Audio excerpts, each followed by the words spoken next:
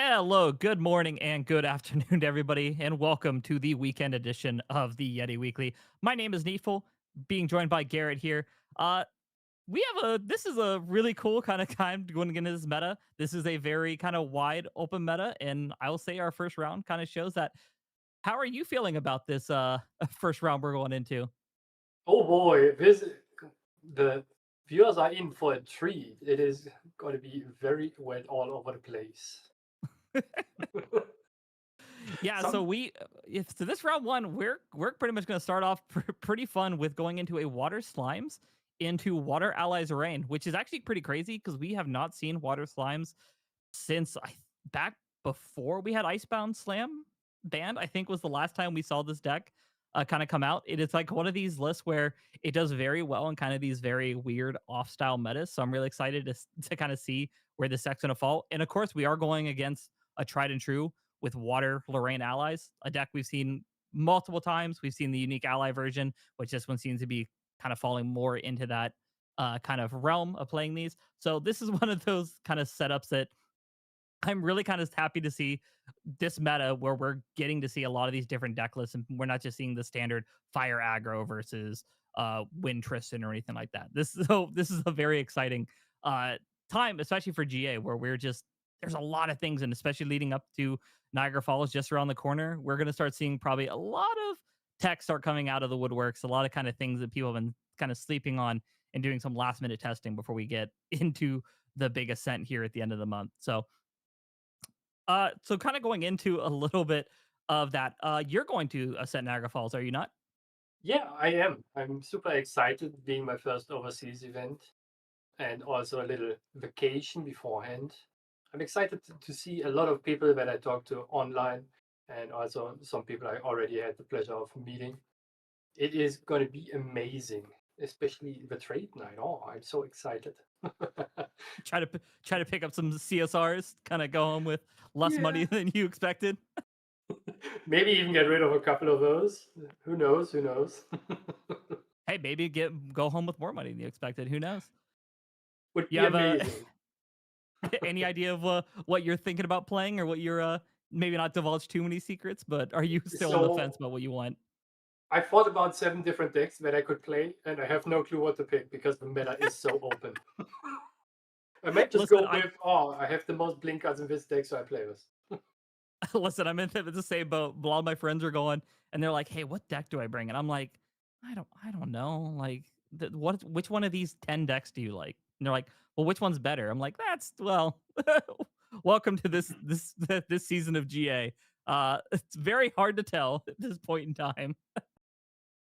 Already at my locals, where we are only about 8 people usually, everyone is playing a different deck every week. It is kind of horrendous. You don't know, even if you wanted to deck for the local meta, there is none, because everything is basically playable at this point.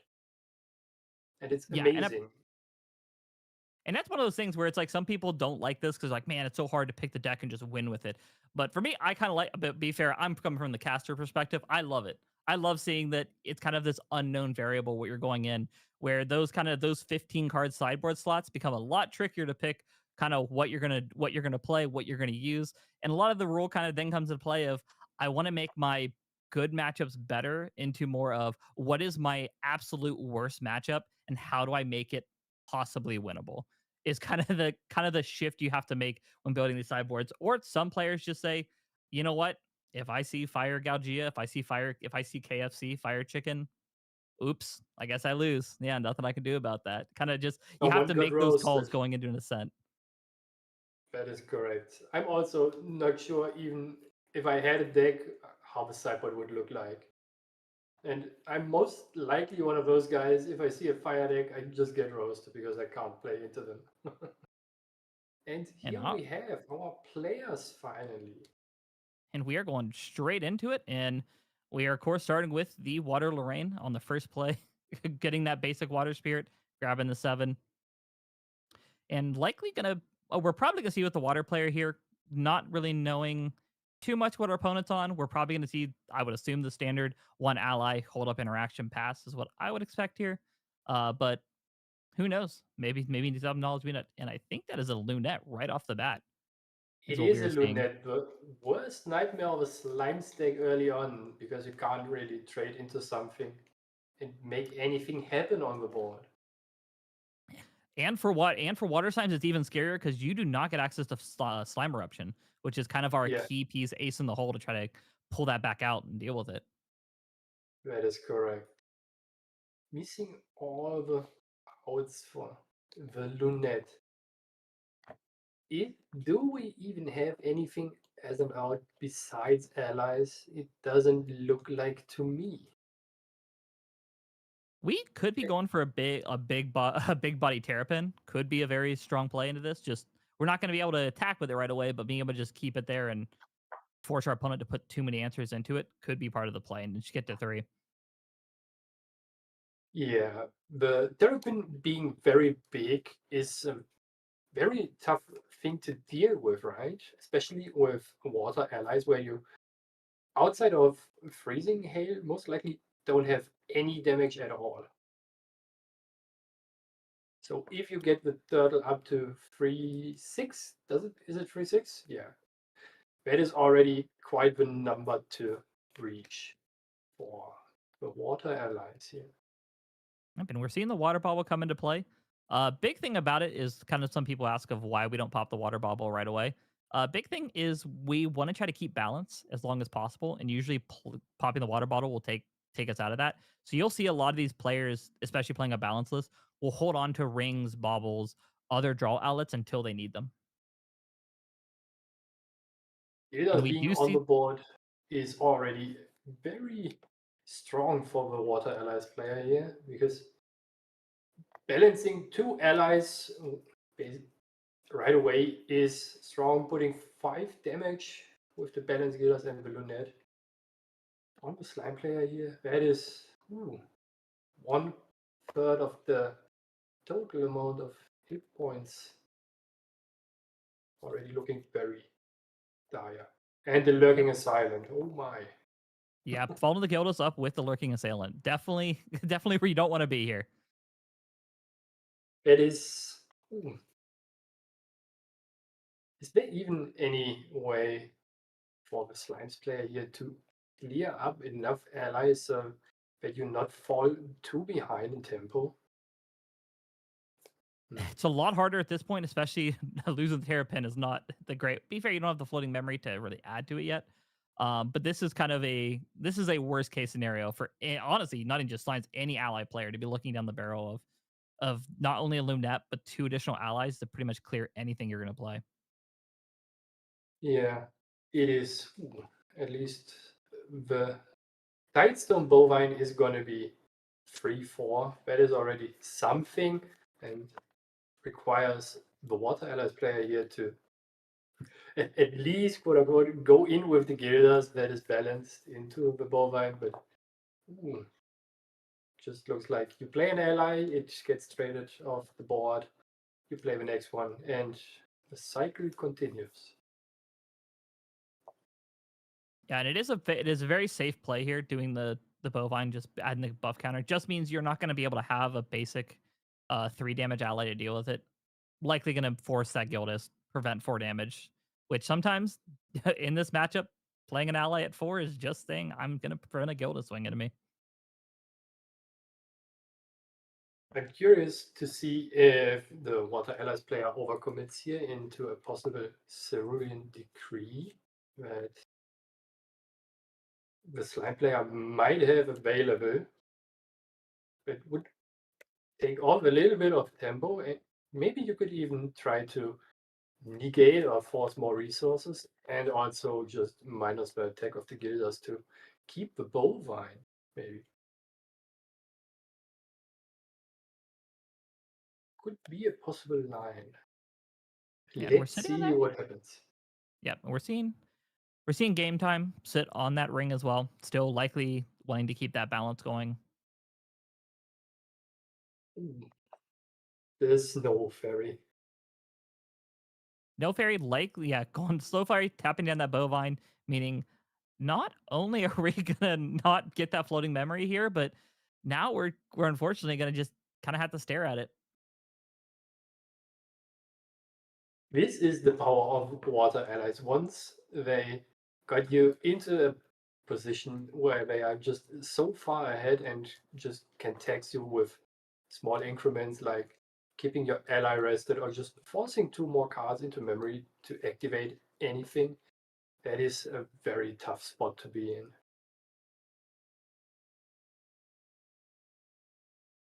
Yeah, now one thing I will say about this is leaving the bovine does mean Sylvie 2, we will be able to draw a card, so it does, in a sense, cheapen our level 2 play. And I bet we are banking on having we are hoping to have that dungeon guide in hand. But even then, this is a lot of damage to be looking at on the board. That is correct. You either have now the out to get out of this position with a line of leveling up into Dungeon Guide, into Lustrous, or anything that helps you clear off the board, or you just lose within at worst 2 turns. Yeah, it is a very strong clock being there.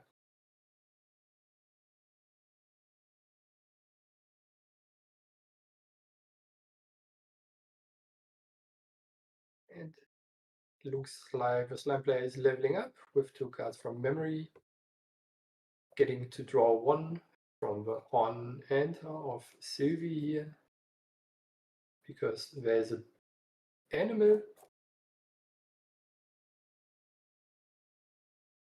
Yep, and we're likely at this point we want to see the dungeon guide. We'll see if we see it or not, or at least a defensive piece. I think we are. Is that a dungeon guide? It looks like it from this angle.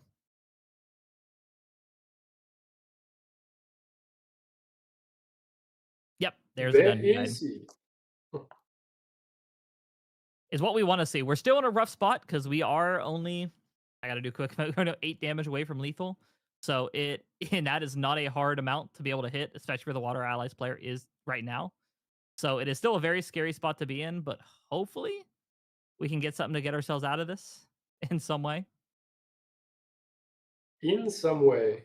Hopefully he now draws some Gather Slimes here. That could be an out, or at least help you a little bit mitigate the damage that is coming in. Yeah, the big thing I think we're fishing for is Storm Slime, because Storm Slime will let us clear an ally as well as being able to have a body on play, but it does not look like we found it. So we're passing it back over to Lorraine and hoping they don't have the damage to finish us off.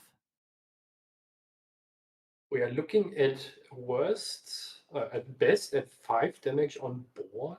That would be putting the slime player to 22 here. At least some breathing room then. And it looks like we are currently Lorraine sitting with 6 cards in hand. Likely post draw for turn means we will very highly likelihood that we can put Gilda's Imbalance once again. So that only takes us 1 point away from lethal. Or is he leveling up instead? It looks like.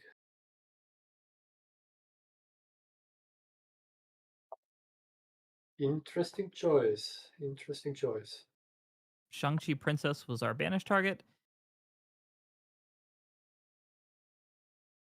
Yep, it's Wang Chi. Likely a Sunsei in hand. I'm gonna make a call here. We're probably seeing it. That would be quite a bit of damage. It is 2 from the Huaji, 3 from Sunset. And then 2 more lurking, 1 Snow Fairy, 1 Lunette, and 1 Gildas. That is more than enough.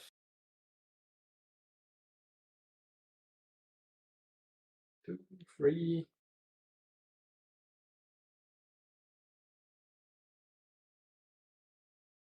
It does look like it is a Sunsei coming down on board. Sunsei putting that It is. extra durability counter on Huak Ji and going to also get that ability where it is a warrior ally. So that is going to be able to swing with the weapon as well. So just that ally itself is presenting what we're looking at 3 damage by itself and then another 2 off Lorraine's swing. Yep, that is 5 damage just from him and the champion. 2 from the lurking, 1 from the Dream Fairy.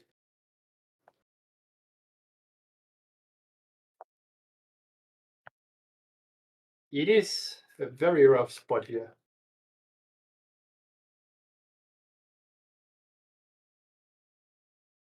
Oh, and here we see the Song of Frost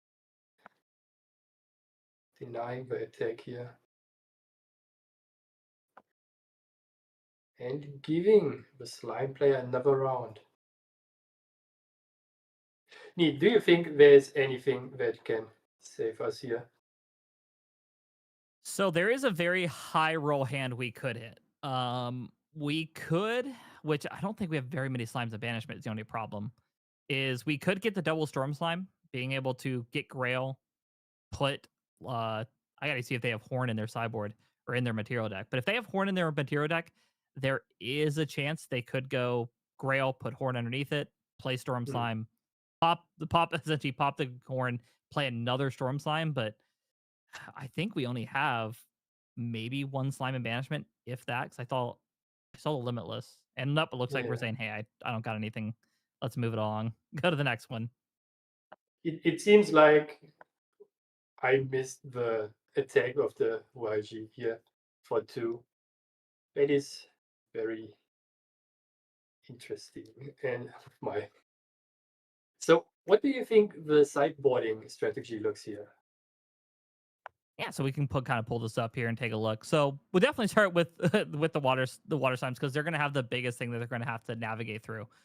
We're probably going to see the Nascent Blasts and the Glacial Evocations, both of those, come into this matchup because as we talked about, what really carried that game for game time this was Lunette. If Lunette sits on the board, if Lunette is able to stabilize and let him keep this tempo where here's an ally, while you can't play your allies, the game is going to be pretty much what we saw last game, where you're not going to be able to progress your game plan. You're not going to be doing anything. So we'll likely see things like Fracturizes, maybe even Song of Frost come out in favor of more of these direct removal pieces.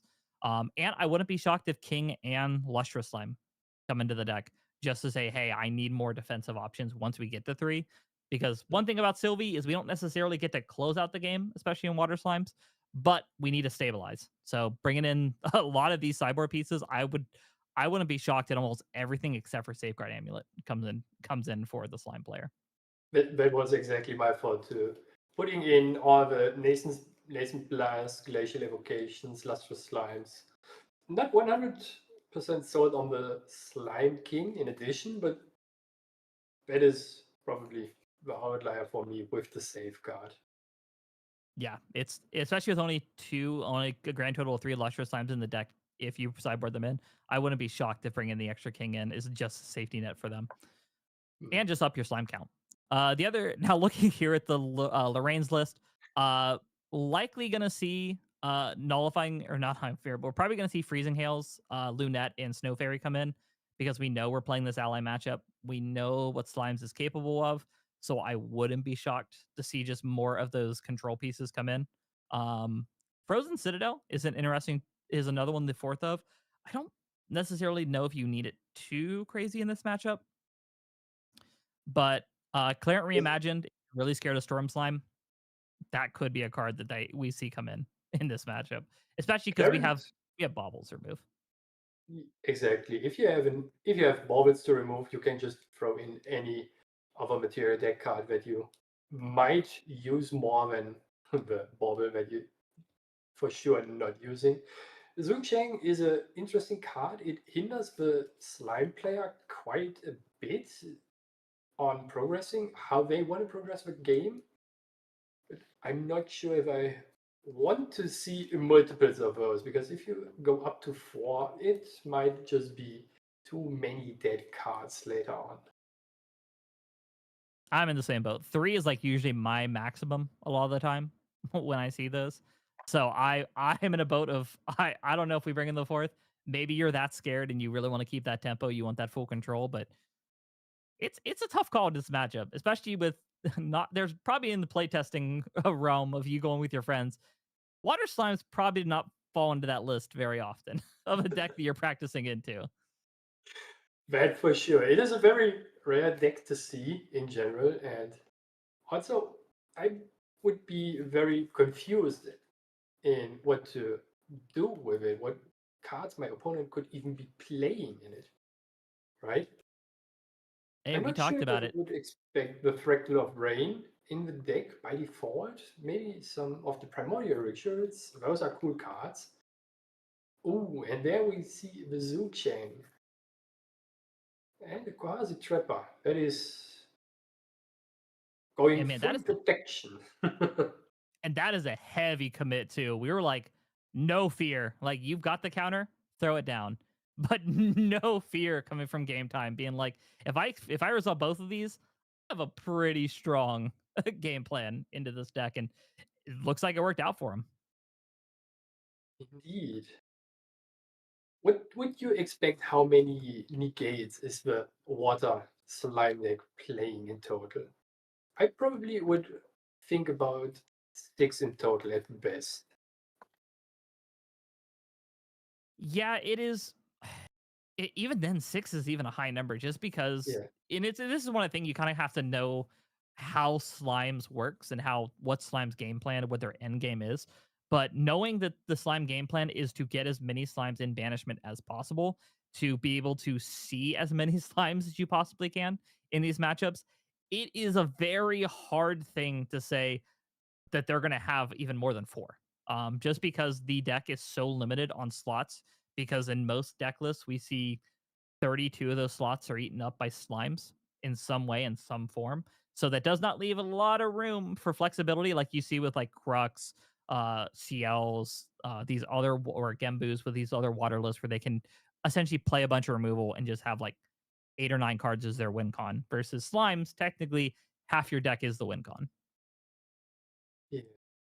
Especially, it seems very difficult to get enough slimes into the banishment at all, right? If you look at the deck a little bit, at the list.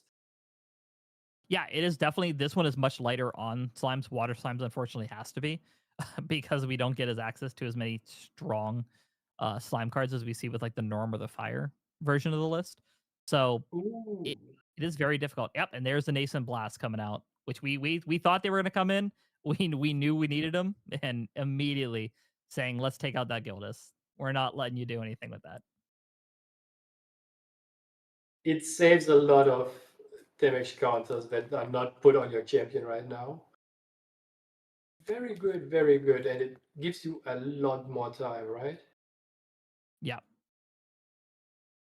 Trained sharpshooter and the quasi trapper. Oh, Oh, yep. That's a decree coming down. and here we have the Serene decree on the trained sharpshooter.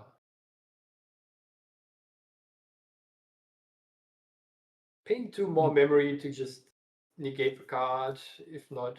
And drawing 1 into memory is very strong. Not going influence negative is something you want to do as often as possible in Grand Archive, right? Preserving all your resources and being able to keep up the influence. That is such a great call. And we saw what happens if you play against a water deck and you overextend and just hope they don't have it, right?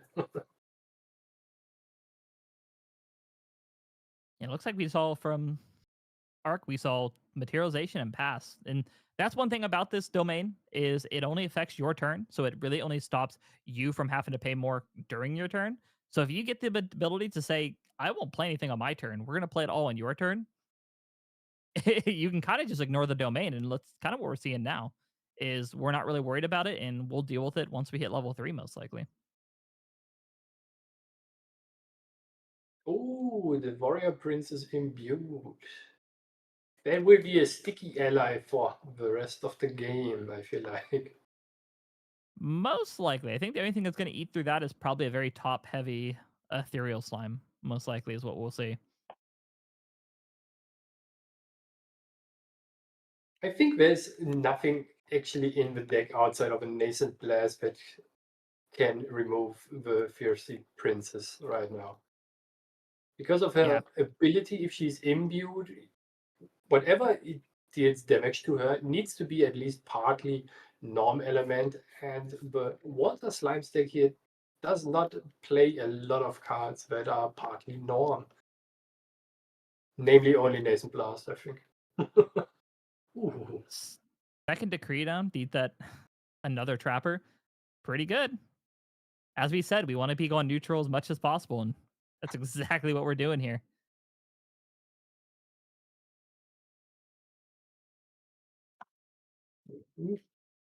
What are we seeing now? Oh, Fracturize on the power side.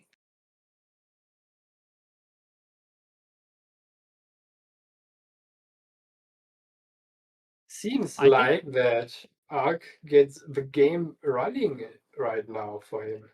With a good opening and a rather slow start from game time here.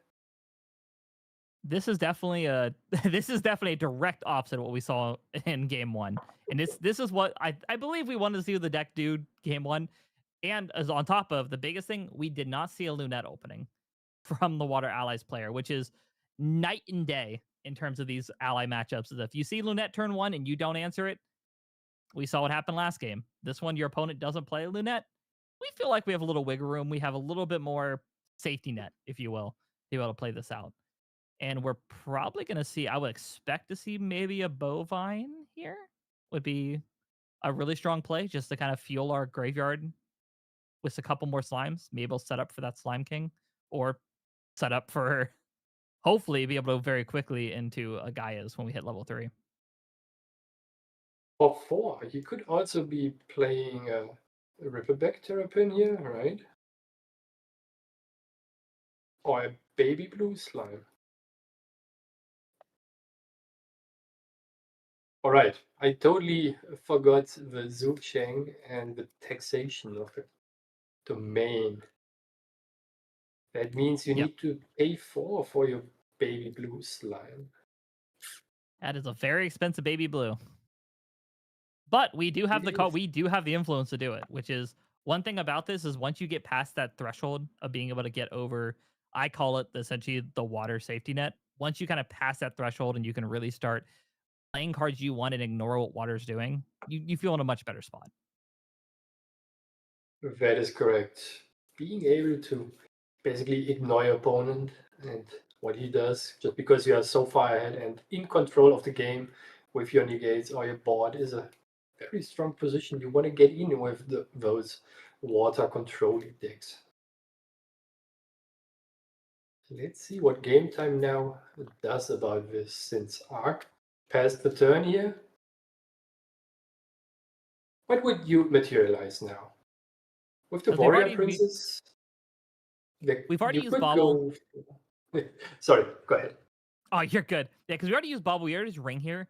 knowing how Water Allies really builds out the framework of their deck, there's not many additional options besides leveling here. Because a lot of after you use the first bauble and the first ring, most likely you're left with a backup charger if you play them in the list, which some do not, and you're left with just weapons. And a lot of those weapons aren't really useful until you're Lorraine. So a lot of times you'll see here, which we're seeing now, is even if we don't want to, we're kind of forced in a situation where we kind of have to level and we just need to be able to start making the rest of our materializations through the game weapons that can actually help us. So things like getting Clarent, getting Huang Ji here, hopefully have a Sunsei, as we saw last game, which having Sunsei here would be pretty phenomenal because that would actually give us a lot of tempo back in this game. And the big thing is just being able to turn Sunsei into essentially a 3 damage Sunsei and a 2 damage Lorraine means you can clear almost anything on your opponent's board with that. Don't forget the Fiercy Princess can also use the Huaji, so you could deal 4, 6, 9 damage within one turn. That is already pretty annoying, right? Oh, there's definitely that threshold you don't want to be at when you're taking 6 damage a turn. Now maybe we do have durability counters on the Huang Ji, so it is limited to that, but it's still 2 turns of that is a very large possibility. Ooh, inspiring call. That is a card you not see every day in every deck, right? It's No, very it is strong. something we saw very early on in Grand Archive meta. Not as much recently, which is a shame because it is a very strong aggressive card. Especially it being a fast activation card, right? You can activate it during your recollection phase or pre-recollection phase and give all your guys on the board +1 attack and go influence neutral. That is phenomenal, especially in an allied deck. So I think the idea of Game Time's Auto Allies list is somewhat be annoying to your opponent, and at some point you just drop the inspiring call with all those 1 attack allies to put them to 2 and just close out the game this turn. Then looks very strong. Yeah, and I'm assuming because we were kind of playing around with the idea of the Primordial Ritual, it looks like we may be attacking into Baby Blue here. Oh, no, Gather we're just gonna. Slide.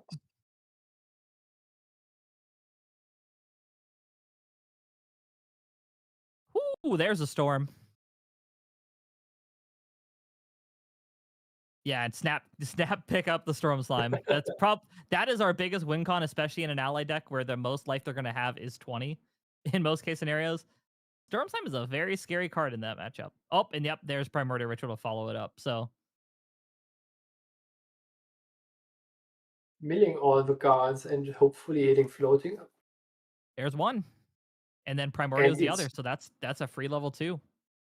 That is correct. And the Limitless Slime being one of the better floatings to hit here, because it is also a slime. So we can banish it for more damage on the Storm Slime on Ender. So many cards already in the graveyard. Kind of crazy, right? Oh yeah, that's one thing about that's the one thing about these water decks is they have so many ways to just fill their graveyard with so many cards, and it's why we see a lot of lists with water kind of focus more on these self mill packages, because in some cases you play enough floating memory, it's like drawing an extra card. That is correct. I love self-milling decks. Going to City level 2, do you think we will be seeing a dungeon guide now? I think we saw one flash in the hand a moment ago, so I would assume we Oh, would. I see what you mean. I see it. Yeah, because this is a deck where you want to be 3. You want to get the 3 because realistically your game does not start until you're level 3. So because of that, we really want to get there. And I love this. One thing about Backup Charger and Fracture Eyes is I think it is probably one of Water's best, I will call it combos that it can do, where you just get floating memory, you get this fractal, and for this moment exactly, where you're able to now pick and choose specifically which cards you want to get rid of rather than having to do a random chance between the 3. That is indeed a very strong thing. until I started playing decks with Dungeon Guide and Water as like an idea, I never realized how strong it can be. Not having to decide on what to get rid of. More like being able to decide what to get rid of.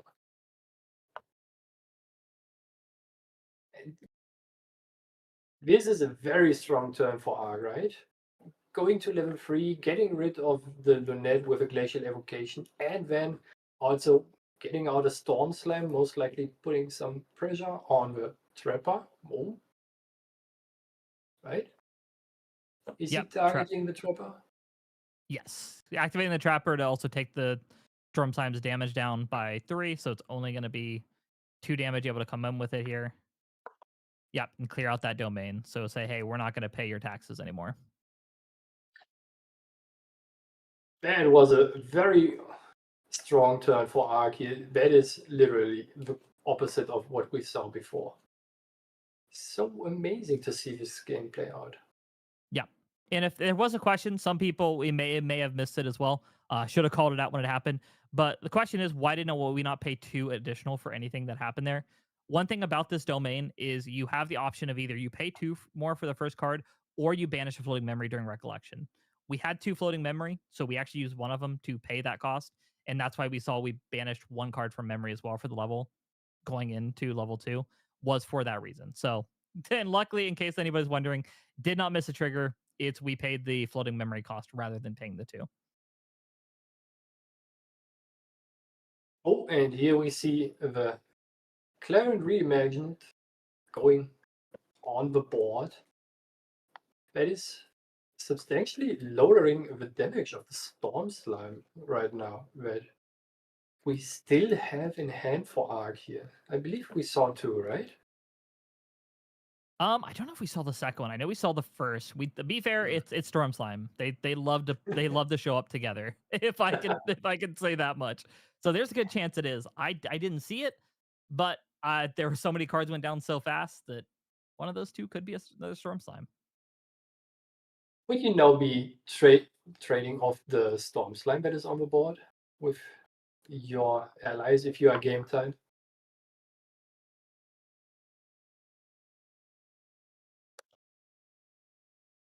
I would be a little bit iffy on that one. Refueling the slime player's hands is always.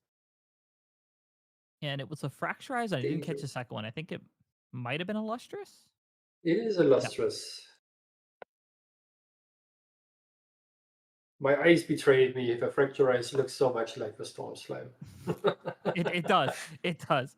And that's you called it. Like attacking into the Storm Slime is always a tricky call because you are essentially just digging your opponent into other cards. And the worst case scenario is to banish 2 slimes off of that banish trigger to draw 2. So you've essentially just pressed their game plan even farther. But it's let's be fair, it is a 5/3. I would want it off the board. Whatever the cost may be, I want it off the board. Most likely just getting rid of the default damage on the board is the better call here. And banking on your opponent not drawing anything particularly useful.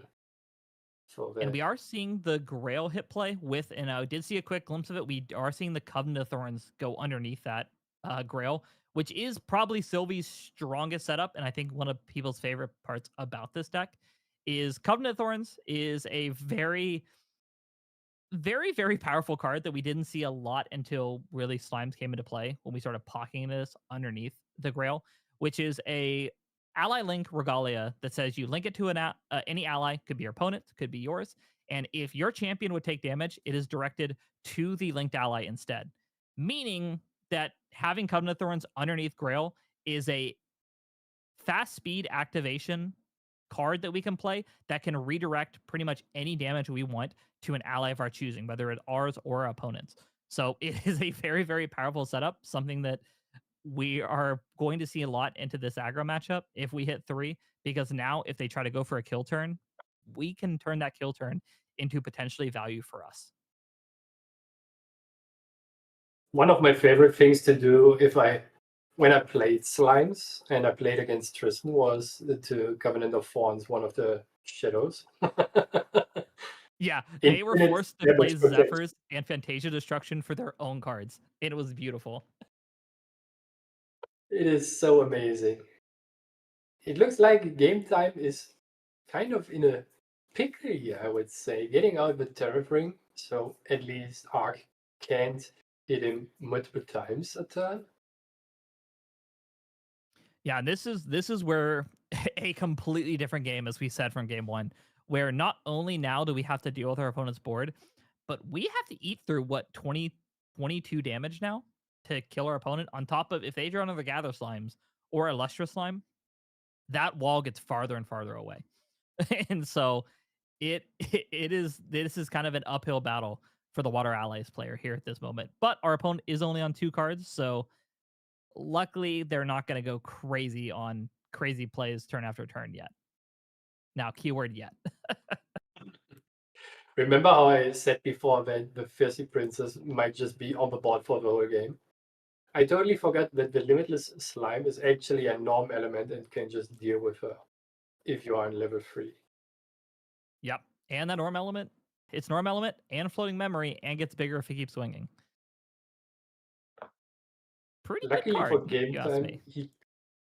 indeed, very good card. Sometimes I just forget that it is a thing to just play the Limitless and take a couple turns. That is so cool. And there I'm is the curious. Hornet Beast calling, so it is in the list.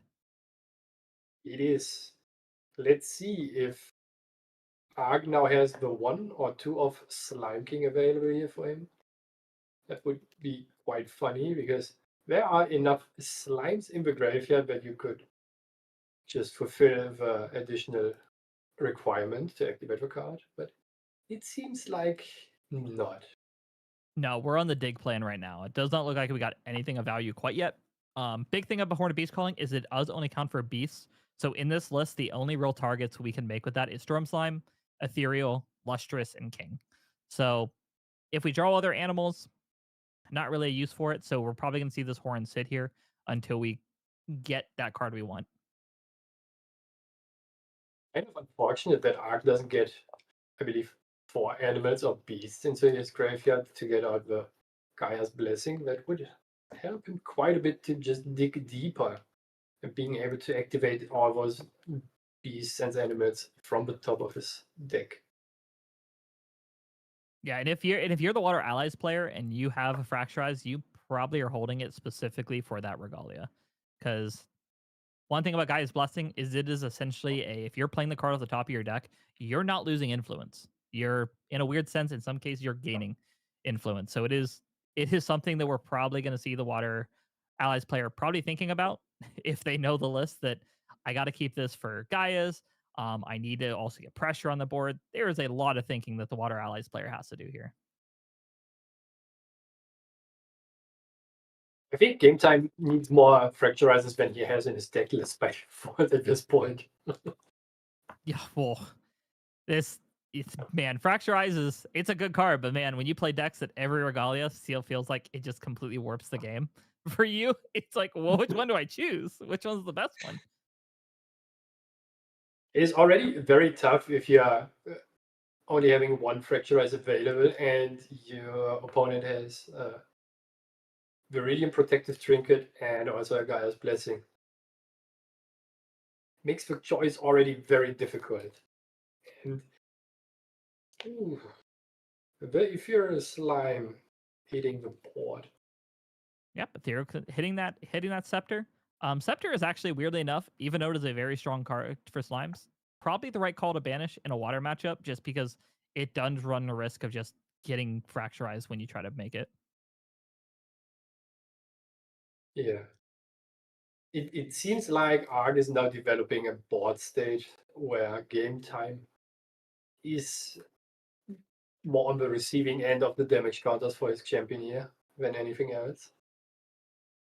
And we are seeing the Storm Slime. Yep, there it is. There's Storm Slime number 2 with a slime count of 4 and banishment. Well, Clem gets used to prevent 2 damage, and game time takes 2.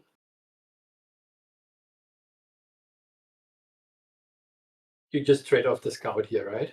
Yeah. There's no reason to leave any allies on the board for the rest of the game if you can just get rid of them, right? Neat. Yeah, 100%. One thing about allies in general is the allies matchup is when they have to start answering your board, they're going to have to start playing sometimes 2 allies a turn to be able to start dealing with yours. But when they do that, they're quickly eating away their influence because they're essentially going -2 cards a turn while they're only going +1 on their draw. So, and that's where the situation you want to be in slimes, where a lot of your slimes just replace themselves, or they get value back from the graveyard, or they generally you have so many ways to generate influence that the game plan here, keep your opponent's board under control. You'll eventually kill them, and they really don't have a way to try to wrap up the game to you yet. So why rush? Deal with the board, slowly keep your game plan going. And we're Keeping seeing the Snow Fairy game. come out from our opponent, very likely hitting the Ethereal Slime. Because if you don't, Ethereal Slime's just going to eat it anyways because of that True Sight.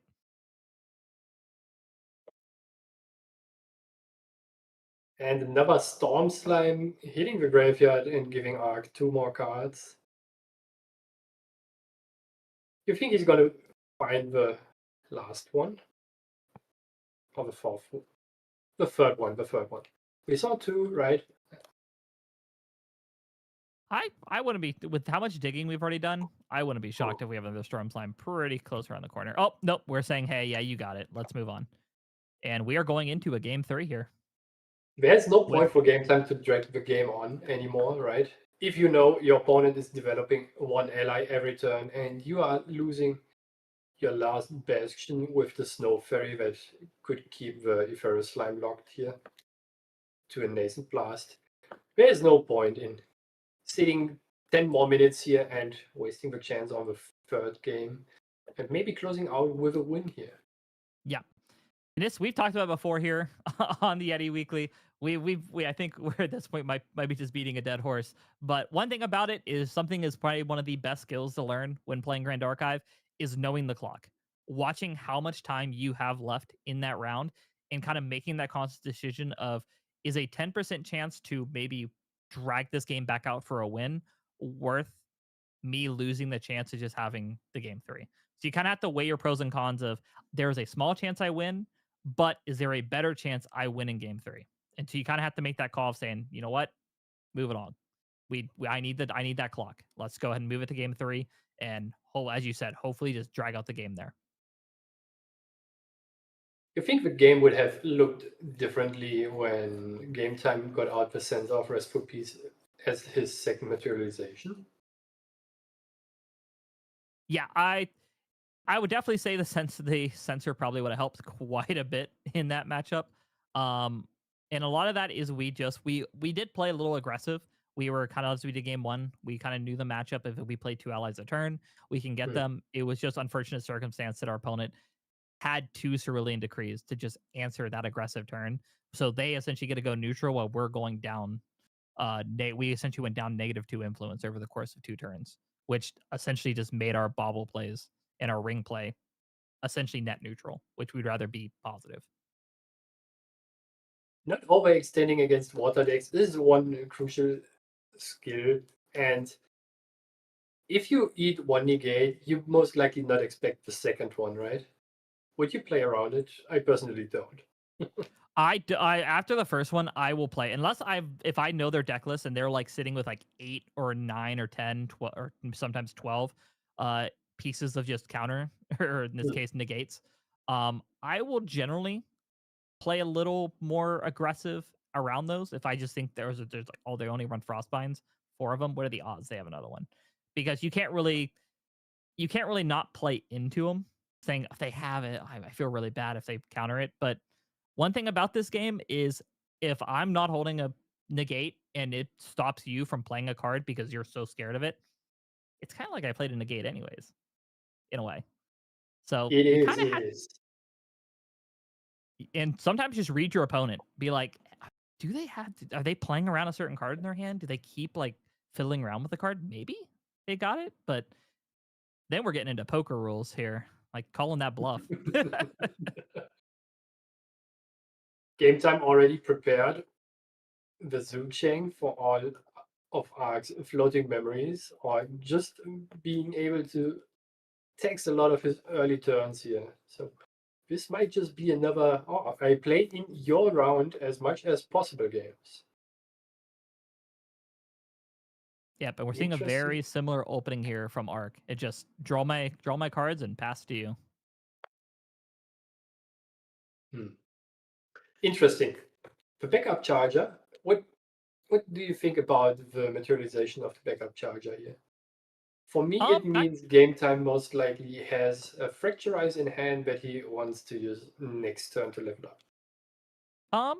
It's kind of a 50-50 for me on that call, because it's normally, like, you do it because you have the Fracturize you want to use on it, but some case scenarios when you're playing a deck like Water Allies, where knowing you have to send 2 cards a turn, this might be your only chance to actually make backup charger, where the rest of the game, there's a good chance all your cards will be down in memory as you start playing, as you go 2 allies a turn, 2 allies a turn. So you won't get that chance later. So do it now and leave your baubles and your rings and these more instant speed draw pieces for when you just aren't going to be able to play that 3 during your recollection. The card Game Time now put on the board tells me that he will be having a little bit more time with a Lunette being now again on the board.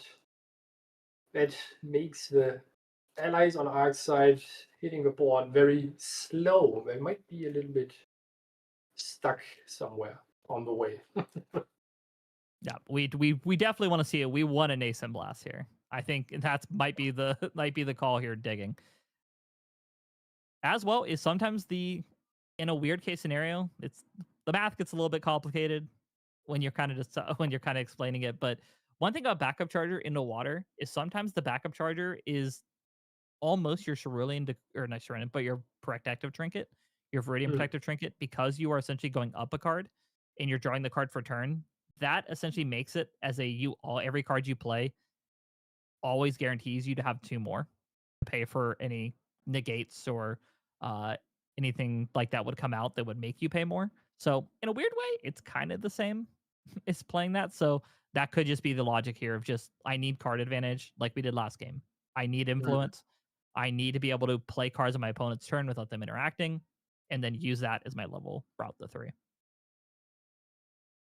Let's see. Ark skipped his turn, probably because of the taxation of the Zhujiang and not being able to have anything meaningful here. To just be able to remove the Lunette during Game Time's turn. And the Glacial Evocation helps quite a lot here. Yep, we said we're bringing 6 of those in. We're bringing 3 and 3 because we know how backbreaking Lunette is. And it's working out. I will say it is doing exactly what it needs to. It would be very funny if Game Time now has another Lunette. Oh my lord. I didn't say that. Oh, I'm so sorry. Usually when I play against a deck like this, my opponent always has multiples of the card that he should have. And You willed it into existence. Like, would it be a shame if he? Yep, there it is. Well, there's Lunette number 2. But do we have Glacial number 2? Oh, nope, I think I see a Nascent Blast. Maybe? No, I thought the card I thought was Nascent Blast just got put down. it's a Fracturize on the power cell. And then leveling up into Sylvie Wild Whispers. No floating memory to vanish, so the taxation of the Zhujiang is active. Let's see what is going to be activated now. Yeah, it's 2, 2, 3. You think it's going to be a bovine here? Bovine being 2, 3. It's because it's either gonna be Bovine banking on getting the floating, or it's gonna be Baby Blue just as a way to put a body in the way.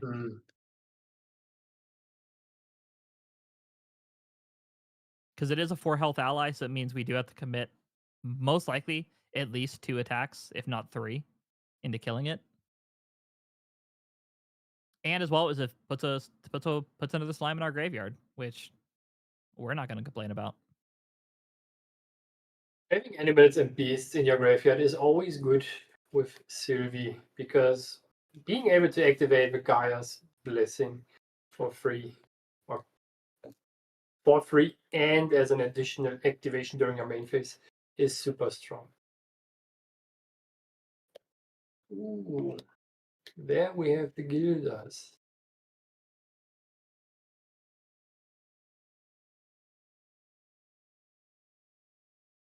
Let's see, who is Gildas attacking? Is it the life points? Uh-oh. Oh, there we go. And there we have the Nascent Blast on the Gildas. Such a powerful nascent blast, we had to reconnect the video. At the very least, Gildas now is only hitting for 1.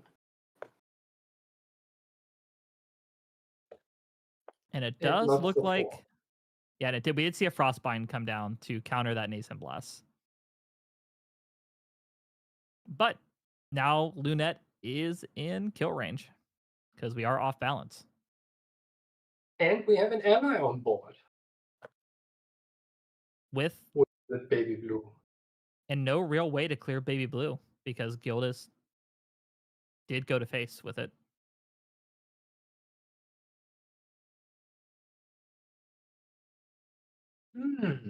That is looking kind of for game time here, right? Gildas hitting face, not being balanced, Lunette being there, just picked off next turn for sure. It is definitely looking much more in favor of Sylvie here. Being able to, for Arc, being able to most likely be able to drag this game back out into their favor.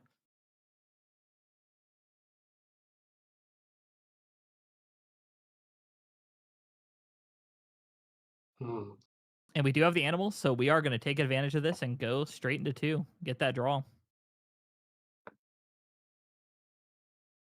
Going to 2. No reason not to do that, right?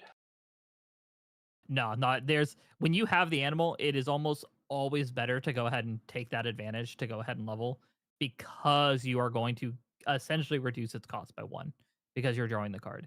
The only time you kind of don't take that risk is if your opponent has interaction and you're worried about them maybe just killing the animal when you do the trigger. But in this case, nah, you send that. Get the free card.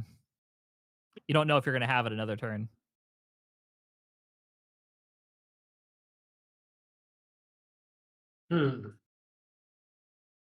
What to do for Arc here? I think I see a dungeon guide. You think it's worth paying 5 for a dungeon guide here? Let's look here. We have a lustrous in our hand we could keep. Oh, we have 2 in our hand we could keep. So it's not a terrible call to just put down, 4 of those cards and key and then have lustrous as our play. Having a buffed Lustrous from the Sylvie level 3 on anti-ability might be actually very strong here in this position, because Game Time's deck plays 2 scouts that can basically arrest the Lustrous and enable 1 turn. And there's a couple, is it 4 Snow Fairies? Yeah, most likely. Oh, there's 1. Is it 5 cards in total? It should be. I think we may have to let I think it should be 5 because it should be +2. Yeah. Oh, Yep, there it goes. wonderful. Oh, yeah. We caught it. He was just thinking about. Thinking about card number 4. Yeah, just like which one is it?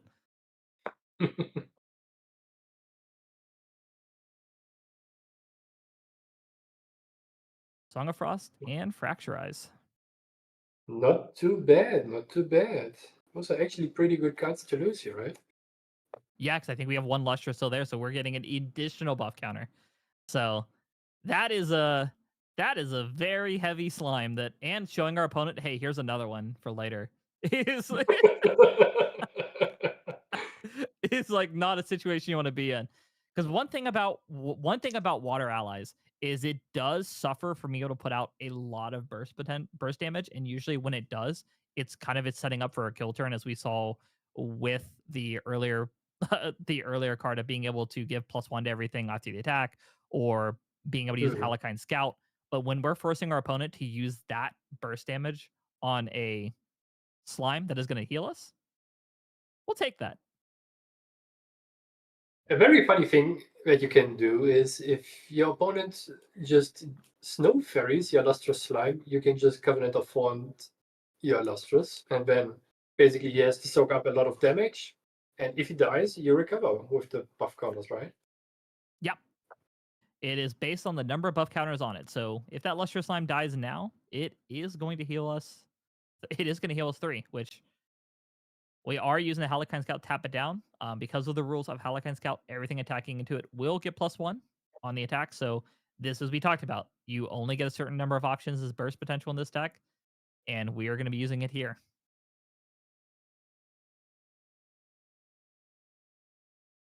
Oh, that is interesting. Using Huaji with the Gildas. And I cannot tell if it's in balance or not. I think it's only 2 cards in hand, but it might be 3.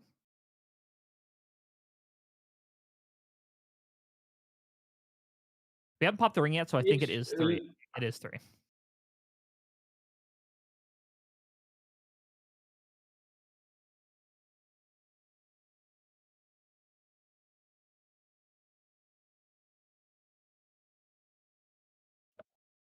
Oh yeah, Let's see where the scout is going. actually, yeah. You make a good point with Huang Ji. It is Gildas is not a warrior human ally, unique ally, right? So Huang Ji cannot be used on it. Yeah, so the only difference would be that the champion is going to be being rested, right? Why Yes. technically not being a legal game state here, you can fix it very easily Yeah, with 'cause I just think I think you're resting the right. Just champion. yeah. Other than that, there is no issue, and I'm pretty sure it will soon be cleared up. But the lustrous slime being gone here and Arc having recovered 3.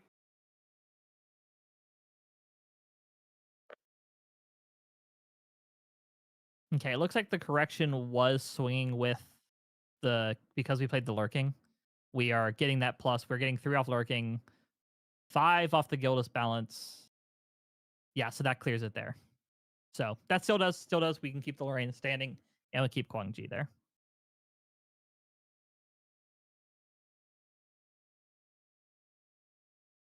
Weird way.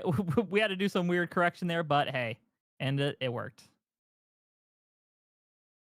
It indeed worked. It indeed worked. Let's see. Picking off. What is the baby blue picking off? Yeah, probably the Gildas. Here in Yeah, the Gildas is the call Gildas. here. Yeah, that's Gildas is the most damage potential of that entire board.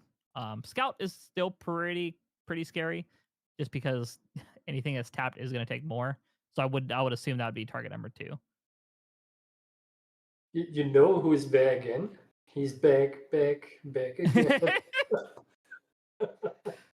It is always the second one that hits board, and you're just like, please, I need him off the board.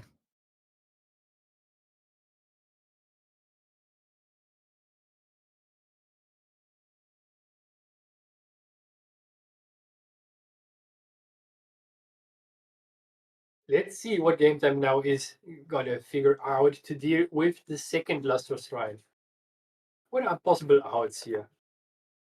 Let's think about it. I think another scout would be very cool, right? And maybe, how about a snow fairy? Snow fairy would enable game time to rest the lustrous slime here and also clear a couple things on the board because everything is rested, right? I think so. You're kind of can we get a full board clear here though?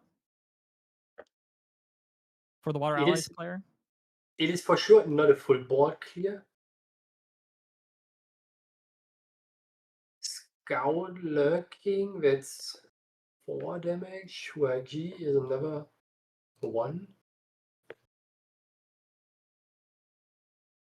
And we are getting very close to that overtime here, which that is unfortunately one thing about these water matchups is their biggest opponent sometimes is the clock itself. That is correct. I totally forgot that the clock is a thing. we all do, and that's when we hear the message goes 5 minutes left, and you're like, oh no.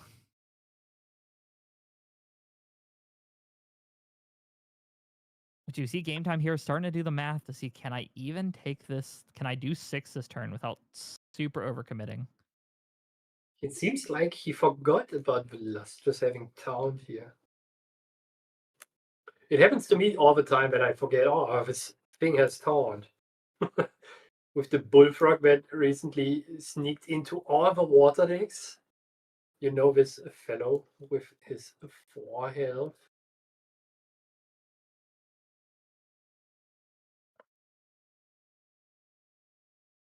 And here we see from Game Time Hailstorm, Freezing Hail on. Was it on the Lustrous Slime? It looks like, right? I would assume it'd be the Lustrous because I don't think there's really a reason to target because you're not really getting past unless I didn't see any smoke bombs or anything like that. So, and Game Time with the first turn in overtime being turn 0. Let's see if Ark can finish the game within 2 of his turns. You think there's a chance? Getting up to 20 damage because Lorraine is a warrior might be a tough ask. In the burst press, I don't think we banished very many slimes. So, our double storm slime method is probably not realistic here.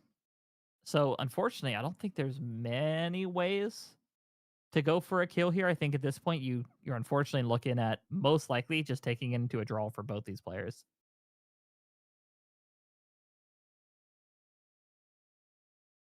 Now, if there is a smoke bomb from the water alley, there is a smoke bomb coming out on board. So there is a smoke bomb hit and play. So this is going to be, we're probably going to see a attempt for Game Time to do as much damage as possible. But 23 damage is a high order to ask for water allies. If there's another scout in hand, maybe. But even then, we're talking a lot. Yeah, you need another scout, multiple inspiring calls. That is.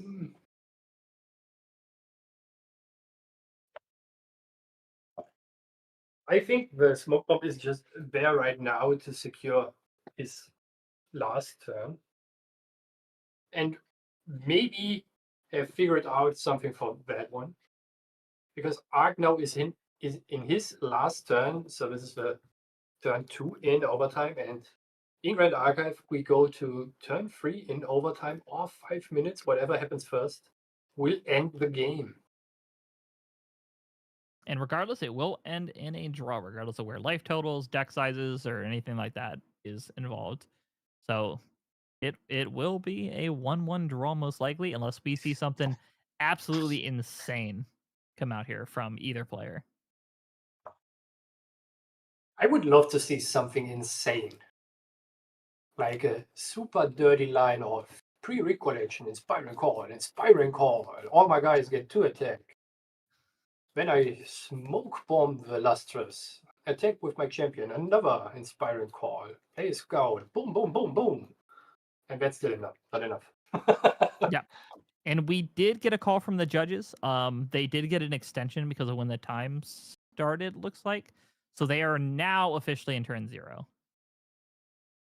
Is what it sounds like, is what we're seeing. I guess. So be it. We have more time for the impossible to make it possible. It is not our jobs to to argue with the judges. They know, they see and know more than we do.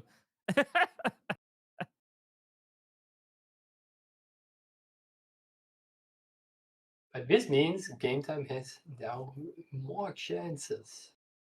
And I believe he is still in turn 0 then, right?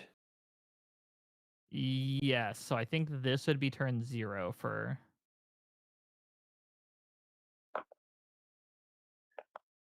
game time, which we're seeing going for face. So So we're he seeing a used the line. smoke bomb.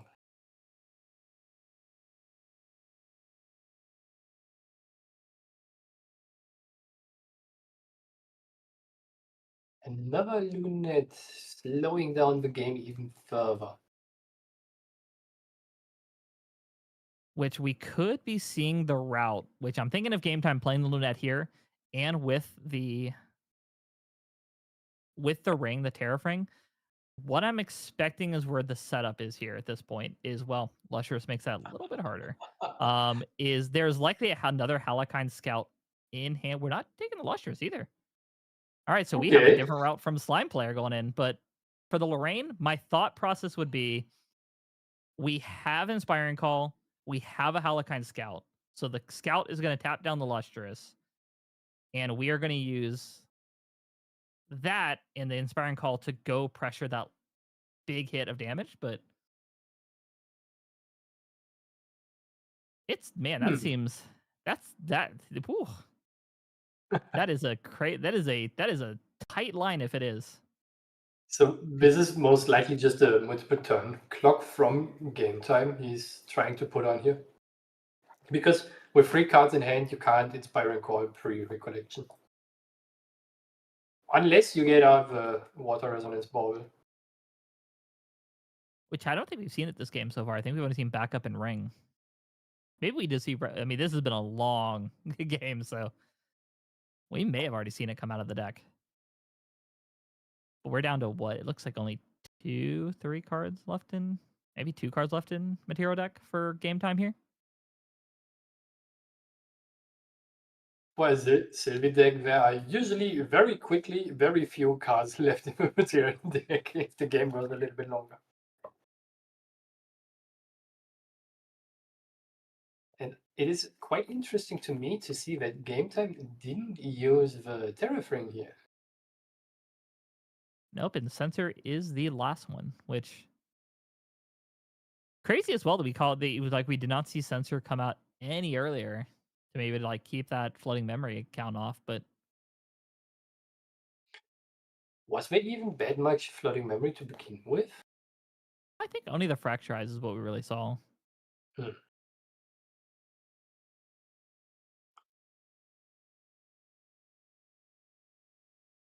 So for game time, you probably now need to sequence your cards in a way that you disable the lustrous slime and also somewhat protect your scout here.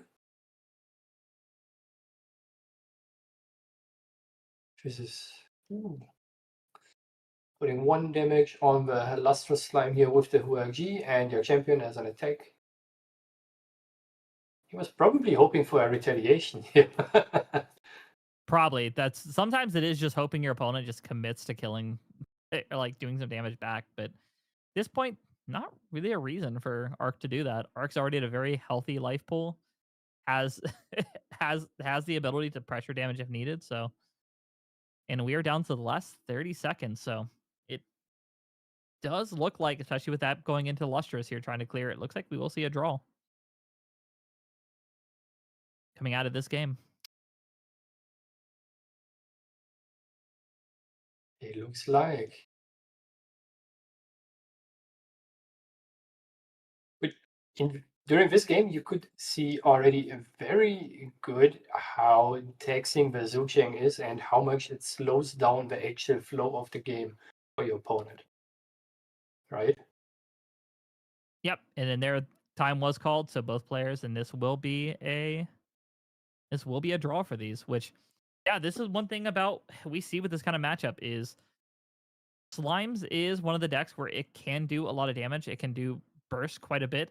But in certain matchups, like with this Water Allies or playing into lists where they have to play around a little more control, the deck ends up turning into a little bit more of almost a control deck where you're using your allies to kind of clear the board. You're using a lot of these pieces to keep your opponent from doing damage to you. And with water slimes, that's even twofold, where everything in your deck is essentially a control piece. Where we couldn't really see until late game where we see this deck really start putting a lot of allies on board. They have a board control and say, okay, now I'm going to win the game. But unfortunately, having to go 3 rounds, only having realistically that's 20 minutes to do that. We saw unfortunately that water v water, the clock is your worst enemy, and it's same for the water Lorraine. It's once that water Lorraine got stopped, it was now I'm at a slow grind, and they have so much life that I got to find a way to kill them, and I only got 10 minutes to do so.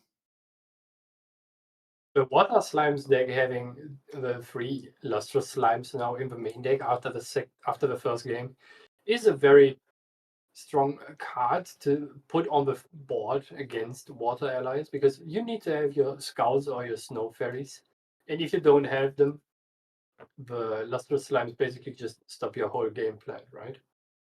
Yeah, and it's that lustrous slime into these matchups is by far the strongest piece. It is the anti-aggro like card. That's why we see slimes run 3 to 4 of these cards, because if you play it into them, they're forced to one of two things. They need to draw a way to tap it, get it out of the way with a smoke bomb, snow fairy, which you're okay if they do that. You want them to throw those pieces at that, not to really stop your aggression, or they have to swing into it. And if they're swinging 8-9 damage into it, that's not 8 or 9 damage you're taking, and you're healing at the end of that.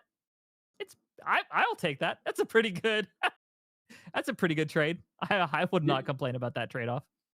You could say if they traded 9 in and you recovered 3, you heal 12, right? Exactly. Yeah. I mean, healing 12 for 2, pretty good card. Pretty good card. I'm not gonna lie. That is very nutty. Oh, it is absolutely nutty. 12 for 2.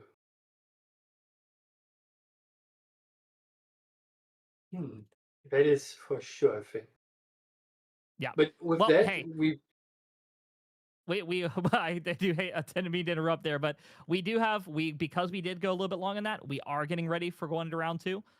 So we do need to take a quick couple minute break just so we can get things ready going to the next one. So hold that thought, and we'll be back here in just a couple minutes, and we'll pick up with our next round and talk maybe a little bit more how we feel about this water meta. So we'll see you guys in a bit.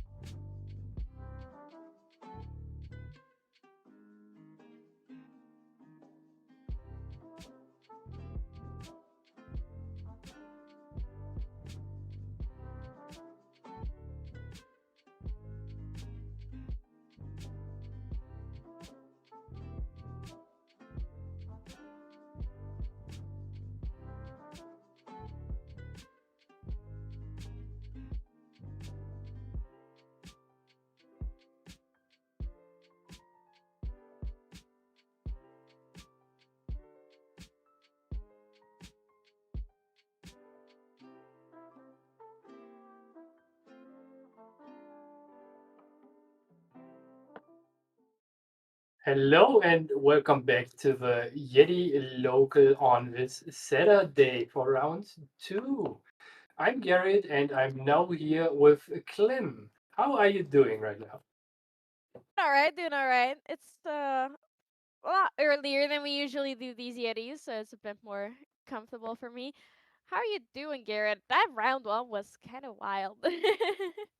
It was. It is very exciting to see all those creative deck ideas, and I'm already shaking for next week Saturday when the clash off happens with all the fancy decks. You have no clue what your opponent is playing. Yeah, no, it's actually super fun, I think, especially these events, these casual events right before an ascent, because some players are practicing their decks for the ascent, and then others are playing water slimes like Arcalo there.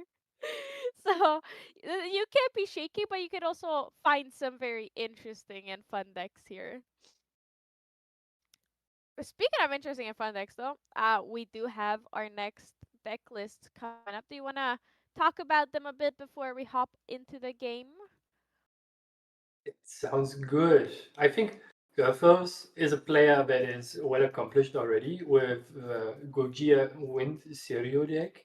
That is a well known archetype and the deck itself, and he already played it a couple times for, I believe, even some regionals, right?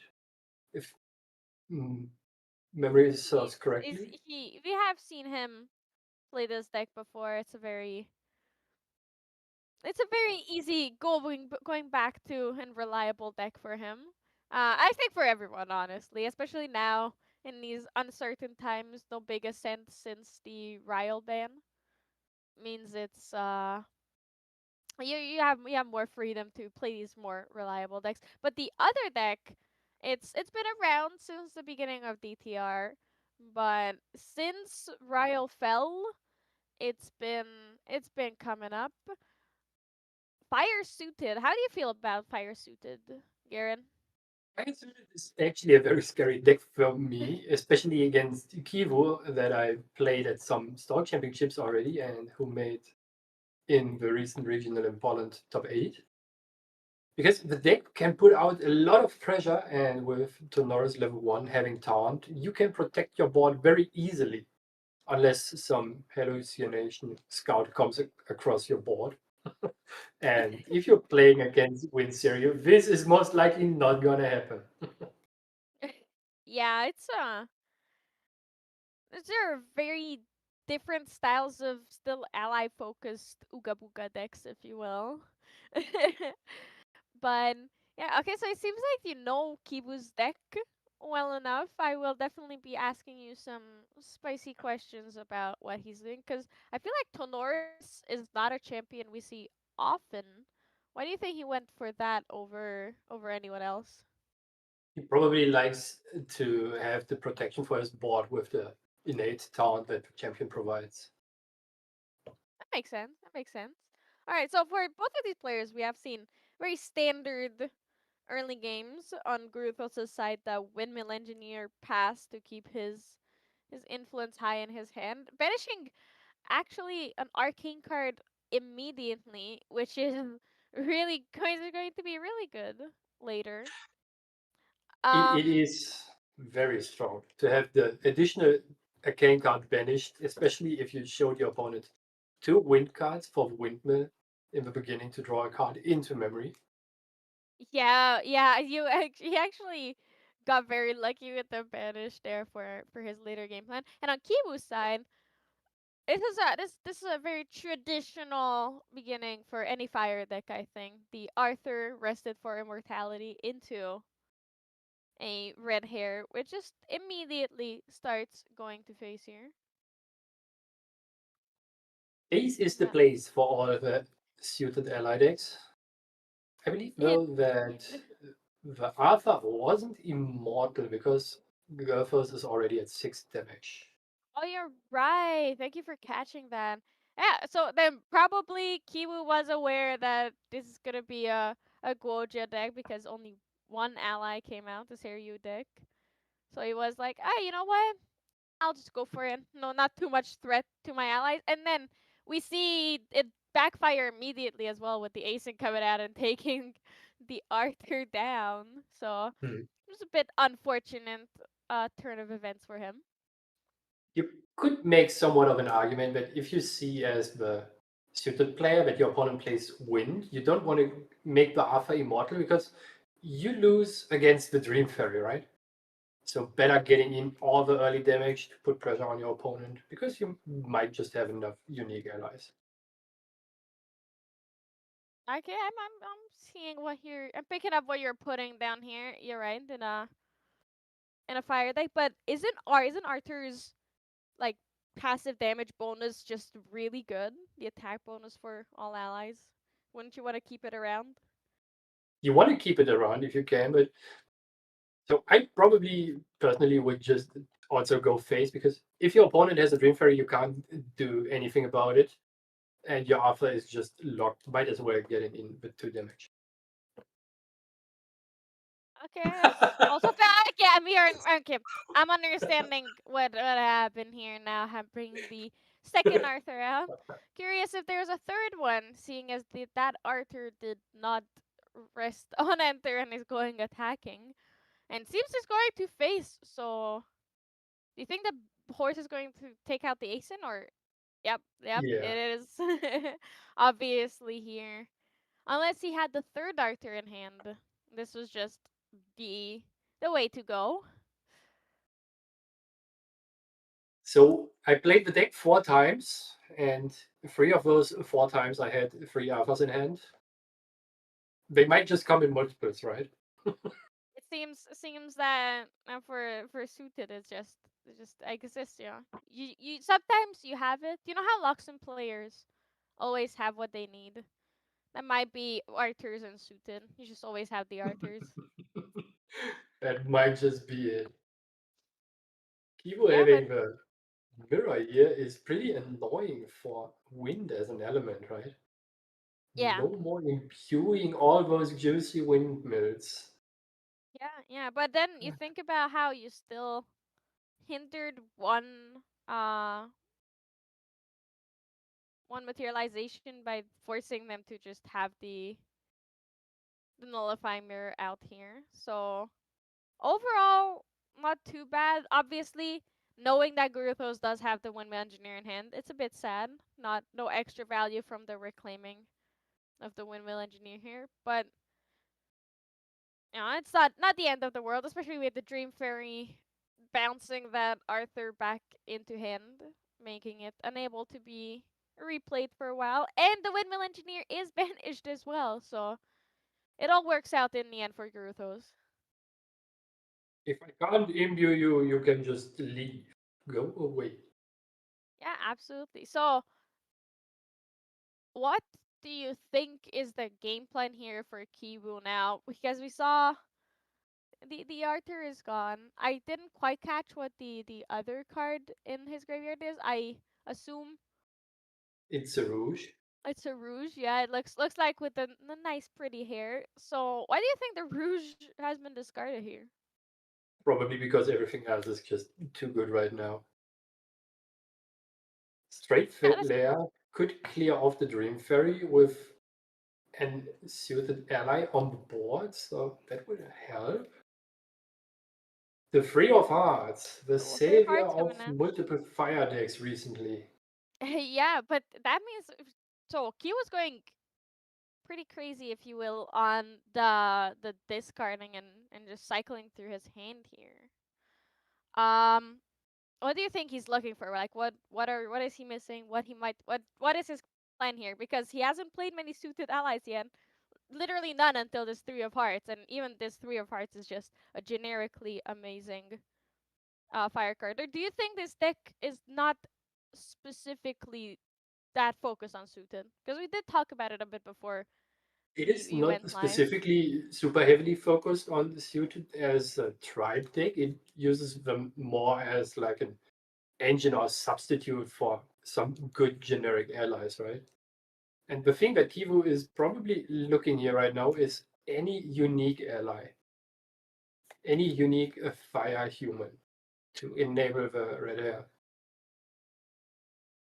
Yeah, that makes sense. It's a bit tough in a deck where you don't have any, when you're not playing a level 3 champion, where you're forced to have a unique ally, and it's so easy to shut you down, like the Dream Fairy, the Asim Protector, everything coming out here.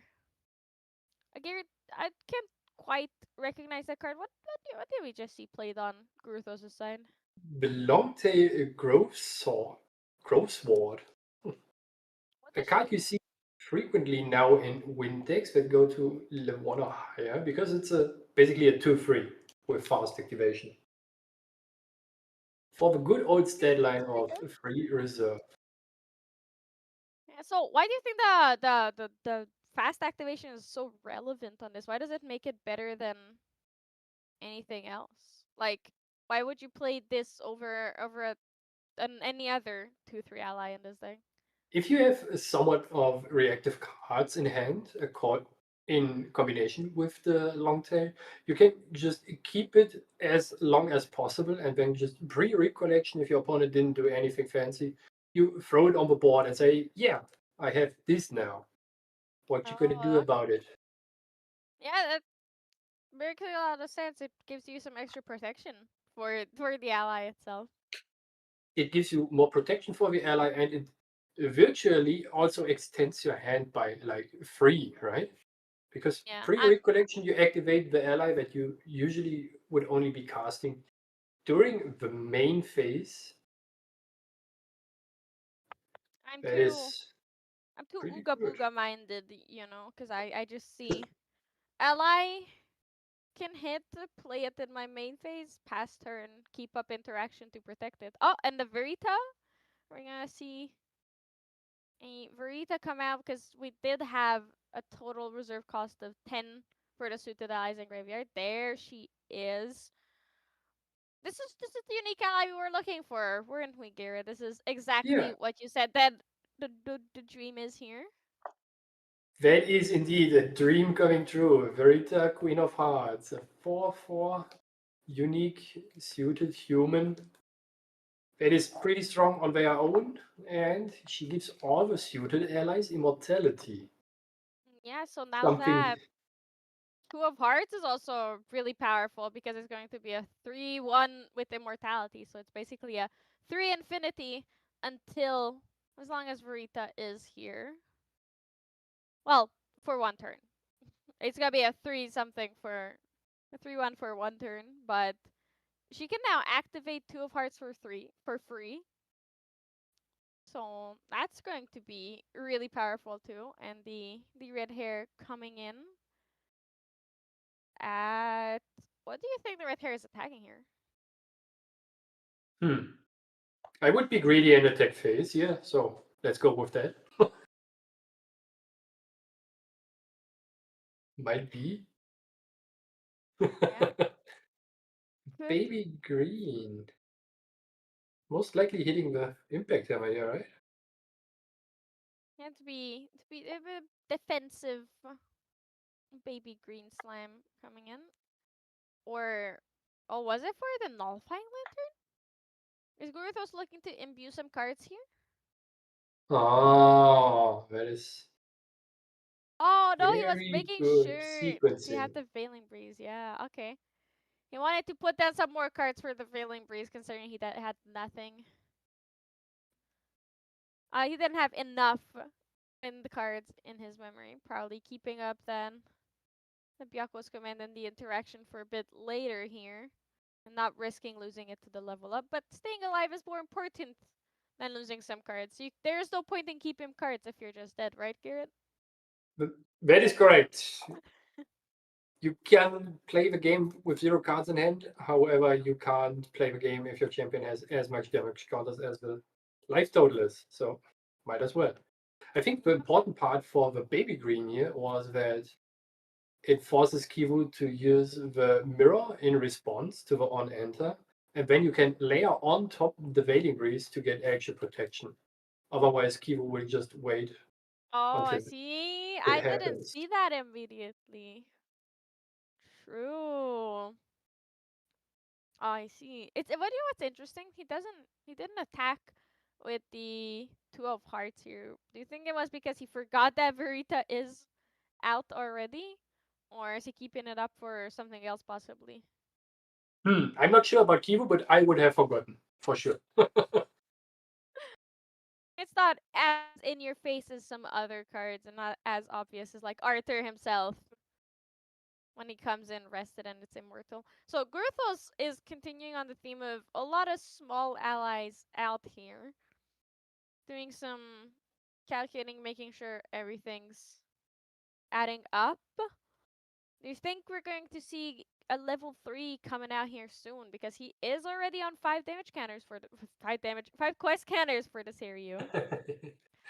That might be a very good call. It, Oh, I Terrafring. No, that makes a well, lot of sense. The Terrafring coming hmm. out here, they make sure that he can survive until that level 3 coming out. And unfortunately, there's not much to recover here once you hit level 3. I don't think there's any way for Gruthos to recover any health right now, so it's not in a rush.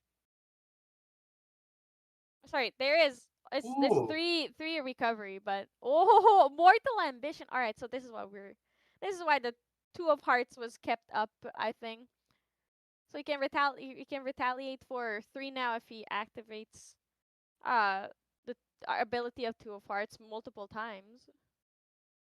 the As in, super he can interesting retaliate multiple thing times. The super interesting thing about Mortal Ambition is it gives all your allies to not very commonly use keywords. One is steadfast that says re- you can retaliate even if you are arrested already, and the other one is ambush that says you can retaliate anyone who attacks.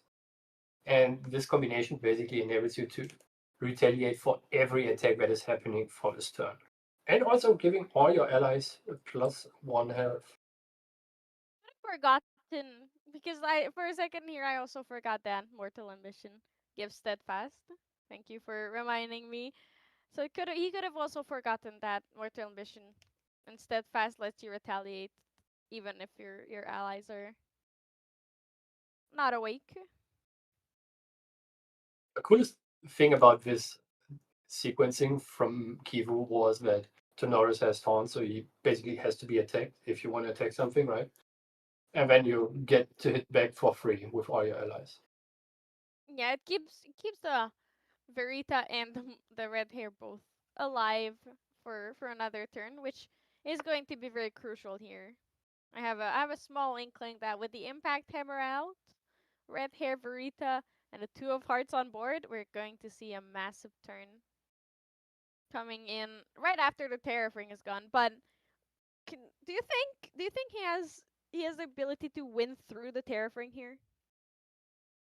Mm. 12 damage with how much? 6 influence? Is it 6? I he is using Dark Sleeve, so I wasn't quite able to count how many cards he had, but he did have quite a few. Most likely not.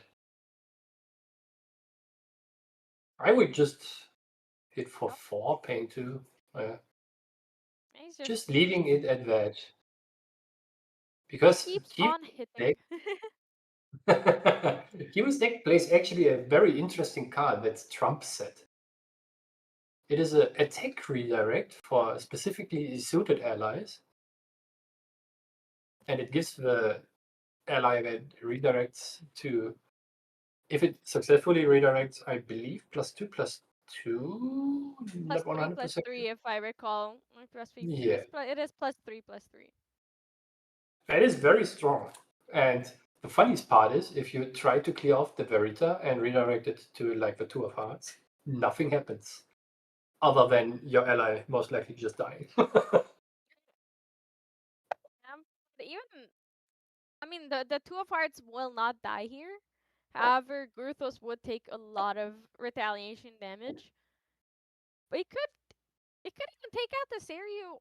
Well, no, it could not take out the Seiryu. It would only be a just a casual 6/4 Two of Hearts if the Seiryu were to attack into it, which is not enough for it there.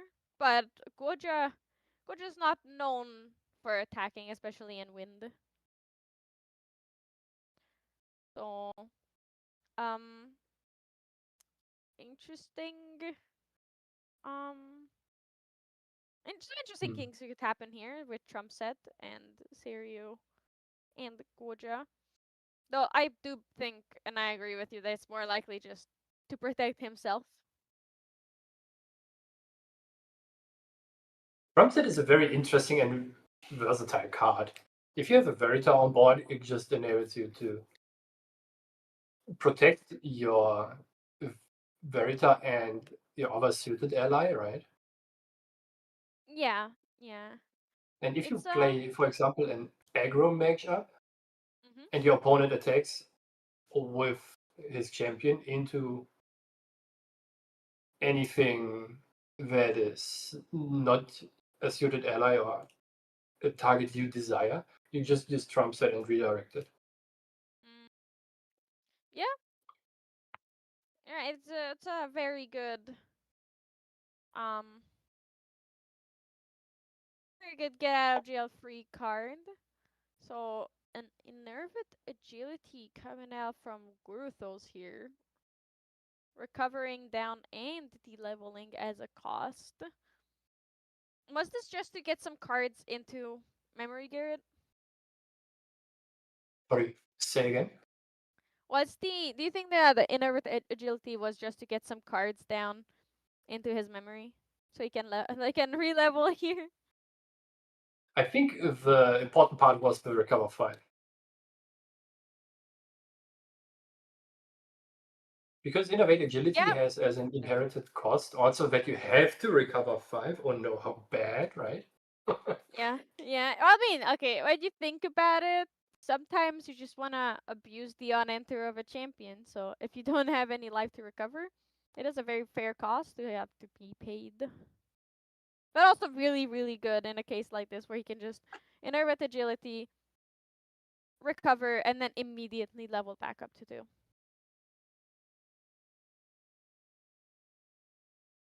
He was still having Verita and Virelha on board. That is still being super scary for Gothos, right? Yeah, yeah. It's not. He's still not in a very have good position, very very comfortable position where you can just be like, all right, now I'm just going to get those quest scanners, pay the Bialco's command, and just work on it. Especially considering the Bialco's one of the Bialco's commands from his deck are have been banished already. The brisk wind trotter coming out, that baby green slime is massive. It's a 3/3 ally. Is he doing it? Is he doing it? I'm already excited. One card. Is it one odd trump set? There it is. So the reason it only costs 1 is because it does have class bonus guardian, Yes. which is is also another reason why we're seeing Honoris be played here. I think that So card is super funny to me. I love to see it. yeah, the baby green slime and the buff canners that came in with Brisk Trotter are just gone now. Oh, Sirius command also being banished at the end of turn here. Now Guruthos is on 10 quest scanners, so Sariu can flip anytime. Do you think we're going to see a force level 3 here next turn? Just going for Hmm. it? At the worst case, he is flipping at the end of Kiva's turn just to be able to level up and recover for free. Because if you don't need quest counter on Gogia's level 3 on enter, you just recover free, right? Yeah, yeah. It's going to be good either way, and just to get that extra buffer of both a higher life total and recovering 3 here. So he's going to go down to 6 damage scanners with a total of 25 life. So it's going to be very, very comfy and nice once we get to the level 3 here. The question is, how will he get the cards down into his memory? Because now he already took a hit from Verita, and without doing much of anything. He only has 3 cards in hand, I believe. So 3 cards is enough for another baby green, in case. that's true. We might see that coming in here. Oh, and there goes the Zero flip. He's going in for it. However, because it's after the red hair attacked, the damage will still go to its intended place, which I believe is face.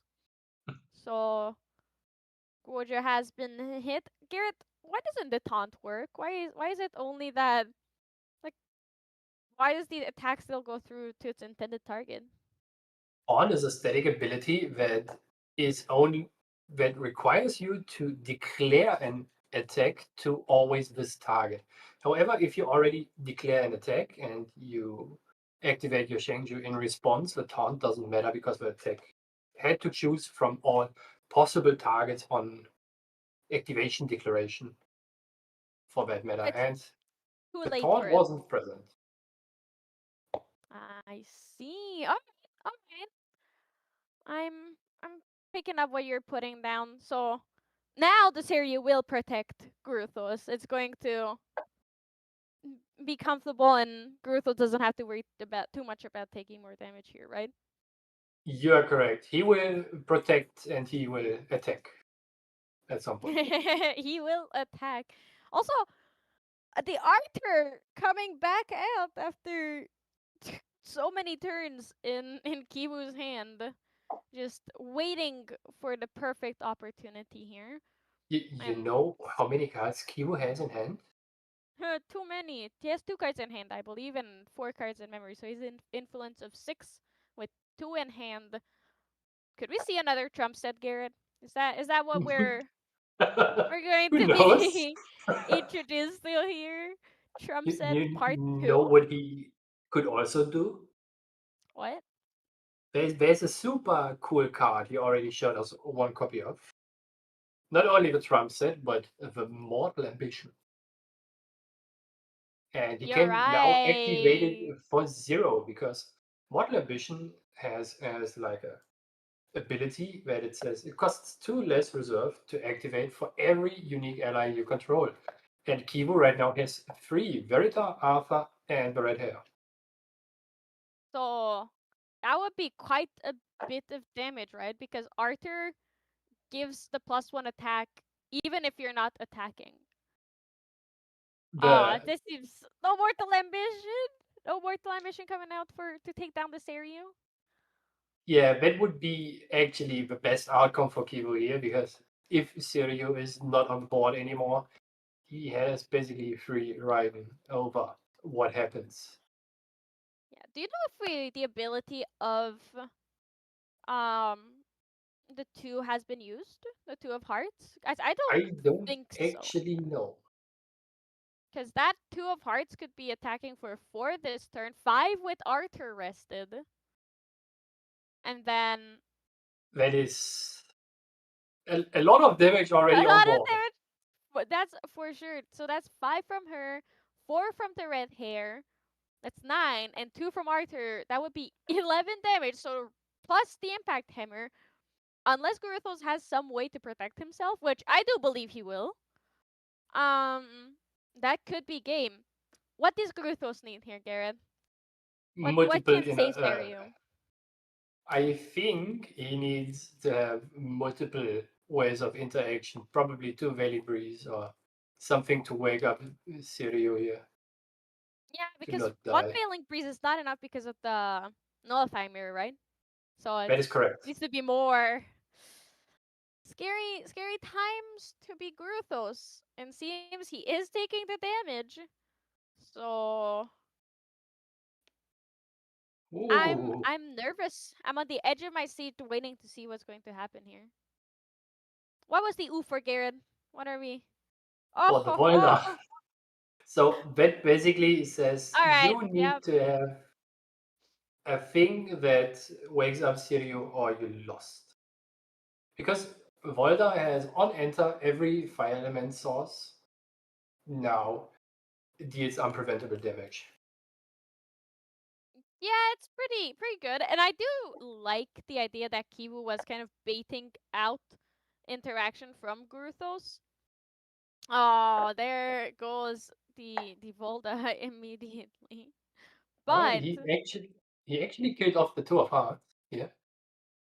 oh, okay, my bad. He did go for the two of hearts. Oh, oh, But what are you now the saying? dazzling courtesan comes down, and But that means the March here is going to be coming back as well. So yeah, it's just too much for Gruthos. He didn't have quite the interaction he needed, and that is game one for Kiwu in 30 minutes, 29 minutes. I am. Um, did you expect this matchup to go so long? Because I'm a bit surprised. I expected it to be a bit faster, but it I seems would both of have these players had expected it okay. to go way faster too. Yeah. Yeah, but they both had pretty good hands and were able to go back and forth with the punches. Gruthos had the ability to recover. Kiwu had the mortal ambition. And I don't know, Guruthos didn't have the Guruthos' deck. I mean, Seiryu itself is not as much chip focused, so it was obviously in the beginning it should be a bit more sided to Kiwu, but he got very close there. If he didn't lose the Byaku's command, do you think he could have won? He probably could have. Because having the Byaku's command will just give you another turn, and with that you can attack with Siryu. That's 5 damage. Then, if you have enough influence, you activate an arcane blast and just close out the game, right? With the Yeah, bit of damage that you already put on Kivu here. I think, though, yeah. you can't underestimate how much the Siryu deck actually can recover with the level 3, the innovate agility, and all those True. Yeah, shenanigans. without playing a single classic recover card, Gurthos managed to still recover it down to 6 damage counters, which is pretty good. But before these players go into the next game, do you want to talk a bit about the sideboards, Gerrit? Of course, I love sideboarding, even though I'm super bad at it. I think for Gothers, a no-brainer is to put in the Resolute Stance to either protect your champion from damage counters or your Siryu. That is a pretty good card. Yeah, but Anything else? yeah, the, I'm the not the thing sure. is, I don't think there's anything else because Crystallized Destiny is not good in this matchup, right? Because the suited decks deal chip damage like we were talking about. So it's not going to be as good as much as we wish you could play it. Cleansing Minion, kind of useless. Staggering Strike also. Why do you think there's the one interesting thing here is the Shimmer Cloak Assassins? Why do you think those are in there? Probably just to have another way to threaten damage in combination with the Brisk Wind Trotter in some other matchups. Oh, it's an unremovable 4-2 because of the stealth. If they don't have True Sight. Exactly.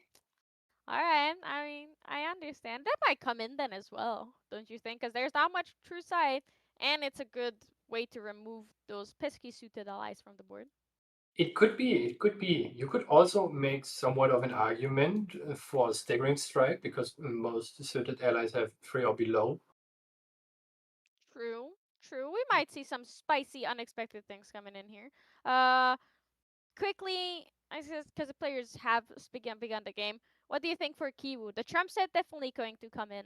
Like, it's just too good not to Fiery play. Interference could be a pretty good call. Yeah, yeah. Force, like we were talking about, force the pause of the recovery. Otherwise, I think that's about it. I'm not quite sure if you're seeing anything else you think is a must go in. Mm. I think there's no must go in. You could make an argument if you saw an Innovate Agility during one game for the Exposed Darkness, Hmm. also for Dream Fairies, but that's kind of it. It kind of depends on how you quote unquote want to club your hand here, right? So Can you remind me what Exposed Darkness is? And Guruthos did bring in the Shimmer Cloak Assassins. You can see the beautiful Oh boy, supporter oh pack boy. variant here with the. I mean, Guruthos has a very pretty looking board here with the supporter pack. Forest Cake. I wanted to say it too fast. And supporter pack, Forest Cake, supporter pack, Shimmer Cloak Assassin, and the Brissa. Oh, Yes, the unfortunately, it Prince. did not look. That did not live long. Exactly what happened. Exactly what said happened here, and the fire interference also coming in on Kiwu's side, taking out the Fiery Shimmer Cloak. Interference is a very interesting card because it is not only dealing in 2 damage and denying recover for champions. However, it can also deal as fast speed removal for allies that you want to pick off. Which is exactly what we saw here. So it's a multi-use card here. And nothing changed on Guruthos's material deck. And we saw the Arthur here. Look at that, Gerrit. Kiwu did learn from his previous experiences. The Arthur is rested and safe and sound immortal. He is very immortal.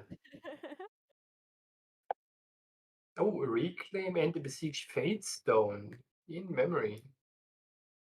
Interesting that Gurfos put down those two. Oh, Fate Stone gone. He's not afraid of gambling a bit. I think, and do correct me if I'm wrong, I think he's going for the besieged. They're not minding losing it because he does need to keep his influence up just to stay alive and have enough cards in his memory for those bigger Veiling Breezes because even though it's allies, they are hitting for a lot. Yeah, they certainly hit for a lot, especially with Alpha now being on the board. So Let's see how many allies Kivu can get out during the turn where his champion has taunt and basically your board is protected until your yeah, next. it's the Yeah. it's basically an extra terraforming turn because you just get to put everything out and not worry about it. What is what are we seeing The here? Four of Hearts. That is a very good card, especially if you have 3 cards in hand left. But it looks like it's only one, is it? I do believe it is only one card left in hand, but that's okay. He's not Oh, in a rush. Like you said, Tonoris does have taunt, so the Four yes. of Hearts not being able to activate it immediately is still fine because it is a 1/3. So no shenanigans with stifling trap that can remove it, and there's no way to get through taunt here other than non-combat damage, That is correct. Or a non-attack Dream damage. Fairy. Apologies. There's GCR gone. True, Dream Fairy is a thing. I forget. She's a really, really good card. She's just there's just I don't even know what happened. Yeah, it can repeat. But then isn't it so is it really worth it to remove the Four of Hearts here when there's an Arthur as well? Or I feel like there's more valuable targets for a Dream Fairy than just a Four of Hearts. I think if you're a Gothos, you want to have 2 Dream Fairies right now. Because both cards are very strong.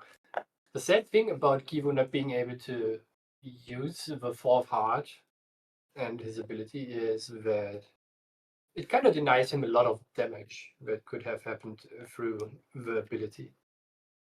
Yeah, that's also very true. And he doesn't get to go card neutral immediately. So it is a bit tough, but he's still looking really good on board. Unfortunately, a second Shimmer Cloak Assassin coming out for Gruthos here, so he does have the stealthy 2/2 guaranteed, it seems. Brought in all of them and is seeing all of them as well. He's So that is an interesting materialization. the board is getting a bit scary on Guruthos' side, and if there comes an ASIM protector into the Windmill Engineer, that means with onto the Windmill Engineer, bouncing it back to him. that means that Gurthos won't be able to attack with it immediately. Therefore, Kiwu has the leeway to still take it out. Or, but it could be just for like, oh, it looks like there's a lot of allies on board. Better protect myself. The thing is, you saw that for the windmill, Goethals showed you a reclaim. And that would mean as soon as you attack into one of the allies he wants to keep, he just reclaims it, Very true, but if making. he does play the ace in here, I don't think he has the influence for that. Oh, now is the reclaim onto the. Yeah, there is exactly what you said, and there was the exposed darkness as well to remove the stealth. See, it's all everything that we were talking about for sideboarding is coming true. I feel like you lied, Garen, and you are actually just really good at sideboarding. Maybe. So the very interesting thing about the exposed darkness play is it says if target unit has stealth, right? So that means you need to choose a target on card activation. And as soon as there is no ally anymore, even though you might have targeted one on resolution, you don't get to draw for the card. Oh yeah, it's very sad. It's a unfortunate moment here, but it's still you're trading a one cost card for them needing to replay the ally and play a card to protect it. So I think Kiwu is still pretty positive. He might not be card positive, but he's probably feeling positive about this exchange. He certainly has feelings about that. That's a way to put it. That's a way to put it. That there is the Goja level 2 losing dungeon guide. Tough tough times to be a Goja player. The dungeon guides are not coming out anymore, but at least there was the baby green slime coming out. I targeting the nullify mirror. No, the targeting the terrafring. Nullify mirror hasn't come out in this game yet. Ah, Kiwi's been going targeting more of a the defensive territory. way. I mean, probably. There's another windmill engineer coming out, And and showing a there's Veiling Breeze and another reclaim. This is looking yeah, quite Gorthos dire. is just kind of scary right now. But when you think about it, it's a lot of one attack allies, one power allies, so it's not too bad. Mhm. No, that is quite unfortunate. Once again, the Biakos command going out. Gerrit, I know we talked about this in the previous game, but what exactly does Biakos command do, and why can it change the game so much that we're so sad to see it go? So Byaku's command enables you inherently to attack 2 times during one turn with your Shangju and also dealing 2 more damage to whatever you are attacking. That also means you get 2 on attack triggers from Siryu. Most likely, what is going to happen if you only activate a Byaku's command is that you, for the first attack, will generate a Cane Blast and hitting your opponent for 5 damage. And then for the next attack, you will be hitting your opponent again for 5 damage and then empowering. And if you have enough influence, everything below 22 damage counters possibly Yep. is just that. Very scary. All right, I'm more scared now, but at least the Byaku's command is gone for Kiwu, so he's definitely happy to see that because that sounds terrifying. And this plays on the baby green here. What are we Wow, targeting? I Oh, don't think. When was the last time you saw displays, Garrett? I think people have started playing Baby Green and Zephyr and other cards that just suppress your ally, not just displace it. the last time was, I believe, 7 hours ago. Holy moly, what? That's crazy. So why did we see a displace here over a Zephyr or something that protects your ally for a bit longer? So the cool and also kind of bad thing about this place is that it puts in whatever you suppress right away. So I think in other games it's called flickering a card. You remove it from the field and put it right back in, and it basically voids all abilities that target the ally you choose to displace for this instance, and you also trigger the on-enter abilities right away. It enables you Mm. to, for example, go to level 1 Gujia, play a dungeon guide, in response to the on-enter displace it, and then get 2 on-enter level ups. This is That's just pretty one good. scenario that can happen. Yeah, that sounds very good. And you know what? I wouldn't mind seeing that in my games. I used to abuse this place by just I don't know, protecting my allies once or twice, take them out of combat, but now there's a lot more value to be found in it.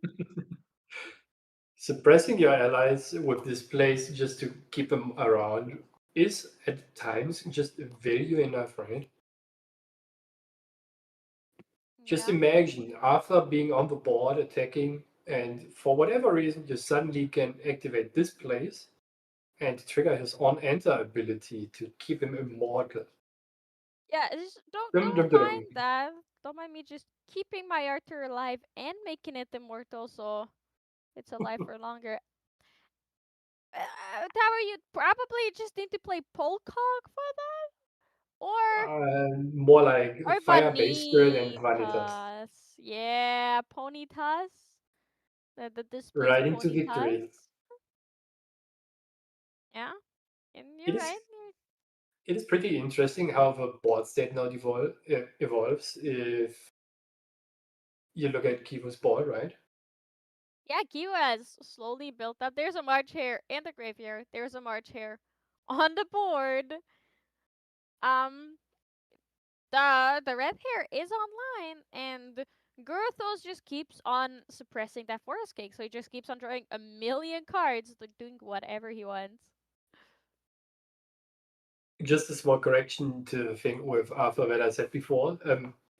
As a part of the ability from this place, one of the main differences to quote unquote normal suppressors is that the ally you suppress comes in rested, so you can't use Arthur's on enter to give him immortal because part of the on enter is to rest him, and if you can't do that, you It's a can't make him immortal. cost.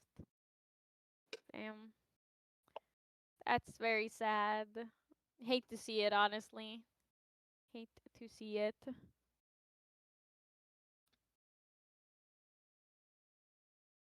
But hey, at least you can still protect it when if it gets attacked. You know, at the end of the You world, get to there keep is the him. nullifying lantern coming out a bit later than last game from Kiwu, but it's still there, still stopping any future Veiling Breeze shenanigans mostly. Like we were talking about Windmill Engineer, but then we saw that Veiling Breeze exists. That Kiwu remember that, and it certainly is very scary to Garuto seeing the nullifying lantern there. Yeah, the nullifying mirror basically requiring you to have at least 2 veiling breezes. We know of one, right?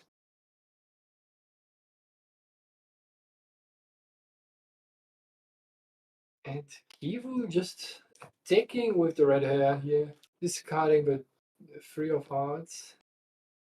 Oh, there you flip. Are we going to see some attacks? Oh wait, no, it's protection now. Ugh, we're still on Kiwu's turn. I forget that Seryu can be activated at fast speed. Here to protect. It do be protecting and attacking at some point. So what do you think we're going to see from Kiwu here? Will he just force the attack out or wait until Gruthos attacks with the Hmm. Seryu? Or do 2, you think we might 5, see 7. Mortal Ambition? Oh, never mind. Innervate Agility.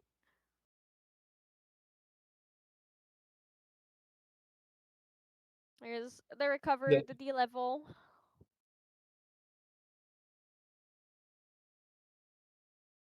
Oh, I think that doesn't work how Kivo thinks it should work. Because it is a part of the cost, Gurtos does Yes, get to recover, right? exactly. Because as soon as you activate the card, you need to be able to recover 5, if you want So to if or not. If you so if can't he recover 5, you also can't activate Innovate Agility. so if he did that in response to like the windmill engineer or engineer attacking, then Gurtos wouldn't have been able to play Innervate Agility, right? Mm, Gophers still can activate.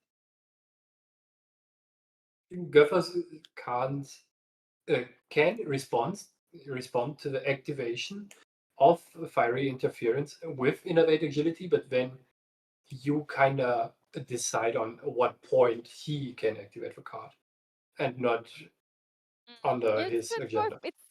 but it forces it out of his hand then more so than Yes, before. Ah, there is the level up for free. Why was it free here? because as soon as you control a Shengju on board, you can level up for free. Ah, so then the innervits are in there because it's you never get punished for de-leveling on level 3 if you're not playing any Luxem cards, right? That is correct. That's And pretty what we good. saw is this command on Shiryu that gives Oh, basically on attack 3 times the on attack trigger. It is very so nasty. now that's going to And be pretty scary. Oh, there's this there is this coming out. and that closes the game actually. Because with the damage that wait, did I do the math wrong? It looked like it would close out It should. the game. It is So 11 damage from the arcane blast, but I don't believe Kiwu had any. okay. Yeah, there it is. Safeguards on board, and then that was it for game 2. Um, Gerrit, we have approximately 15 minutes left of this round. Who do you think Hmm. has the better chance of winning, or are we going to see another tie on stream? It might actually end up in a tie. However, both decks have the chance of closing out the game super quickly. Gojira can go to level 3 super fast, and then as soon as the Shangju is on board, it is very difficult to deal with. And yeah, as we saw, suddenly from 4 damage to dead, it happens, right? Yeah. And the same goes for the deck that is Kivu playing right now. As soon as he developed a couple allies on the board, he can just run away with getting out what is the hammer called again? The impact Um. hammer, right? eh, Yep. Impact Just hammer. just attacking with that, throwing a blazing throw, and just some allies to close it out. If one of the So players doesn't pay enough attention for the board state and or possible lines the opponent has, it can end very, very quickly. so both of these players just have the chance to close it out. It does also, but it depends on the other person's hand and the other person possibly misplaying something. You are correct. Suspenseful game coming up for sure then. Let's see. Does Kibo have the alpha turn one? That is what every fire player wants to see, right? Yeah. Oh, Okay, three of just the three hearts of and hearts. need just the three of hearts is an interesting statement, Garrett. Isn't this one of the cards that's played in almost every single fire deck? It actually is. It is one of the best fire cards you can actually play. It is a 2/3 base, classic stated ally for the cost of 3 reserve. So it's just by default a good card from a stat perspective. And then the ability that the card has is chemistry. It says for 3 reserve minus every different costed suited, so basically 2 by default, you get to draw a card and then discard a card. Just filtering cards is super good in fire decks, especially if you want to get to your 10 reserve combination in your graveyard to activate Verita, right? Yeah, yeah, you're right. It's going to be very scary here with the Three of Hearts immediately coming out. And look at that! This is your favorite card, Gerrit, isn't it? The Besieged Fate Stone. I'm not sure if it is my favorite card, but it is a card for sure. Hey, we're very sad to see it go last time, so here you go. Just for you, Gruthos plays it this game. Do you think so? Why is it? Why did we see it this game but not last game? Is it because of the speed? More likely because he before didn't have enough influence to activate it, actually. Okay. It's my fault. Your thoughts are very important, Garrett. You're the brains of this operation. Um, yeah, it's out. It's here. Goja is level 1 now. Um, there's the ability for the Three of Hearts being used. Is that a no? Wait, that's a It is red a hair. red hair. It is. Why do you So think we're either seeing a red hair gone? either Kivo has multiple of those, or he just doesn't have any unique allies. One or the other. Hopefully, it's an abundance of them. But even then, wouldn't it be better to just keep replaying the red hair for more damage in a turn? Hmm. That is a Because good it's a question. two-cost horse. Yeah, it is a very strong ally for sure. Four? Oh, four of Oh, hearts. Okay. there's a four for Four of Hearts. It seems like this game is going for Kivu more on the suited track than on the classical fire aggro track, if you ask me. Yeah. Yeah, definitely we're seeing a lot more suited cards and allies come out than before. And there So is we the are at ability for the Four of Hearts activated and another Three of Hearts coming out. just getting more allies on the board. This is already looking quite scary, if you ask me. Just imagine now, next turn, Kivu levels up into Norris, and then, whoops, Alpha comes. What you gonna do? What you gonna do when they come for you? You're gonna be crying and seeing all the damage go up on your champion. That is most likely what's gonna happen. Is that a Byako's command? Yep, it's a Byako's command and the little mouse girl we were talking The about earlier. long tail ward, I believe. I'm so bad with cards that I personally never play for the names. It's a long name for a little girl, you know. Long tail growth ward. Ah, I should remember this name. I'm pretty sure I will see a couple next week of those. You will remember, Garrett. It will be etched into your brain. You know, you will. They'll make sure you never forget. Longtail Groves Guard. The Groves scary Guard. mouse See? girl. Yep. Yeah. But Kiwo is basically all hand down. So he there is nothing right now he can activate for free. Mortal Ambition is out of the question because it's 3 non-unique allies on board for him. So Gruthos is just building up his board, Windmill Engineer and Shimmer Cloak Assassin to hit for a casual free.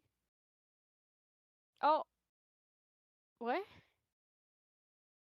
So what happened is Goethals played the Shimmer Cloak and then Um, tried to clear off the Three of Hearts that still could use the cardistry ability, because cardistry abilities you can only use once during a game.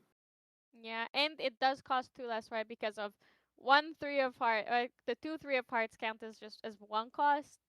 And then the Four of Hearts cards is a different undercost, so it costs 1 to draw and discard and cycle that card out to get ready for the Verita coming in soon-ish, hopefully. I believe the card that Kivo actually discarded was a Verita. Kind of unfortunate. But there's no downside of using it because you will just get a one more fire card into your graveyard, and that's what you ultimately want to do. So you can kindle a couple cards, Dazzling Yeah, Courtesan, or you might just draw another suited card that you can just pitch right away. yeah, and you can't do too much with 2 Veritas, so it's okay as long as he has another one in hand. He is going to be fine. Oh, a 2 of Hearts coming out. It's a Two lot of of cards on the board, both literally and figuratively for Kiwu. It is. So we are at 7-9. Does he have a rouge? See one. He Yep, has a he does rouge. have the Rouge. All right. That is going to be 10. That is 4 damage to any unit because Rouge Ace of Hearts says that if you have the combination of 6 suited ally. Wait, how do I phrase this? Yeah, Depending depending on on the how total many, reserve yeah. cost of suited allies, you do some things and you need to have exactly that amount. In this case, Kivu had a total reserve cost of 10 for all the suited allies, so he gets to put 4 damage on any unit. And that Yeah, closes and out the game here. yeah, holy moly, Oh this is boy, exactly what you were talking about. I was like, there's a chance. Oh, wait. Oh, wait. Oh, wait. is it? It did not? Was it. Is it damage shy or does Gruthos have a response? He doesn't. Oh, it does not have a response. Alright, that was. So you were right. Both of these decks can close it out, but Fire seems that if Kivu draws well enough, he can just easily close out the game as soon as possible. And that is exactly what we saw happen here. So, wow, congratulations to Kivu. How do you feel about someone you know personally and have played against demolishing another person? Do you feel a bit better about losing to Kivu now that you've seen them absolutely demolish Gruthos's win series? I'm always happy if friends of mine win a game of Grand Archive, especially in some bigger events. But I'm happy for both players if they have had a good game and enjoyed it. And that's the most important thing, right? That's why we play Grand Archive. To have a lot Yeah. of fun with funny looking cardboard and maybe even get a couple new connections in with meeting new people around the world. Yeah, yeah. I think we're going to go on a very quick water break here. You've been here for 2 rounds. I've just gotten here, but there's been a lot of talking this round. Gerrit, will we see you back today for on stream? Maybe, maybe not. I'm not sure yet because I need to still figure out a couple of things for the trip to Canada that I'm taking tomorrow. So probably not. Probably not. See I'm you already in super Niagara excited. Falls. Yeah. Yes. I I also got a playmat with me that a couple of people can sign on, and I then will put it on my walls. Nah, that's amazing. Well, thank you very much then, Garrett, for taking time out of your day to cast here with us. And we'll see you guys back for round 3 soon.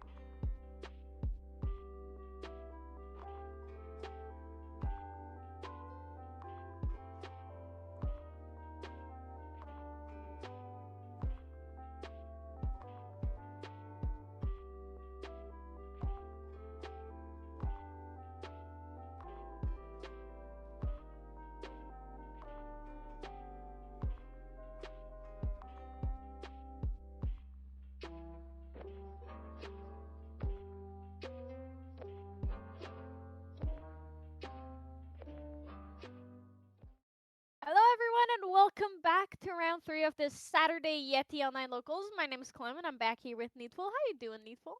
I am doing well. I'm doing well. I got to watch another crazy matchup of just some of these just absolutely off the wall decks that we're starting to see with this new meta. Just being able to have these so many different decks and do so many different things.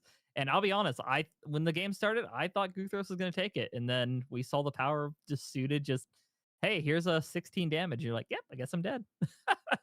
Yeah, Java sometimes is just like that. It did look really good for Gruthos. I think both games, and the third one, it went by so fast that there was just no time for it to look really good for him.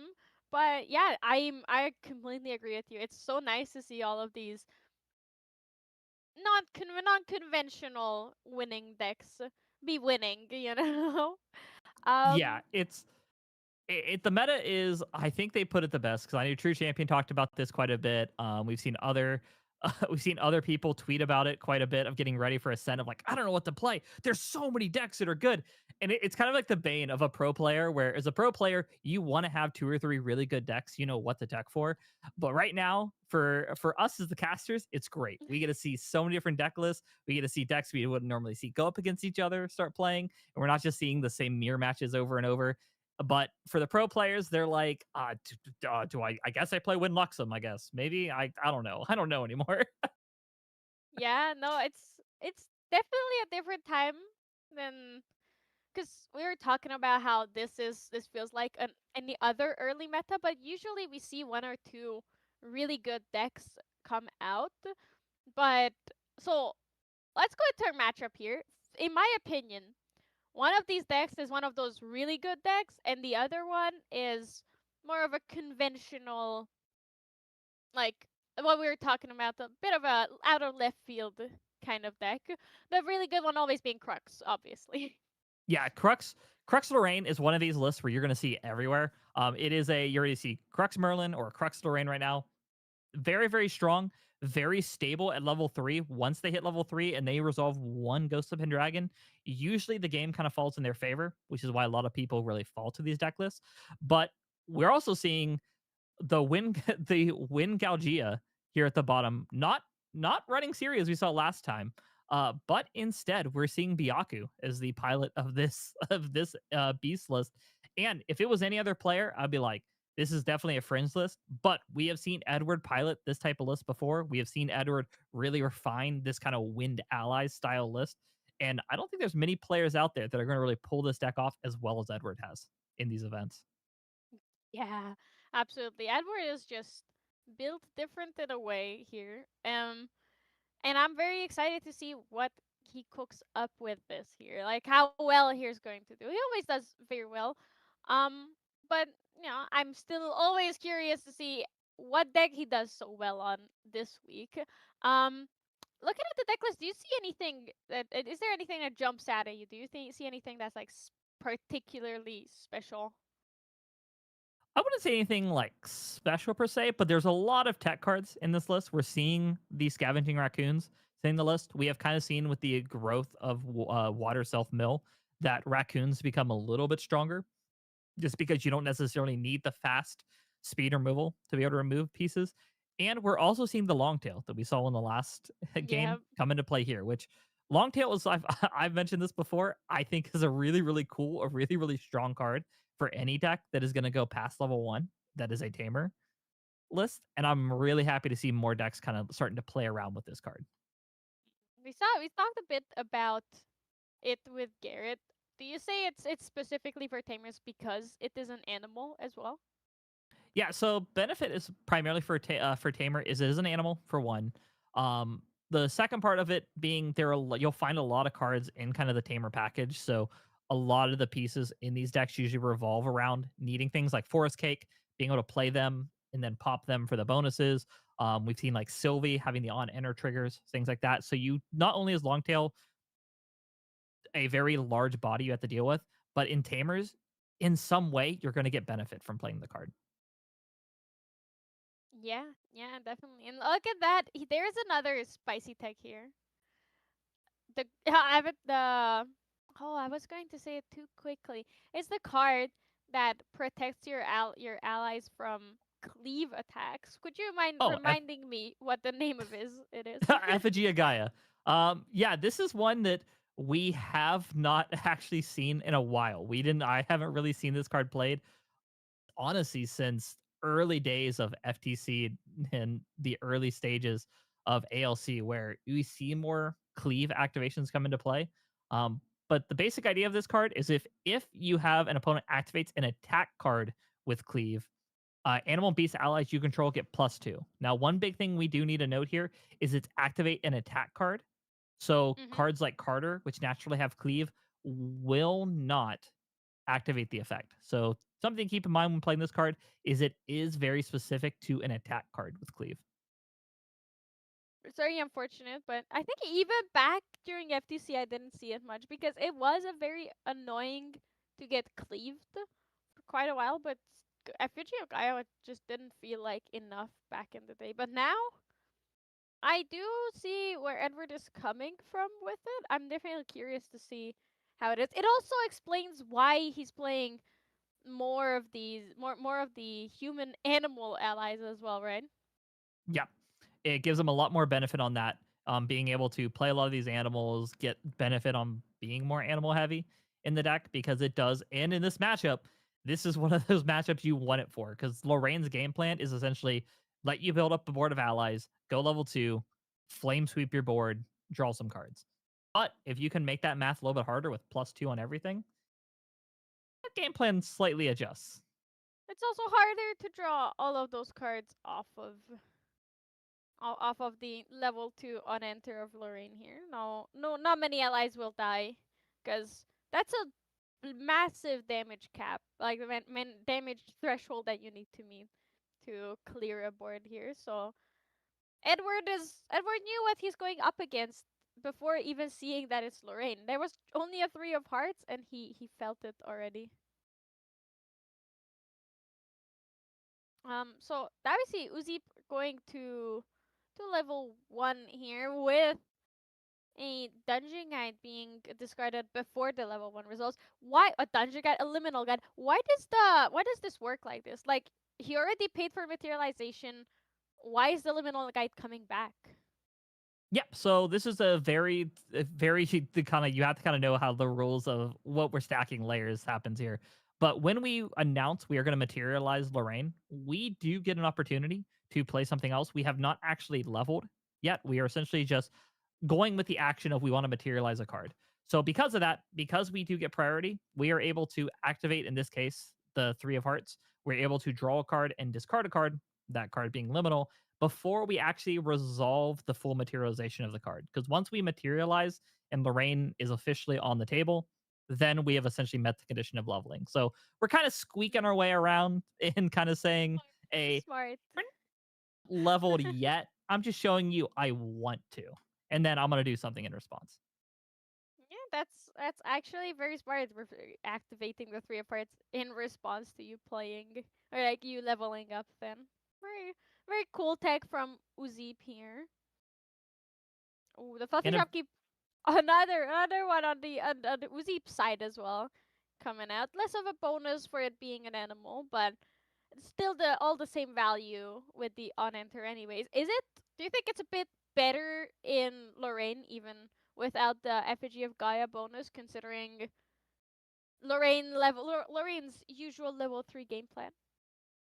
so this is the one deck where I think when we talked about we think we've talked about a little bit before, but Lorraine essentially benefits so heavily from Fluffy Shopkeeper. Because if any of you have ever played a Fire Crux Lorraine list before, you know you're never really getting all the swords out whenever you play that game, unless the game goes really long.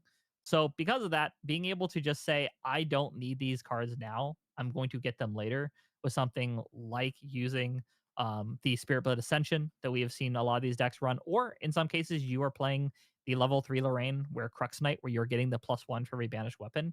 There's no reason not to want to banish those cards where they're essentially a benefit for you getting rid of them. So this is the deck where Lorraine benefits probably the most out of every deck in Grand Archive, besides Mm-hmm. maybe Merlin, very closely behind. It looks like Uzip is going for the Crux Knight plan here, so that's what we're going to see coming out probably. He will not see many shenanigans. Except I do believe a prismatic edge was banished. So why do you think he banished that over something else? Like because he's going to lose one card in and one sword in banishment, right? Yeah. I'm trying to actually think a little bit more on kind of that play of what. Oh, well, I mean that's a pretty good way to try to stabilize the board, though. All right, brisk Owen Trotter coming in. That fluffy shopkeep is terrifying. She lifted a lot of boxes while keeping her shop, so now he's buff. He's very buff. Staring down Uzip's fluffy shopkeep. Yeah, she just couldn't keep up. You know, the intercept is too strong. So do you think it was better for Edward to just go and take out Uzip's fluffy shopkeep here instead of keeping his own up? Just to push damage? In this case scenario, you want to get, of course, you don't want your opponent to start building up a board. And in this case scenario, being able to remove the fluffy shopkeep means you're not giving your opponent a situation to try to pressure more damage Mm. into your fluffy, into a flame sweep. One of the worst case scenarios is for you to leave your opponent with a board, let them be able to add a couple of extra different pieces. So in this case, where the math comes into play of we getting the +2 on the cleave activation, we can pretty much offset that by just sending 3 damage across different things and say, I don't care if you're getting the bonus. I'm just going to eat that with allies before I sweep. Alright, yeah, that makes sense. Just eat everything up, use your allies as removal. So that when Byakko comes down, that's when the real fun begins, right? Just start hitting with a big buff Byakko.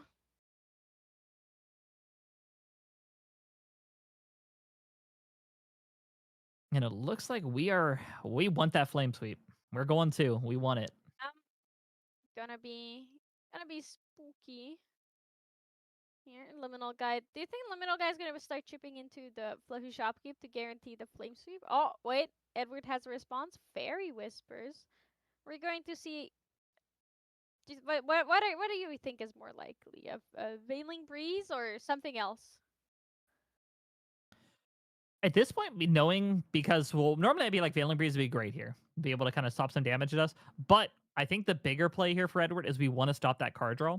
So I assume we're probably going to be digging for, I would hope, a Zephyr. So for one, we can Zephyr away an ally to stop that Flame Sweep from drawing them additional cards, but also give us the benefit of being able to get that extra counter on top of Byaku's Fate Stone. So that way we can get one step closer to be able to flip it over.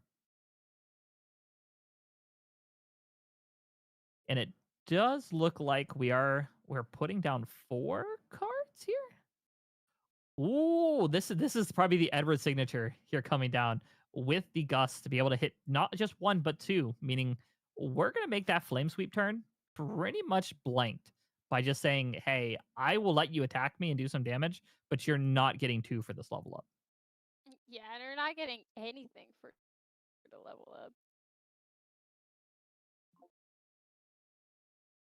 You don't see Nice. many Windex play this card at all. I think this is kind of like the if we check the Fractal of Insight, I think I would honestly would Many not be Windex. surprised if Edward is a top player of this card. Yeah, I don't think I've seen anyone else really play this card, especially recently. But the incapacitate ready from Uzip.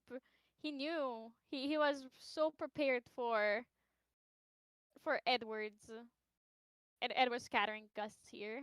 Damn. And Fluffy Shopkeep also goes down drawing some cards for Uzip here.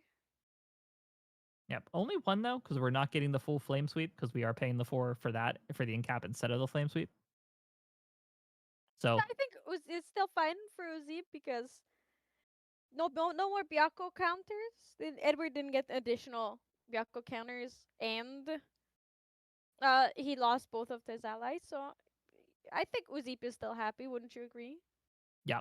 It's about and as well, if in other decks just being able to save the allies is one thing, but also preventing your opponent from getting any of those counters on their Fate Stone, that's a Yeah. second piece of bonus that you're okay keeping.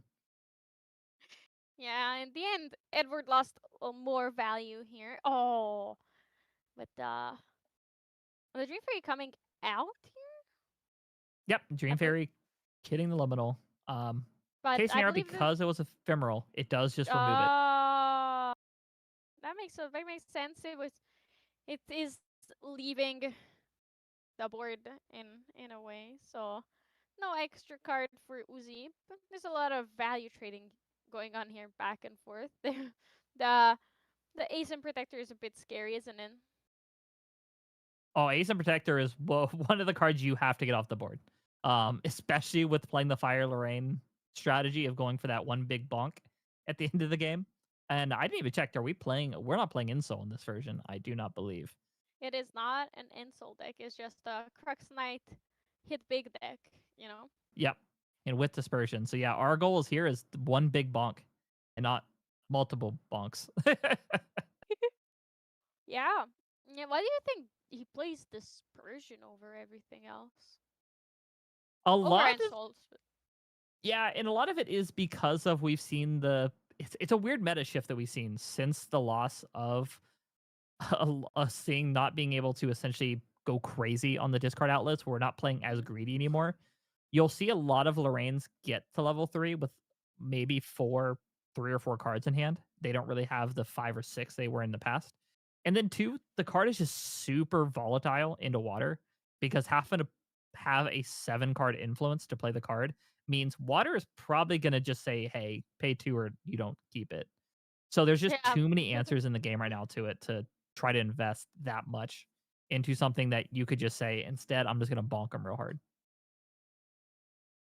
Very unfortunate. You're right. It's a more solid, rock solid strategy. And Uzi immediately doing Crux things the moment he levels up here, bringing out the Ghost Pit Dragon to put back the Sword of Seeking, draw 2 off of it.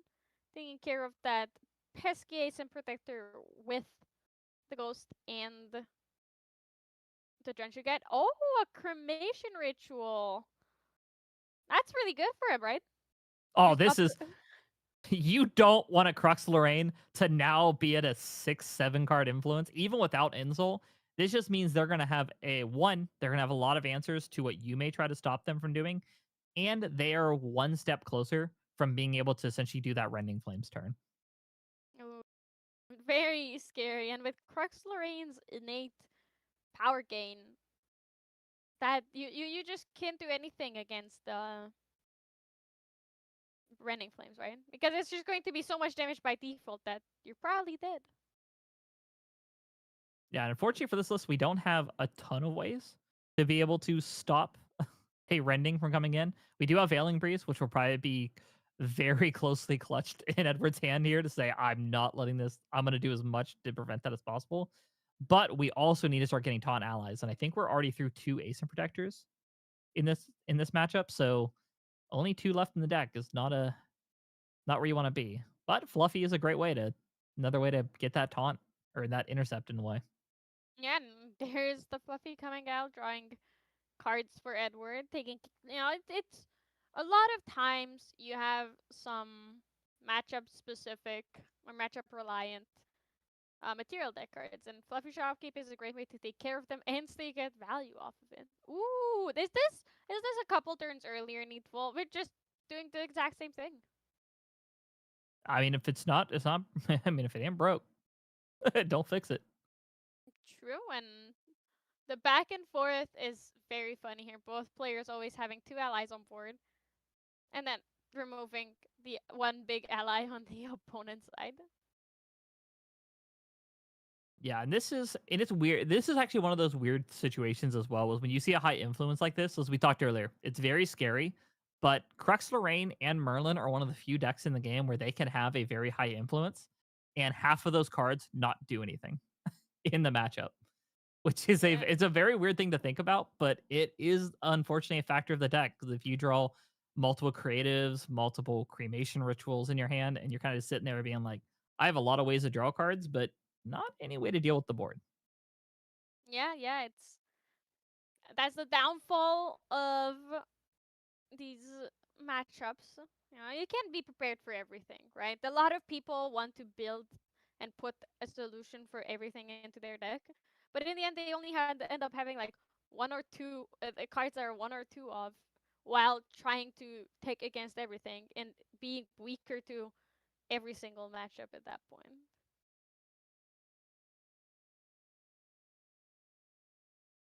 And we're seeing it now where we're seeing the hasty messenger come into play and just say, I most likely in the same way we talked about. There will probably want to fill fire cards in our graveyard to get to that rending flames.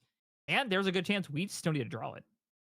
We haven't seen another one yet since we banished the first one. So we may just be we need to dig as quickly as possible before that tiger flips over. Yeah, yeah, because once that tiger flips, there's gonna be a lot of counters coming through, a lot of damage coming through. But Edward is also only on 2 counters, which is still quite a lot, but a far ways away from 8 still. It needs to be 6 more counters, so 6 more things repressed. There is the other cremation ritual that you were talking about. Having a couple of them in hand is probably not as good, but Uzi still managed to find value off of it, and the board is once again cleared on Edward's side.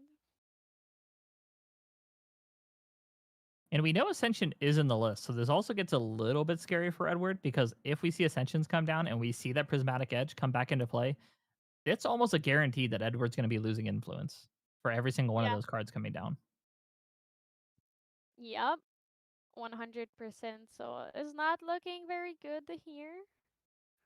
Oh, the baby green slime. Do you think we're going to see more Forest Cake shenanigans like last game with Gruthos? Just infinite Forest Cake on enter triggers?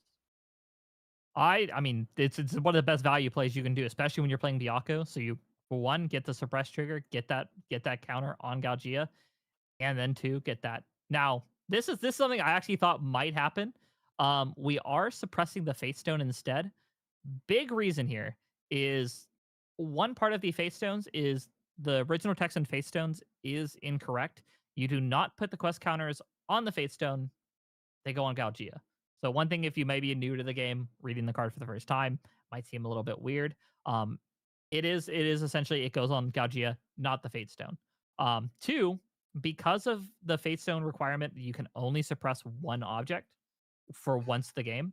If you suppress an object and it comes back, the game state sees it as a brand new object, meaning the first activation we did, where tapping the Fate Stone to suppress, did not happen. It's the best way to word So it. it gets So you. It's a free reset. Now Edward will be able to suppress another thing with the Fate Stone because it's a new Fate Stone from the game's eyes. So does suppressing the Fabled Emerald's Fate Stone give you a quest counter as well? Because it itself gives you one if anything gets suppressed. So do you get it from suppressing the Fate Stone? yes, you do. So the big thing is it cares if you suppress a target. So because you are suppressing itself, it still sees that's a suppress resolved. So it does see that suppress win on the stack. So because of the trigger, the suppress, it sees itself. Kind of the same way that if you see like Carter and Carter himself dies, you still heal. It's because Mm-hmm. Carter still sees the death, even though it's his own death. Yeah, that makes sense. That makes sense. It's some really helpful tech here. Well, in the meantime, Uzi got his second Ghost of Pendragon, and is now on his second Three of Hearts as well. I believe he did activate the ability of the Three of Hearts. I do not. I think we only have five. I think we only have 5 cards down, so I don't think yet.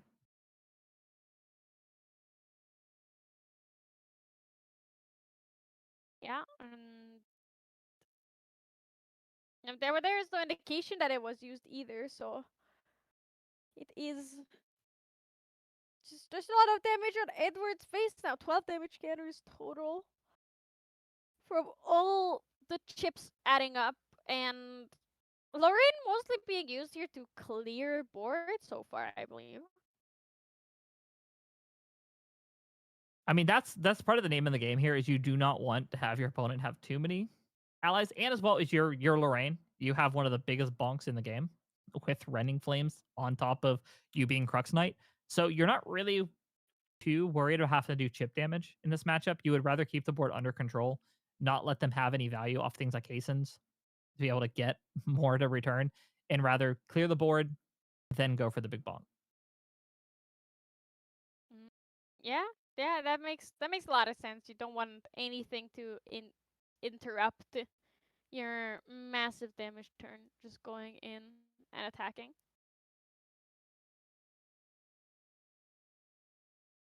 And it looks like we are thinking on, because Edward did suppress the end of turn, so we're not getting that Faith Stone back until the end here.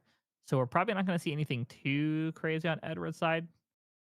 We'll probably maybe see one ally play and then wait to start playing cards during my opponent's turn when the Fate Stone is back.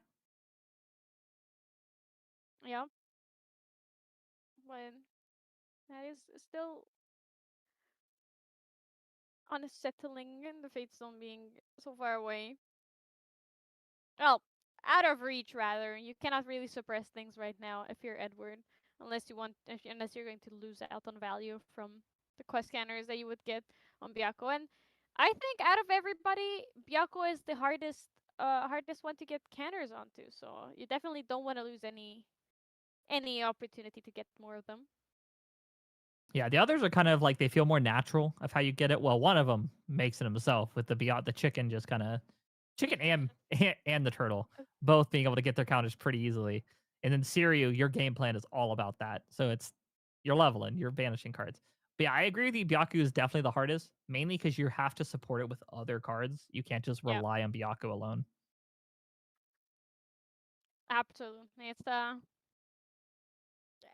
think, but it is my favorite and the um coolest Shinju of them all, if you ask me, because it basically lets you play animal and beasts for free. You just are like, all right, or for like one, so you get to build a board very very quickly once you get there.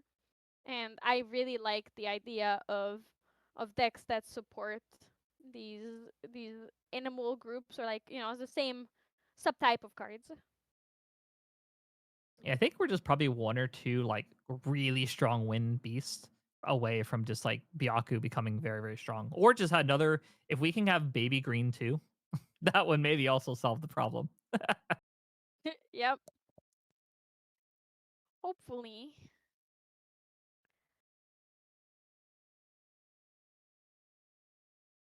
But now we're still on three. Is that three counters only on Byakko? That's very We're on tough. 5 now. We're about to be at Oh, 6, it okay, looks like. okay. Yeah, it looks that five Lilith and a three is a stylized three look very similar, but you're right, it is between the one and the four, so it has to be five counters. Now we're finally on 6. Coming in here. The Byaku's ability being able to be reused so many times is also really, really good for this deck. Oh, And Veiling this, Breeze! Edward hanging in there by the skin of his teeth, isn't he? This is what he was keeping it up for. The and big this is the swing. one thing, Edward is super calm in these situations. Edward always kind of knows these kind of routes with this deck of how to get the influence up. You don't want to waste too many cards. You just want to play it safe, keep doing my game plan, and then eventually I'm going to whittle you down. Yep. And he has gone for it here. Mm, for the preventing four, even Lorraine with all those swords in banishment can't really hit through, like, punch through for prevention here. So Uzi choosing to keep it back a bit and just stay calm. Not rush into anything here.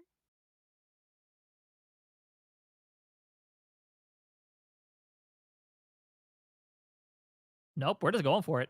Oh, never mind. So how does Veiling Breeze and Rending Flames work here? So, well, normally you essentially, because this is one situation where the opponent being attacked gets to assign how damage is resolved. So you as the player get to choose which effect happens first. Now, luckily, we're not doing the double damage because Lantern is in play. We're just using it as a way to punch a little bit more. But let's just say for a scenario, we didn't have this. We banished 3 cards. We get the Rending Flames. what happens because I'm preventing 4, but you're also doubling it. You, as the player being targeted, get to choose how I want the damage to resolve. Now, me as the player, knowing I want to take as little as possible, is I'm first going to prevent 4 damage, and then I'm going to let the Rending Flames double damage be applied. So that way, I'm taking what would be, let's just say it's 6 damage. I'm taking it down to 2, doubling it to 4. What you don't want is to take 12 damage and reduce that down to 8. So Mm, so normally you'd be like, let's resolve them so that I get to take less. And that's one cool thing about Grand Archive is it is not in your opponent's favor when calculating damage. It is in the defender's favor when doing that, which is kind of a nice tweak that you're not kind of always feeling on the back foot in some of those situations. yeah, that's definitely a very nice touch. So like, if I were to want to use my crystallized destiny and prevent 7 or more damage, then I could still prevent it after the doubling, right? Yep. In that case scenario, you can essentially say, I'm going to let it double and then prevent all of it. Very cool. Very nice for the defender here to not be in a disadvantage just because they didn't prevent enough damage that it, or they didn't prevent 10 damage all of a sudden. It seems that both of these players are kind of mellowed out and they're thinking more about what they're going to do, how they're going to play this game. What steps to take to winning? What do you think we're going to see here? Like once Edward flips the Byakko, because he is on 8 quest scanners. What are we going to see? What's going to happen after this Byakko flip? With if I would not if we weren't at 16 damage, I would be we're gonna probably start getting clear of the board. We're gonna kind of play a little bit kind of defenses up. But we are now our opponent with a very large hand size. A very likelihood to just kill Byakko is I wouldn't be surprised if we're trying to calculate if we can go for lethal here. That being said, 24 damage, not an easy value to hit. Yeah, it's quite a bit, even with a flooded board and a massive Byakko coming out. So I am curious in what we're going to see here. But there And is we did finally the flip. see a Byaku's command in hand. So if we do the triggers right, we could potentially push 14 with just Byaku alone. That's a lot of damage, as some people would say. It could come out of nowhere, but even then, that's not quite enough because Uzip is already on level 3. So using Byakko rather to as removal, but he does have vigor. So is there any way that the vigor could be abused and used for like a taunt onto Byakko? Does Edward have any ways of using Byakko as a big shield? I don't think we have any of the taunt options in the list. I think it's more of just big bonk. But that being said, still being able to stand up Byaku and forcing your opponent to have to, if they want to remove it, to lose something themselves is still very strong, regardless of that if we need taunt or not. And I forgot because of the glare. If our opponent does still have fluffy shopkeep, we still have to work our way through. The intercept is still there. Pretty intimidating there on Uzip's side, which is very funny. It's a little 1/3 ally that just draws cards and it's all cute looking, but deep down, it is what's keeping Uzip so far ahead and alive. There's another Brisquin Trotter coming out. What do you think is going to get the buff Ganners here? Oh, Looks like we're going for the split yeah, there it is. because we It's do going get to for the choose different targets if we want. True. The Beast Collar and Byakko both getting 1/1 buff counter. And we're swinging with the not so kind beast color.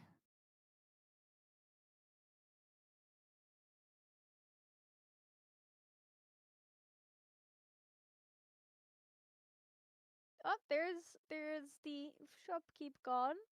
Edward's board all of a sudden is massive. However, all of these allies are just like one attack allies, one power allies. What? Do you think if you were Uzip here, would you be scared? You, in this case, we haven't seen the flame sweep yet come into play. So I feel like you're maybe not as scared because you do still have the potential to flame sweep the board. That being said, it is a kickback for right now. Is what is Byaku's power? I always forget. I think it's 6 or 7. Byakko by default is a 6/6, and with the buff counter it is a 7/7 now. So it would be a kickback of 7 if they do flame sweep here. But I it's taking 7 back is probably worth clearing this board because one thing about this is you do not want your opponent to have a wide board because it does But make the ally trade a lot harder. Cleve also would deal damage to Gorgia as well, so it's not too bad, right? Yeah, and it should be. And it actually we'd probably be pretty close to lethal there because we're still Galgio 1, I believe. Oh yeah, Edward only plays Gorgia 1 and 2. He doesn't level up to 3, so I believe it would be lethal if Uzip does have the flame sweep here. I think it would also be Arceus lethal does. through a veiling too. Oh, I mean, we're definitely getting towards lethal now. Only one card left in Uzip's hand, but there is no intercept on Edward's board. Only I don't quite know how many cards there are and how many swords there are in Uzip's banishment, but I have a feeling that Edward just doesn't have enough influence to be able to Veiling Breeze through all of it.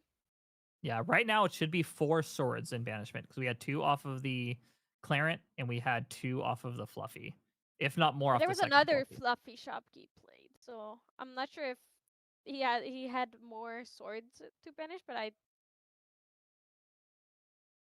think so. 1, 2, 3, 4, 5, 6, 7, 8 swords played. Yeah. So there could be 6, up to 6 in banishment. Because the deck is just all Lorraine and swords for this reason, right? I'm actually a little shocked that we didn't see the Home by Fire go on to the Sword of Seeking. Is a kind of a backup way that if we need to push an extra 1 damage, we could just use all the counters off Clarent to buff it up if we wanted to. But this is also probably the safer call because now we have a 3 durability sword that Yeah. we can use. Uzip digging. I think Uzip is just digging for the cleave here with the cremation ritual onto the 3 of hearts. What else do you think he could be digging for other than a a flame sweep here? Ascension would also be very, very strong because that Ascension would just end the game. As well as Spirit Blade Dispersion because there are 3 durability counters. That would also close out the game here. So how would Well, not after Veiling. It would not. yeah, but- how would Ascension close out the game? Because we saw a Veiling Breeze, but would it be that then he can attack with the Prismatic Edge as well as take care of some allies? It should. I think actually because did we only Veiling Breeze for 3 or 4? So there is enough extra extra fluff there, but is there any other way? If he doesn't get to, oh, there is the flame sweep. It's a fabled flame sweep we have been waiting for. So I wish we could see how much damage that is. NEETfull, do you have an inkling? Is that going to be enough even with the Veiling Breeze? So Veiling Breeze, this first one was only for 3 or 4, and the 4 is already eaten by just the Flame Sweep and the sword, given the buff counter, plus 1 over. So, and we know at least 4 swords were in there. So yeah, it was definitely enough because we were looking at what 3 off of the sword plus 2 off the Flame Sweep, and the at least 4 swords in banishment if there was not 2 more. So that was a guaranteed easy 9 damage that was coming in, I believe. So yeah, Veiling Breeze for 4, not enough when you only need 3 to kill. Yeah, and it seems that it did that worked out for Uzip here. So that is game one to Uzip. Let's look at the sideboards before these players go into game two. Is there any fun thing or interesting thing that you want to see any of these players come out? And what else do you want to see here? Like, what do you think is coming in for sure? For Edward, for sure, we're seeing the addition of the Prize Vanguard in in the deck. This is a relatively new card that we're seeing Tamer decks start to kind of utilize, and a lot of other decks are starting to pick it up as well. It is essentially a 1/3 retort in a retort ambush. So if you ever played the card Guan Yu, which is a 2/4 with a retort 2 ambush, it is essentially not blocking your health, but makes combat a little tricky. In these matchups with decks like this that want to play things like hasty messengers, they want to play three of hearts, they want to play all these allies that essentially will be an ally, draw them cards. Playing a card like Vanguard is a very good way to answer some of that early aggression. So I Mm-hmm. would assume we're gonna see Edward probably bring those in. Dream Fairy, we could see if there's not too many early cards that we're super scared of. Um, in this case scenario, but maybe the Mustang to start getting rid of some of those swords. Sometimes just a well-timed destruction of a sword can actually make or break some of these games. Watching your opponent go and grab a going to grab the zero cost sword on their level 1 and you blowing it up means they're probably having to take a turn off to get something else, and then makes the Ghost Spin Dragon turn at level 3 a little trickier to do. True, true, especially without the Looking Glass, because nowadays we see a lot of decks play the Looking Glass and Cheshire Cat and Inert Sword and all those funky combos, just so they can have a guaranteed Pendragon as well. And it's just very powerful. It's a very powerful little package. But Uzip does not have access to that, so I think we might just see that just so that Edward can have that slight advantage over Uzip here. What about Uzip? What are we going to see for him? For Zeep, it's going to be you have a free card because you have Reclaim in the deck. Is kind of like your one of card to be able to do kind of these ascension loops to be able to banish card for your opponent. But because our opponent is all wind, we don't really need that Reclaim. So we'll probably see that come out for, I would assume, either a Cruxite or Crystalline Destiny fairly easily. And maybe take out the water card as well. If you're not really doing too crazy on the loops with the Ascension, you might just bring both Crystalline Destiny as an easy swap in. But realistically, this deck by itself is pretty well suited to deal with this. Because you just have a lot of answers main board to ally based decks, and that's right now you're playing into an ally based deck. Yeah, yeah, and I have no notes. I have completely agree with you in every cyber decision here, and you explained everything very perfectly. So let's see how right you were about it. Listen, as soon as I say something, it's always the opposite. The player always does the opposite thing. He goes, "Oh, I'm going to show him." Yeah, Every card's he coming in thought the he was sideboard. right. Yeah, no, he is not right. Like damn. All right. It is what it is. But hopefully it's not going to be a curse. You're not going to cast your curse this time. Well, it's the exact same first turn as last game. We're seeing a Forest Cake on Edward's side and a Three of Hearts on Uzip's side. What's happening? Are we just seeing? Did we travel back in time? I mean, this deck wants to open up in one way, and this is it. This is open up with either the Hasty Messenger or the Three of Hearts and just draw or Creative Shock. It's turns out losing Rile the Abyss did not matter when we already had Three of Hearts. Yeah, it seems it was just the the younger cousin of Ryle the Abyss, just one step up. There's a lot of hand waving going on the screen here. Probably the players discussing what happened, what to do, what's next. Sensor coming out on Edward's side. We didn't see that this early last game. Why do you think that is? Why are we seeing the sensor here? So we know our opponent opened up with, and because we are going second, we saw our opponent open up with the Three of Hearts. We want to turn off that Liminal Guide play and the ability to pitch into floating memory. So this means that, unfortunately for Uzeep's side, we're not going to potentially get more value. And I think that is a Regal we just banished. So I was wrong on some of the cyber options. We wanted Regal instead. Curious what the Regal is for. Do you have any inkling as to why the Regal's there? If it is a Regal? I'm assuming to try to catch the Byaku's commands in hand. It would be my main thought. Just because we know with Byaku that is the big hitter, that is the big way to be able to burst down our opponent. Would be my main thought. Just because the deck is also 90% suppress, I don't think you're really worried about getting rid of suppress cards when they're just very Yeah, highly likelihood to just draw another one. it's just more. And as long as there's one baby green and a Byakko on board, it's just gonna happen forever, anyways. Anytime Byakko comes back, the baby green is gonna be gone, and then anytime baby green comes back, Byakko is gonna be gone.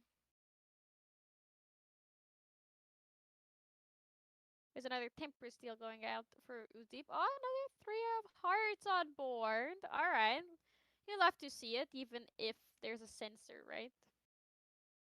I mean, even if you're not pitching floating memory for it and you're just maybe pitching other cards, just being able to cycle the deck, in this case, getting rid of dead cards to get more situational cards, is always a thing you want to do. And that's really the power of fire decks. Is it's yes, banishing, pitching, floating, pitching liminal is going up on influence. It is a very good way to do that, but is not the requirement of the deck. The deck can just use it as a way to cycle what it needs. Yeah, going neutral and cycling through things is not bad still. I never complain about getting rid of a card that is absolutely terrible in a matchup and getting something I actually want. Yeah, imagine just getting something you really want. And look at that, Edward already has 6 damage scanners on him from all of the three of hearts. Pretty scary here, but there's a suppress on the first escape from the Byakko. So this is just a value engine, right? Edward's deck, all it wants is to suppress and get value off of it until Byakko flips. If it is one thing about the deck Edward likes to play, it is I want to get as much value off of suppressing as possible. I will forego these crazy aggressive turns just to be able to keep my influence pretty high and to keep drawing what I want. And it seems this is again exactly what you said. There is the Zhang Jiao coming out, recovering 4, because it's also about value, but you know, losing out on the draw 2 is not a problem as long as he's alive still.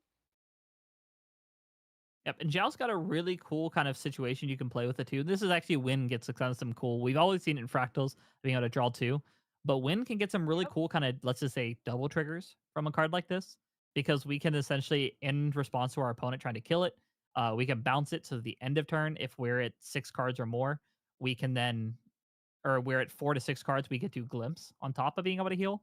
Or if we can get to that magical 7, we're able to eat away an influence from our opponent. It's kind of a nice way of a defensive option.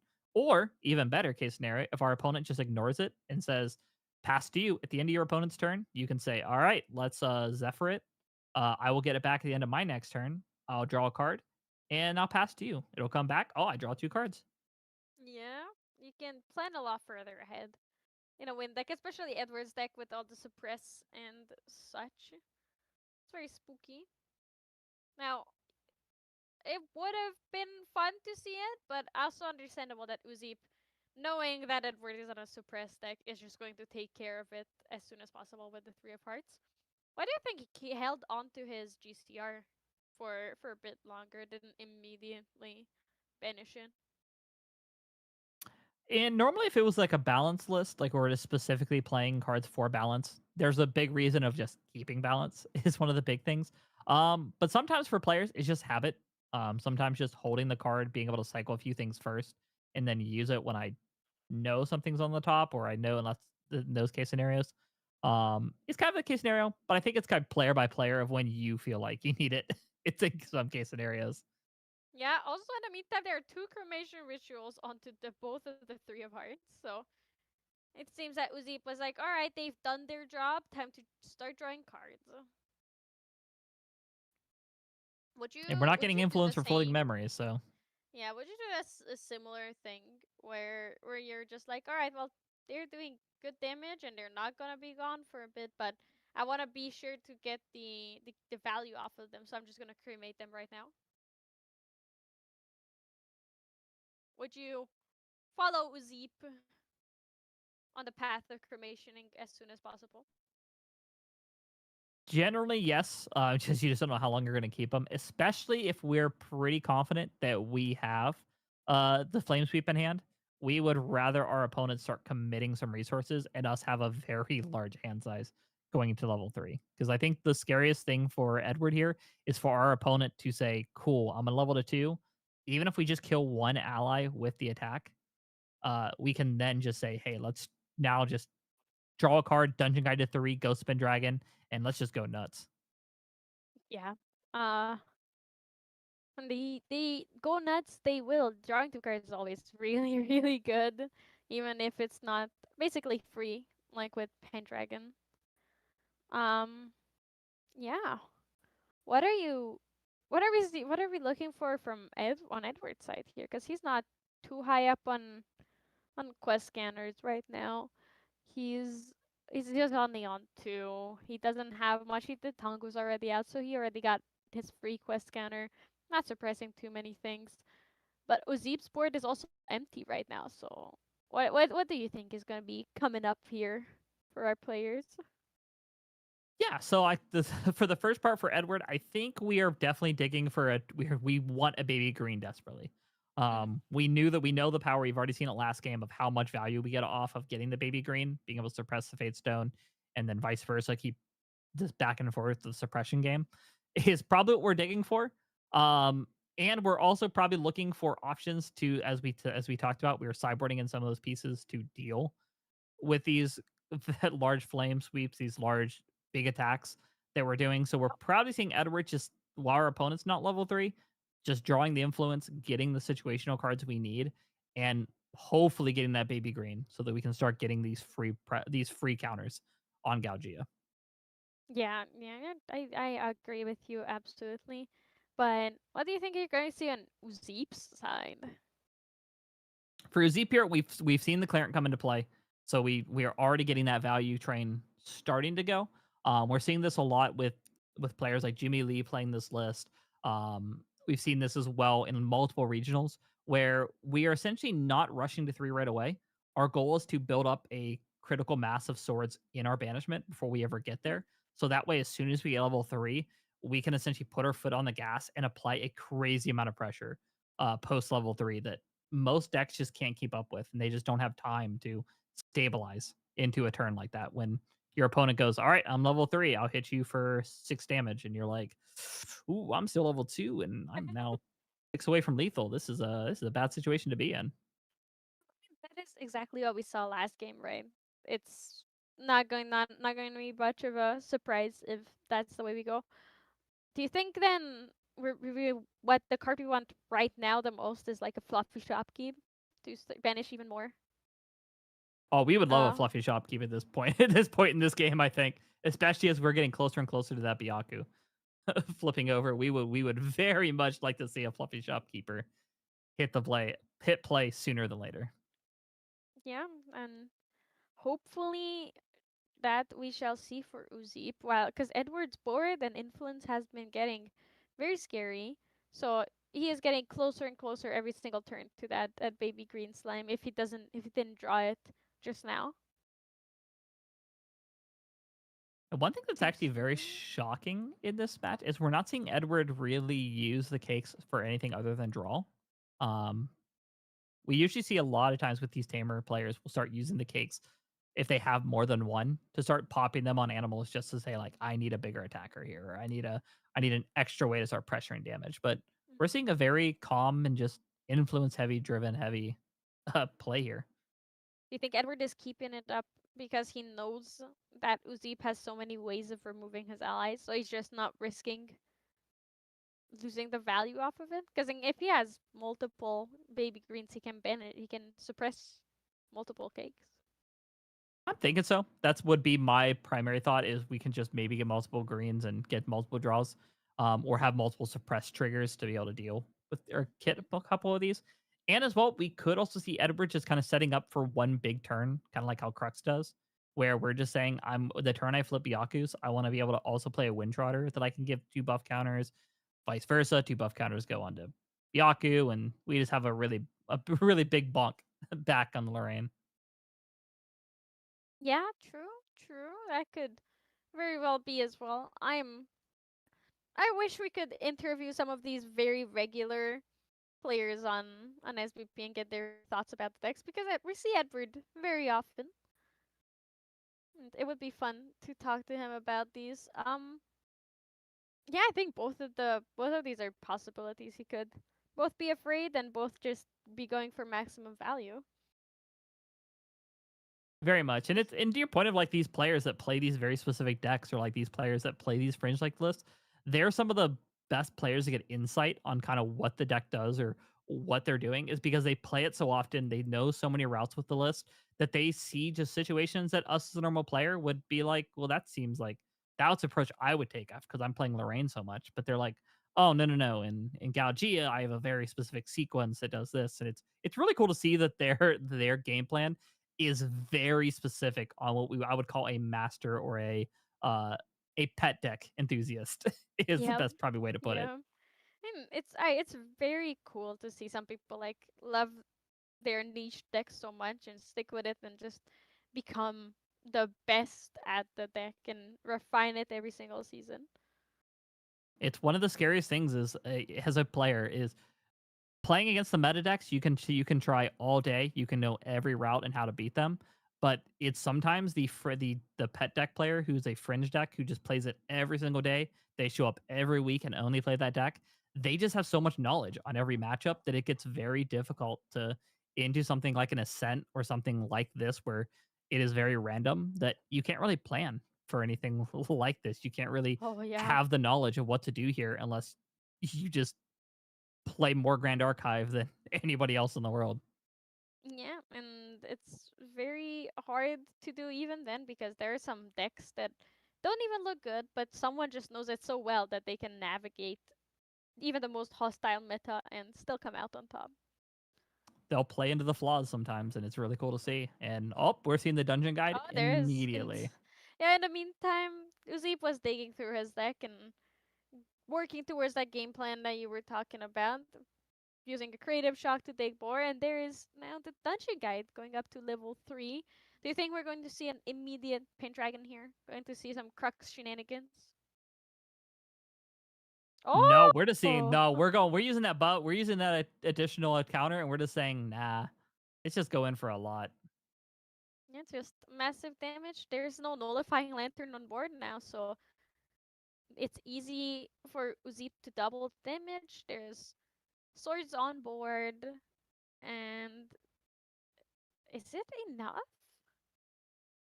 There's one. There's the going for the banishment. Edward picking up his memory to check for probably those wind card numbers. See if he can Veiling Breeze it.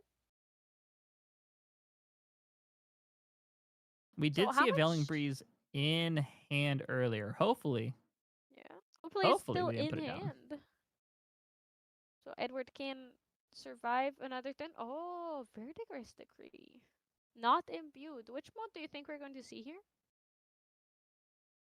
Most likely the suppress on an ally. Yep. So we've seen the suppress on an ally, and then probably the Yeah, there's the Veiling Breeze. oh He yep. did not Just mainly put to it get. It down. looks like just more to get cards down is the idea.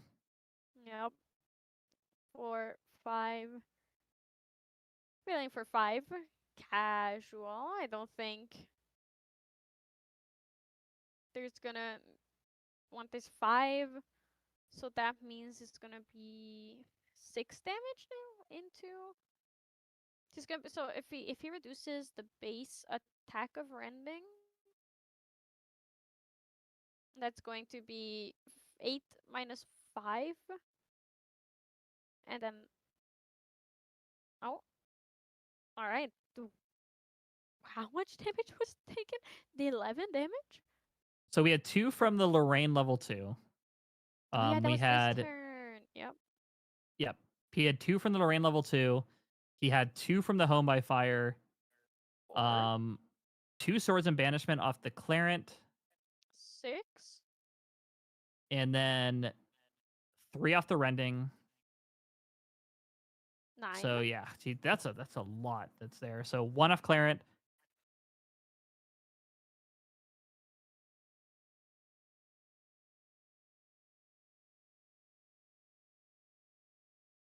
So I think it's 4 swords in. Well, we didn't see any fluffy shopkeeps come out, so Yeah, probably so I thought we missed the double home by fire here. no, I had to go back and double check it. So yeah, so we ran Okay. level 2, so that gave us a +2 there. We did the home by fire, so that gave us 2 more to get us 4. 1 off the Clarent base sword damage, so that get us to 5. Um, then we had 2 swords and banishment, gave us 2 more, so that was 5, 6, 7. Yep, 7, and then rending for that, so it's 10 -5. So yep, still 5 left over. Then we double into 10. I believe that is the math. That is all the math. It was a lot of it was a lot that I had to go back and double check, but I think that was the route. Okay.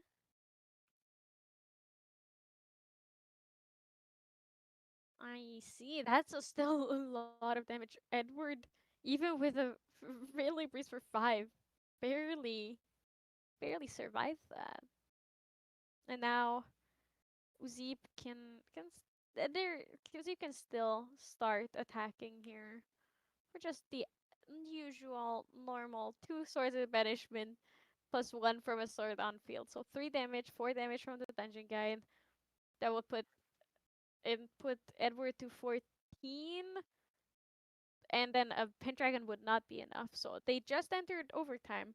So either this game is going to be another tie, or we're going to see Uzip take the game home. Which one do you think is more likely here at this point? So we're already at 4 counters on Gaugia. We can get 2 more off of level 2. So if we have a way to suppress just 2 more cards, we could see a setup here from Edward to go. But now with the Ghost Dragon play, getting a little bit farther away. So Uzip, if we have another Rending Flames or we even have a Flame Sweep, we could be pretty close to probably closing out this game just because we only need 9 more damage. And we've already forced Edward to throw out the Veiling Breeze once. So I'd be pretty confident that Uzip could take these next 2 turns and just go real tall on the attack just to close it out. Yeah, possible. Unfortunately, there's also an ASIN on board for Edward. So he has to get through the interception. And the Pendragon, he was afraid of losing the Pendragon here, so it went after the long tail.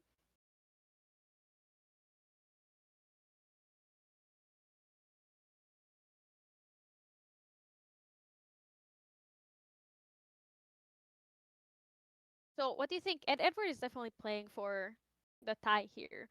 What is his best option? Because he only has 3 minutes, and this is, I believe, turn 2 or turn 1 in overtime. So what's his out? What are we going to see? Right now, because now we're in overtime, if we go fast, we would probably have 1 more turn after this. I would realistically say if you're playing for the draw, and because even getting a draw here is not good, because your opponent already has the 1 win. I would honestly say that these cards are going face, except for Asen standing up, and we are hoping next turn to have, or in this case, during our opponent's turn, be able to Zephyr 2 things or suppress 2 things, get those 2 on Byaku, push level 3, and just hope I have a Byaku's command in hand to go for lethal. That would be, I would assume, the route that Edward's probably thinking of, because we need damage and we need it fast. But instead, we went for the ghost kill. So It seems it's more for survival here. Yeah, the game 1 went on for 40 minutes, I believe. So that was not very quick. It was I feel like either this game was gonna end in a tie or a win for whoever wins the first game. There's the Ascension coming out, putting a sort of back. Is this lethal? If he gets a prismatic here, he can deal 3 damage. Not only 3. Oh, and we had 2 norm cards down. So we are not getting any value on removing cards. We're just doing the 3. Edward planned ahead. He knew. Oh, Flame Sweep down in memory. Flame Sweep's a good one to have here, especially with Prismatic Edge being a 3 damage sword. So it is nothing to laugh at. And we know Edward just showed us 2 non-win cards as well. So as beneficial as this for us not losing a card for Edward, it does also mean that is 2 less cards that could be preventing damage. Yeah, I believe the 3 damage from the fire reveal went into the ASIM protector. Which is an interesting choice, especially when you have Flame Sweep. Oh, wait, what? What are we seeing here, NEETfull? Is Usip going just for the 1-0? It looks like I'm actually not sure because we did 3 the ace, and I'm surprised we didn't just throw Dungeon Guide at it here. Oh, 3 to Zhang Zhao. Actually, it was 3. Oh, we didn't even see the Zhang Zhao died. Okay, yeah, it was 3 to Zhang Zhao. That's what it was. So we just played a full board clear here. So he's just playing to live here, not risking too much. So unfortunately for Edward, that is going to be time in round here. So that is going to be 1-0 to Uzip. Congratulations. That is so he's 3-0 now. I'm very unfortunate for Edward. The 1-0 loss. He's been playing very stally, slow decks this season. So unless he wins fast, it feels slow. It feels bad. And it's weird to say the Pony Toss is the fast deck, but I guess we're gonna still make the analogy of we're beating a dead horse. But it is unfortunately one of those things that certain decks like this is the decks that are running slower is you have to race the clock, and especially playing an online tournament where there is going to be naturally a more back and forth with the player to clarify things. It is a risky play and is a risky thing to do. And we saw once again that sometimes the slower decks you just have to race that clock. Well, I would love to talk a little bit more about that match, but as it is another going into overtime and we are getting ready for the next one, we are going to send it to a very short break. We'll be back here in about a couple minutes, 2 to 3 minutes to come back and with the final round for this weekly. So I will see you guys here in a bit.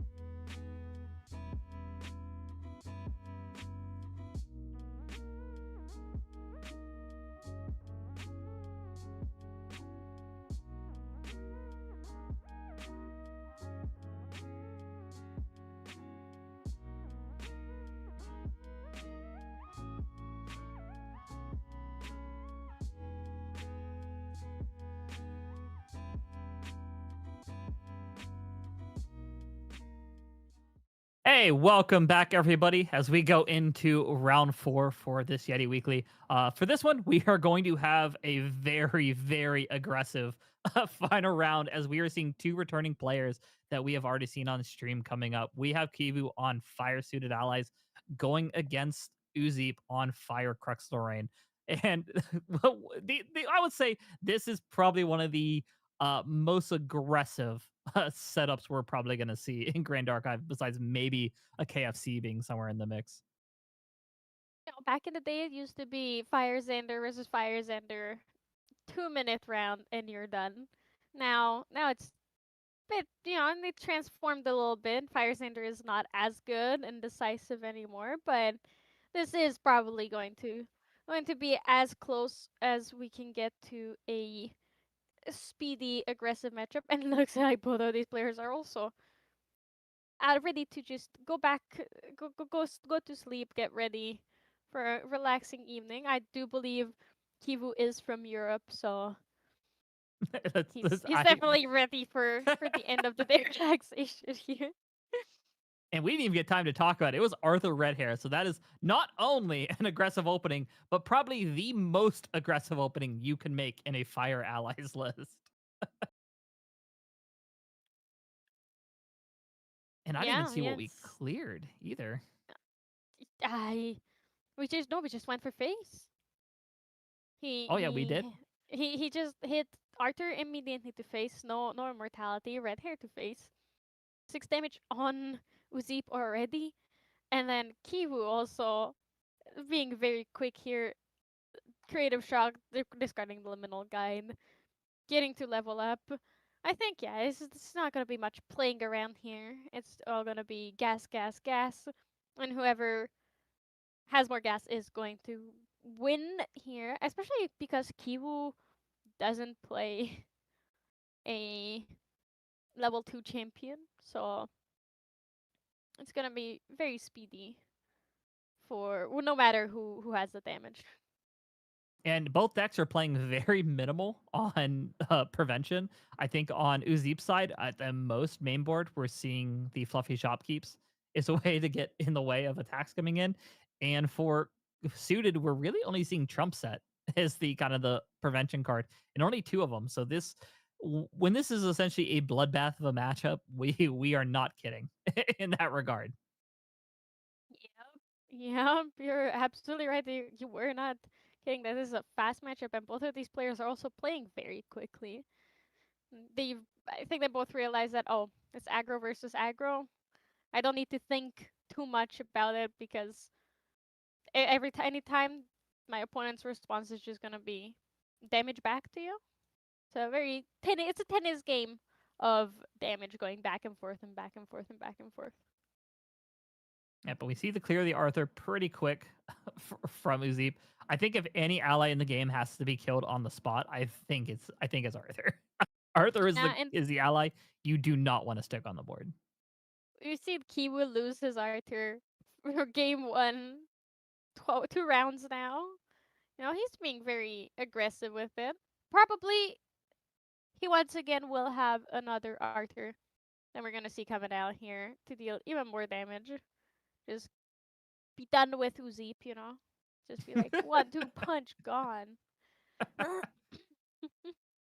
Oh, and we're seeing the tempo play. We're seeing the tempo play of just putting out the terrafring. So, in a sense, in a lot of these matchups, playing the terrafring is almost the exact same as just going level 1 Tony.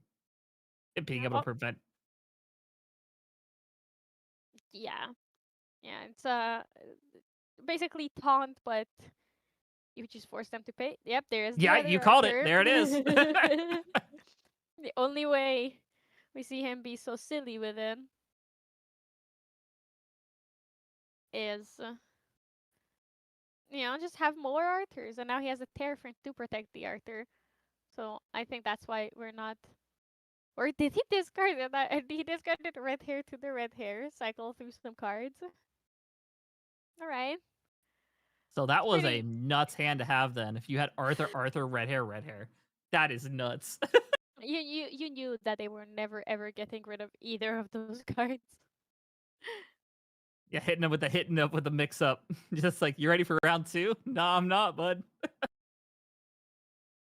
Yeah, it's a pretty wild. Oh, Uzip at the same meantime also just has the crazy hand. You know, he had the creative shock for the first liminal, creative shock for the second liminal. Now he gets to draw cards, and he has a hasty. What was the third card? I forgot, and the glare is so large. It was a hasty messenger, right? Yes, it was hasty. All right, Um, all eh, right. oh, we're putting the two more down too. Is this a flame sweep? Is this a sweep? Oh, All right, all right. A lot of damage coming through. A board gone. Uzi drawing two more cards, and also dealing 5 damage to face as well. Oh, and putting the taunt in the and way too.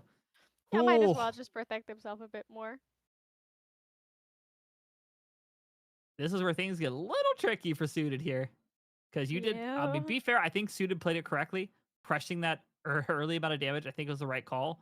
Unfortunately, it was our opponent just sometimes they got it. And in this case, they had it. Come after your hopes and dreams and crush them. You have a great hand. You're like, all right, they took one out, Arthur out. It's okay. I have another one. And then be sure that okay, my red hair is gonna be fine now, surely. And then they flame sweep you. Huh. Sometimes it just be like that. And this is what you were talking about. It is a fast matchup. Keep going for the impact timer. What do you think? Why do you think he's going for the impact timer instead of leveling up here and building his board? It's actually because how many cards do we have in hand right now? Do we have? If we have 8, we could play an ally, clear the. Yeah, because if we have it, we could clear the ally with if we have a 2 damage ally and then go for rending. But I don't think Edwards. Well, yeah, he's not even. We can't. He ain't rending because he's not even an assassin or a warrior. So let me actually pull up this deck list to see here. Because man, this is a bit of a pickle. Yeah, we don't Yeah. and no really attack cards. So maybe just gonna use the hammer to clear the ally and then maybe clear some of this board. But because generally the golden rule is you don't make hammer unless you got lethal. Yeah, that's why I don't know what he could be going for, but he is doing a lot of math, so definitely we're going to see a lethal line coming through here. Question Because we is need 10 damage for kill how? here. And if we have a dazzling, we can play it for free. Oh, It's it's all 20. it's a warrior level 2. Lorraine is It is a warrior. It is 24. 12 damage. Makes it even harder. yeah, so it's 2 damage from the impact hammer, not 3 because he's not a guardian. He just passed. Now just go Oh in yeah, the clear and then alright, let's see. So because he cannot attack with the champion anymore. So he needs to have allies that would deal enough damage here. And I'm sorry, it's not because he's a warrior, it's because well, depending on what you forgot, there was the shieldmate on board. Okay. Uh 2 of hearts. That's still 3 damage now. Paying for it, okay. So attacking for 3. 15 damage. And he only has 3 cards in hand. So it's there. I don't think there's anything else he can do. Very he unfortunate, could but have because he could have blazing throw to blazing throw the hammer and dazzling is the last card. But even then, I don't. Even then, it's not enough. It's only 6 more. not quite there. And now Uzib just gets to have free reign over Kiwu's life total during immediately just going attacking with the liminals and the hasty messenger for 3 damage. Bonking Kiwu up to 11. I was there's 4 wait that but he has a spirit and Ooh, Trump Trump set. All right, our favorite card. Trump set going to the 2 of hearts. Um, I was going to ask you why do you think he has exactly 3 cards in hand, and I did have a suspicion it's a Trump set. It indeed is a Trump set. So now that 2 of hearts is going to be gone. There's nothing Uzip can do about it.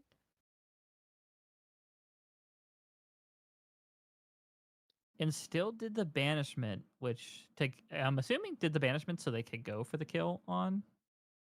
I believe Kivu just got too excited and was like, yeah, before retaliation, I I play Trump set, and then but in the meantime Uzip didn't have time to banish the 3 cards. Yeah, we saw Because 3 if you banish from fire on that, which is I'm guessing it was just to be able to kill the ally, but because you can respond to the on attack as well, right? for With the the yes. Trump set, so technically Uzip didn't have to banish 3 cards if Kiwu responded to the on attack trigger, because then he would have been like, all right, rending alone is enough to take out 2 of hearts because it is a 1/1 ally. Yeah, it's a weird situation where you could, in response to, you could let them do the on attack trigger resolve, then do it. But in this case scenario, it was just easier for, you're dead regardless, I think, on board to the rending. So at that point, just play it whenever. Yeah, and it seems that Uzip did have the game here. What did the last 4 damage to Kiwu? Or did he just be I like, think it was just he just conceded because he was like, oh okay, I can't win from here. a lot of stuff losing the ally as well, not really able to pressure that extra damage, which that's one thing about Fire Lorraine, and you're an ally deck. It feels real bad when you have a lot of potential on board and it's gone in one instance. Yeah. Which Yeah. probably really wanted to see that Mortal Ambition a little bit earlier in that regard, but Yeah, it was a bit tough not having the Mortal Ambition for the cleave, so that his allies were gone for nothing. But it's okay. It happens. Now this is why we have sideboards. So I think we should take a quick peek at them because we did talk about them before, but we didn't talk about them in the context of this matchup. yeah, and we can start with Kivu because I think a lot of what we talked about with Lorraine early on, we'll get to it still, but we talked about Lorraine, I think still holds true in this matchup. But for Kivu, we're probably gonna see, we could see the suited trickery come into play. Being able to force our opponent to pay 2 more on the attack can actually be pretty good, especially if we can kind of judge the rending flame turn, or in this case the flame sweep turn from coming out. The extra Trump set is very likely coming in. I would be shocked if we didn't see it. Um, but I think Yeah. those would be the primary ones. Not really too much a reason for staggering strike. Our opponent didn't show us a lens, so I don't think we have to worry about Cheshire Cat.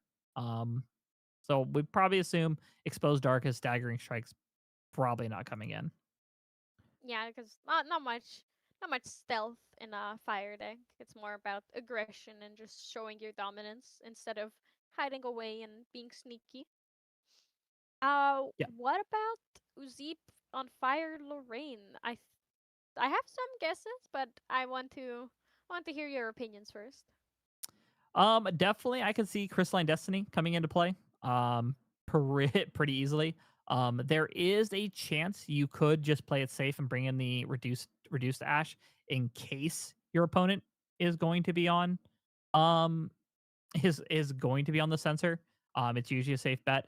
But I maybe a hot take here, but I don't think you necessarily, as we saw last game, you don't necessarily need the top heavy rending flames to close out the game.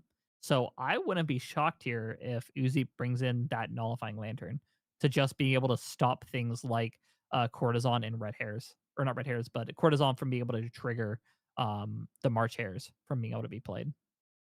Yeah, also very possible. I'm curious if he will go because it does hinder himself a bit too Yeah, with the but your opponent rending. only being at a maximum of 20 life though, like it doesn't feel too bad. Depends if he knows that or not, you know, because he could have been like, oh well, they didn't have time until now to go up to that level level 3, level 2 here.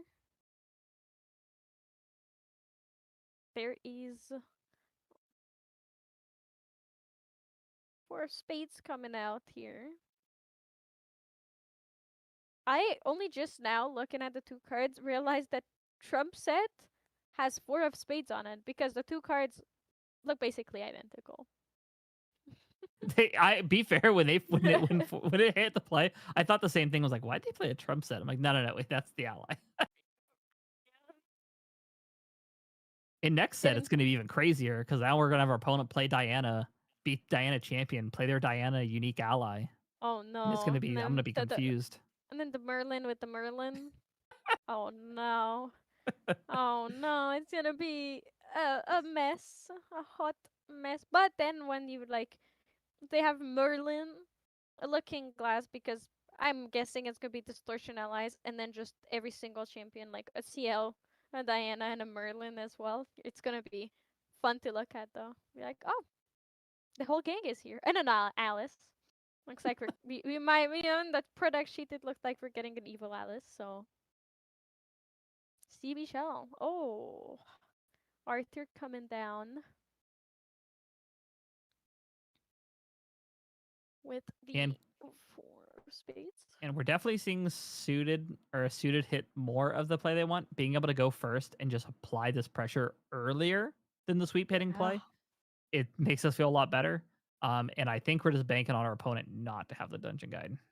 Yeah, because the 2 of hearts also comes down, and Kibu immediately activates the ability. Not having to pay for it because he does have 4 of spades and 2 of hearts, so it costs 2 less.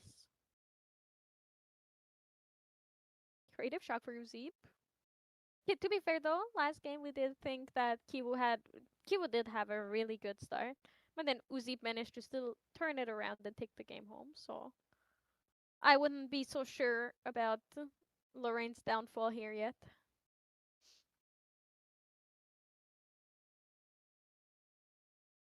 Yeah, both of these players playing really standard games. Yeah, I was just about to say it looks very confusing having a liminal guide on top of Lorraine. Just a On way to show those triggers. I'm assuming it's the best way to do it. Say, I'm going to do Yep, this first, then I'm going to do this one. and this and this. Yep. That makes sense. Uh, I right. would Uzi not finally recollecting. You would not what? I'm interested. I would not be surprised here if we see a dungeon guide at level 2 just to be able to completely just kind of decimate this board very quickly and put us in a situation like last game where now it's going to be an uphill battle for Kivu. And Yeah. but I will say in terms of Kivu, you do have a lot more suited allies in play this one. So you do have the potential of getting closer and closer to that Queen You of have Hearts. suited allies in play right now. This time, unlike last time. Ooh, 3 of hearts going in for Uzip. Are we going to see that 3 of hearts take care of the 2 of hearts? There's so many hearts, man. It's confusing. I would be shocked the liminal is probably going to clear the 2 of Hearts, and I would assume they're going to kill the Arthur, as I don't want to be the one to leave an Arthur on the board. Yeah, yeah. Oh yeah, he does have a lot of allies that could just take out the Arthur, and Kiwo made the mistake once again of not making that Arthur immortal, going for damage. So you are absolutely right, and there he goes. 2 of hearts also going down. So instead of a lot of suited allies, we're back to 4 of spades, and everything is gone. No Arthur, no suited allies, while Uzip has 3 of hearts, now has a Stalwart Shield Knight and a Liminal Guide and is Lorraine, so he just has a sword. So we went from, oh, it's looking good to Kiwu for Kiwu to back to Uzip is leading this game. And we are back to where we started. Go on the Terrafring. Hopefully, it'll work this time. Hopefully, they don't have the crazy rip. Yeah, that's what we're hoping for, so we can see a bit more of a game from Kiwu, because last game he got very much rolled over, and there is the suited trickery. So it's like a double Terrafring time. Yep, and the way this works is until the next turn, players cannot attack with champions specifically. So allies, ignore the effect. Uh, you have to pay 2 more with the attack declaration. As you said, it's another Terrafring, but we do get to replace itself because we do have a suited ally, which is a very nice way to say, all right, do you have 8 cards to flame sweep me? Yeah, yeah, we like, or just have an extra turn of 6 cards to flame sweep, or GG, be happy. Oh, is that a Rouge? Is he just Think- pushing for more damage here, because that's a total reserve cost of 5. So he didn't even get anything from the Rouge. Or am I miscalculating something?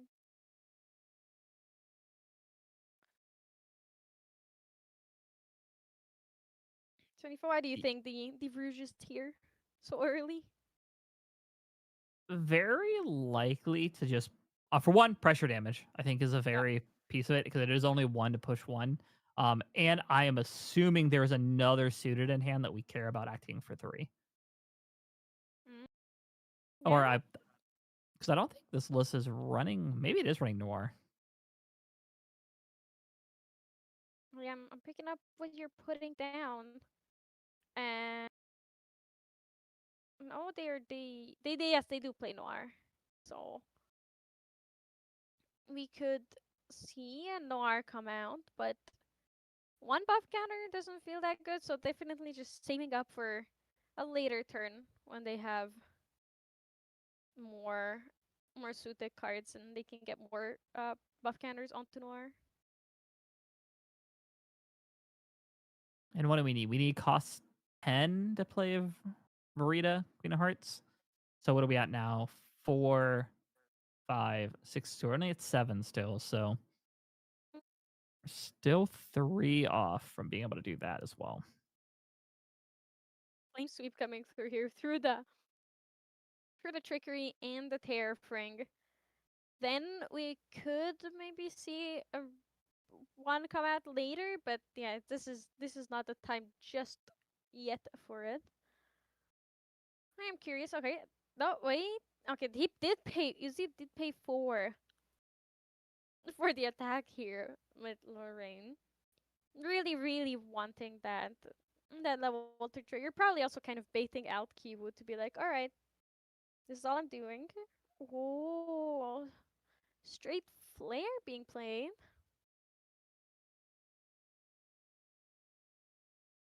Did the straight flare go just to face?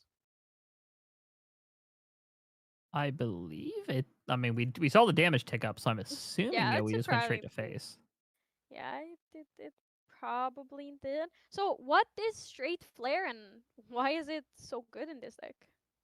So straight flare is essentially what I'm just going to call it mini fireball is the best way to put it. As we essentially get a mass of suited allies, we are able to do additional damage based on the different cost of suited we have. So if we have 2, and it's always +1 too. Why I call it kind of the mini fireball is we have 2 suited allies, we come in for 3. We have 3, Mhm. 4, so on and so forth. So in games where the opponent really isn't interacting with our board, it can become a very, very big threat to hit. Or in some case scenarios, it can also just be a way to do pressure that little bit of extra damage. But it also is units, so some case scenarios, we can use it just as a way to clear our opponent's board to save an ally being attacked into or deal with some problem card that's on the on play. It is a spell, so unfortunately it does not deal with Cheshire Cat as much as we probably wish it could, but it does deal with some of these more problematic early game allies that we've seen some of these decks do in response to this. Mm, yeah, it's really really good. It's a very versatile card, and I do like the mini fireball idea. Oh, Kiwi's board is back to being non-existent, but we're getting closer and closer to the Verita here. But Uzi also looking very scary. A bigger board. Lorraine's still there, already level 2. His influence being, I believe, 6 or 7. So also very scary. Blazing throw coming out from Kiwu, throwing throwing away that impact hammer onto Uzip's face. What do you think we're going to see here? Because now Uzip is on 90 damage counters. We're instead of seeing the dazzling come out, are we seeing double dazzling? Oh, we're seeing Duchess. Duchess is coming out here. 6 of Hearts. She does have Kindle 6, so the red hair also comes out, and that's why it was a lot cheaper. And that was game. Alright, so by the time I asked you what he could do, Q already had it and was just going for the We saw the Duchess. pressure for. I assumed after we saw the pressure for 3 at our opponent's face, I assumed there was some kill we had ready. Yeah. Because not dealing with an ally and kind of giving ourselves kind of a safety net there is seemed a little odd, but going face, it's like anytime you see a fire aggro deck throw a random spell at you and say do damage to your face, you know you're probably in for a It's going very to rough turn be following that. done. Yeah. Yeah, very scary. Um but yeah, so that was game 2. We're at 1-1, and or it took less time to finish that game than Uzip's first game against Edward last round. So I'm excited that we finally have a full best of 3 play out on stream here. Yeah, that we said these decks don't have a lot of ways to protect themselves. A lot of as we mentioned earlier, is just hitting that gas and going as quickly as possible, and we are seeing that here as well. Um, we know this is not a game where we can take our time. Both these decks want to win this race.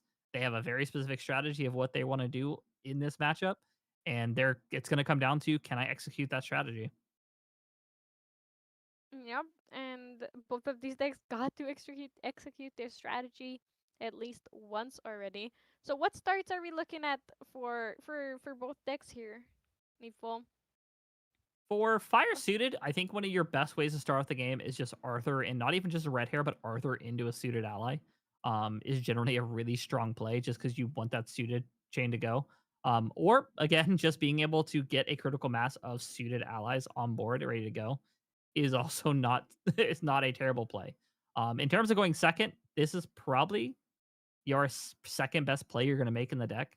Being able to not only have that four of spades online, but also have the 3 in hand to activate it if they try to deal with it, is a nice way of saying, I'm going to go neutral on my play. And one thing I learned about Grand Archive, neutral plays are absolutely fantastic. Yep, and in the long term, the Four of Spades will also work towards allowing your Verita to exist. So even when you go neutral, you're technically still up with a suited ally being gone. Uzi being having the perfect hand here with the double creative shock and into liminal guide once again, living the dream here. Liminal guide every single game. I just assume they have it. Like anytime I see fire, I'm like, just show me the liminal guide. I know you got 6 of them in hand. Yeah, yeah, that's what it feels like every single time. But it seems for now it's not. Neither of these players have a crazy start right now. So we shall see how it goes. There's the fluffy shopkeep coming out. Haven't seen her in a hot minute. I think this is our first fluffy shopkeep of the game. Can't remember if we saw one round 1, but it is definitely for suited. That is not the ally you want to see. Yep, it's hard to take care of, and gives your opponent a really good, really nice advantage of having an interceptor and going card neutral. Like you said, any card that goes neutral is really really good in this game. So here's a Zeep to demonstrate it to you that yeah, he's actually gaining a lot of value while going card neutral. So what do you think is the plan for Kiwu here now that it's the four of spades is gone and Uzib has an interceptor and a scary board and a level 1 Lorraine? For Kifu, it's really tough here because you've already seen your opponent dig what we're now 5 cards deep, on top of just normal draws for turn. So we've already seen a very large portion of our deck. So we can't count on them not having the flame sweep. So we're probably gonna see the play here is we have 2 options. We can go and just bank on them not having the flame sweep and completely commit our board, which going to Tony level 1, I'm not gonna be shocked if that's the play. Or what we do is we kind of play a little bit more of a tempo game plan where we Mhm. use Tony to play an ally hit, and not give that level 2 as much value as we had on game 1.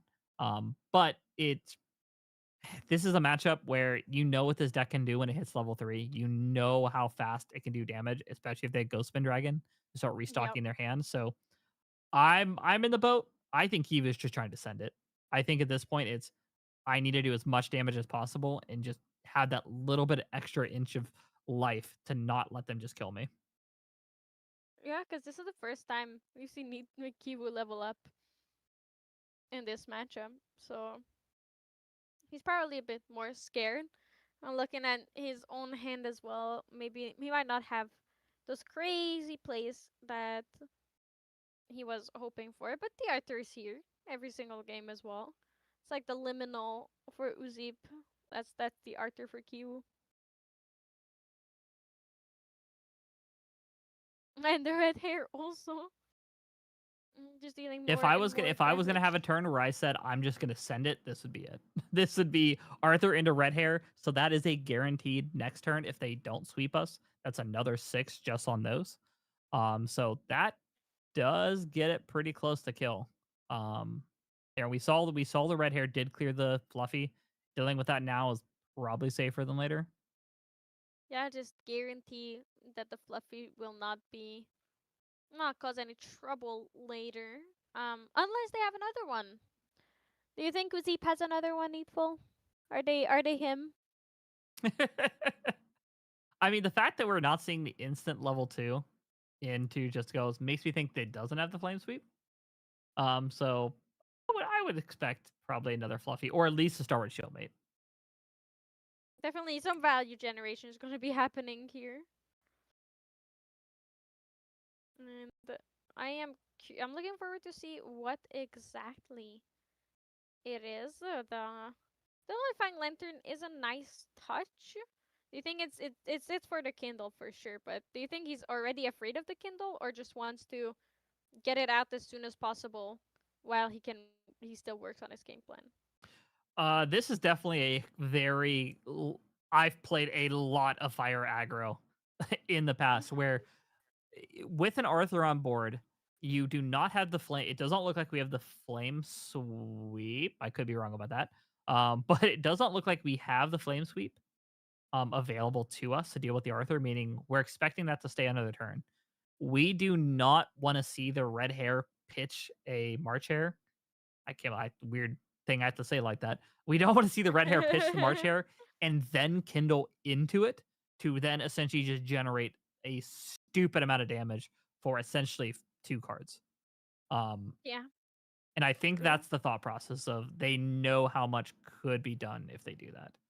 Just And it a precautionary tale of yeah, just better to be safe than sorry. The dungeon guide l- also making sure that level 2 does come in and the March Hare is gone there. So he's being extra careful. There is not going to be any March Hare shenanigans right now. and did we see the Unless, flame sweep? It looks like yeah, we did. So it was a flame sweep. yeah. And luckily that Arthur lived because it was immortal. So Hmm. Right. Oh, that makes a lot of sense why the Archer was immortal, because there was only 2 damage on face for Zeep. And then the Fluffy Shopkeep was also gone, so yeah. Finally, yeah, every time Kiwu learns from his games and being like, yeah, maybe I should not let my Archer be not immortal when I can just do it for free. It can become immortal without any consequences. Yep, and this was just a play of Uzeep just playing it safe and essentially shutting out almost every avenue that Fire Suited is able to do here. We still do have the options of being able to get a couple things like setting up for maybe the Queen of Hearts, but it's going to be with only having 14 more health left and not a lot of ways to protect ourselves. It's and our opponent almost at level 3. It's definitely not looking great for the suited player. The lantern is probably the last thing we wanted to see in this matchup. Yeah, yeah. Um, yeah. In the meantime, there's been a 3 of Hearts coming in, and oh, a suited trickery to guarantee no more Lorraine shenanigans next turn. Do you think that suited trickery was maybe 1 turn late? 100%. 100%. It was probably a turn late. And one thing about suited trickery is sometimes if you have a suited ally, it is just a cycle card. It is simply a throw one away that I don't want and draw something new. Mm, yeah, it's also one of those just draw a card cards that we very often see. Uh, so it's still pretty nice. And if Uzi does go to level 3 here with maybe another dungeon guide, it's still not going to be as scary to Kivu as it could be, because there's not going to be any crazy crux turns just yet. Oh, No, but we there's don't a care. flame sweep. All right, I just don't care, and it just have the flame sweep and the Lorraine and clear board and have enough influence to do it, because like you said, it is a fire matchup. It's an aggro matchup, so both of these players can just not think about exactly what's going to be the repercussions, like how people are gonna stop them. It's just send it and deal as much damage as possible. Not many decks can say they can just flame sweep for pay an 8 cost, making the waters cleave look slightly better. Maybe it's True. playable if I can play it for 8. Yeah, I mean, water does have a lot of more card draw and a lot more fractals and reservables now than it had back when Tidal Sweep came out. So, definitely Let more viable. title sweep the sleeper. You've heard it here. Clem has called it. Taking down a scent with title sweeps. Yeah, it's gonna be Ascent Niagara on theme for the falls being, water close to water. Tidal Sweep's gonna sweep the Ascent away. Not literally, the card itself. Okay, no, it's not gonna be any funky other stuff happening with water. Just water Grand Archive cards. Yeah, most of And these I think at players. this Yeah. I'm thinking at this point we're probably just gonna see a even with 8 cards down, I wouldn't be shocked if we just see Uzeep just say, pick 3 of these cards. I'm going to level 3. Good luck. Yeah, might as well just go for it. The 2 of Hearts coming out from Kiwu as well as the Noir. So, ooh, the Noir Raw does feel very bad. Kiwu is definitely looking to just push as much damage as he can. Do you think there's any other reason he didn't hold on to the Noir other than just have damage, just start pushing as much damage as you can as soon as possible? I think part of it is just I don't think we're gonna get enough suited allies on board to get Noir online. The fact that we need generally to be able to trigger Noir is you need that turn 1, play a big suited that they don't answer, and then follow it up is the most common player art we see here. But I think for think for Kivu, Kivu knows that I just am not gonna be able to stick an ally. So it is better to just start dumping my hand, do as much damage as possible, and hope my opponent doesn't level to 3 and stabilize here. Yeah, yeah, it's a bit. It's mostly wishful thinking at this point. At least that's what it feels like, because Q probably exhausted all of the allies that he can comfortably play here. So he's just trying to do as much as he can. And we might be seeing the beginning of the downfall of Kibu's suited deck in this game. And that's one thing is I've talked with a couple. There's a local here for NDFW who loves suited allies, and one of the matchups he talks about is like I hate seeing it, and it is Fire Lorraine. It is a deck that you have to suited has to commit a lot of allies on board, and there's not a lot of ways to stop a cleave currently in the game. We've Yeah. even seen him ask for. He goes, "Give me an anti-cleave card. That's all I ask." Play Effigy of Gaia. Just play wind edible allies and Effigy will save you. You're He heard welcome, it. suited players. Water I suited mean, needs to be just animals. yeah, it would be a fun deck, a wind suited. That's all just cute little animals on the cards. Just ideas I'm throwing out here. In the meantime, Uzip also going up to level 3 with another, well, also going up to level 3 like we were discussing with the dungeon guide. Having a lot of things on board that this Ghost of Pendragon King could put back. Most Oh, likely that's that just GCR. disrespectful. Putting the ring out and then using the ring to return off Ghostman Dragon. Go see this ring. Don't even need it. Yeah, I can just draw cards without even banishing this ring. So he Which he I think we he. even still had the sort of Have seeking fun. in the deck Yep. too. I think we could even just sort of seeking, but no, we're like, see this ring? Nice, isn't It's it? not. It's only one card in the material deck, and that one card is the Grand Crusader's ring. Oh, are they down to? They are down to one card in the material deck. I forgot they did play Fluff. I forgot they did play Fluffy Shopkeep earlier. Yeah. So it's just one card, and it's always going to be the Grand Crusader's ring, unless of course an Ascension comes out, and then suddenly there's more cards in in the material deck. Let's see how Kiwu deals with the level 3 Pendragon Dungeon Guide, Liminal Guide. The board itself, when you say it like that, oh, it doesn't look that crazy, but it is 6 damage and 5 plus 1, another 6 damage from Lorraine herself on board, which is lethal, which is way over lethal for Kiwu here. Yeah, this is a spot where you start doing the math of like, can I do 17? Yeah, or take care of the board while also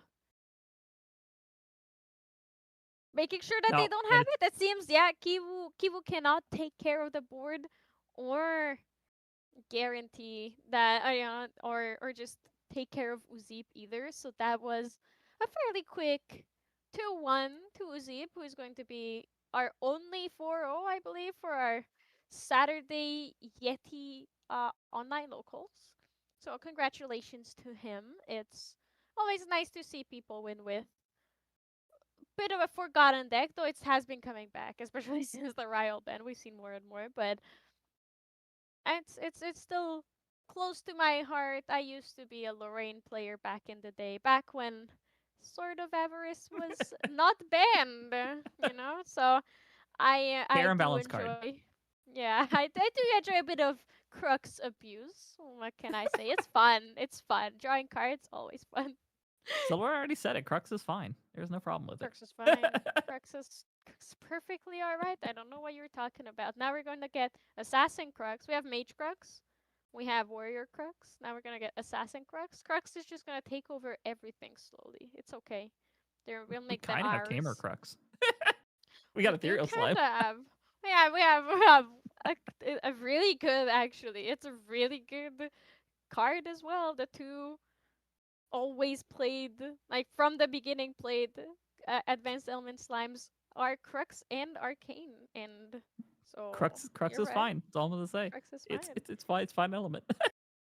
We no need to ban Merkblade. There's no problems with Merkblade going to the next set. We'll say it here and now. It's perfectly fine. Just keep it in. What could go wrong? Yeah, we're gonna have Pendragons that are worse than Sword of Avarice. So Oh, yeah. could you imagine a world where we don't ban that and we just go, how many prep do you have at level 3? 3 prep. How many Ghostman Dragons in your hand? Uh 3. Playing Wind, if you're playing Wind, it can be like how many like Displaces and Zephyrs in your hand? That That's a problem for 8? tomorrow, isn't it? Yeah, yeah. So But yeah, I'm today looking forward to that. I am too. And I will say today was a really kind of matchup across like different decks. We saw almost every round we saw something new. Well, besides last round, because the only undefeateds were two decks we already did see. But I mean, across the board, we saw a lot of different type of decks. We saw Wind Serio. We got to see Water Allies. We got to see a Water Slimes start off. Um, we of course got to see Suited. We got to see Fire. Uh, we got to see Fire Crux Rain, and of course we got to see what we saw a little bit earlier in terms of the Wind Edwards, Wind Byaku kind of flicker Wind ally. So it's really cool to see that this meta is supporting a lot of these different decks. This is probably the time if you have not thought about playing Grand Archive, you're really unsure of a deck you want to play. I would say right now is probably one of the best times to jump in and play. Proxy up a deck, play with your friends, learn the deck because right now the meta's open. There's a lot of things you can do. There's a lot of different deck archetypes that are very, very strong. So you don't actually feel like you are forced into playing a deck that you don't like to be competitive. So if you have the chance, right now, best time, jump in, jam Yeah, some games of Grand absolutely. Archive. I do not think you'll hate it. I've even seen Henky talk about possibly bringing back Fire Slime. So the meta really is open.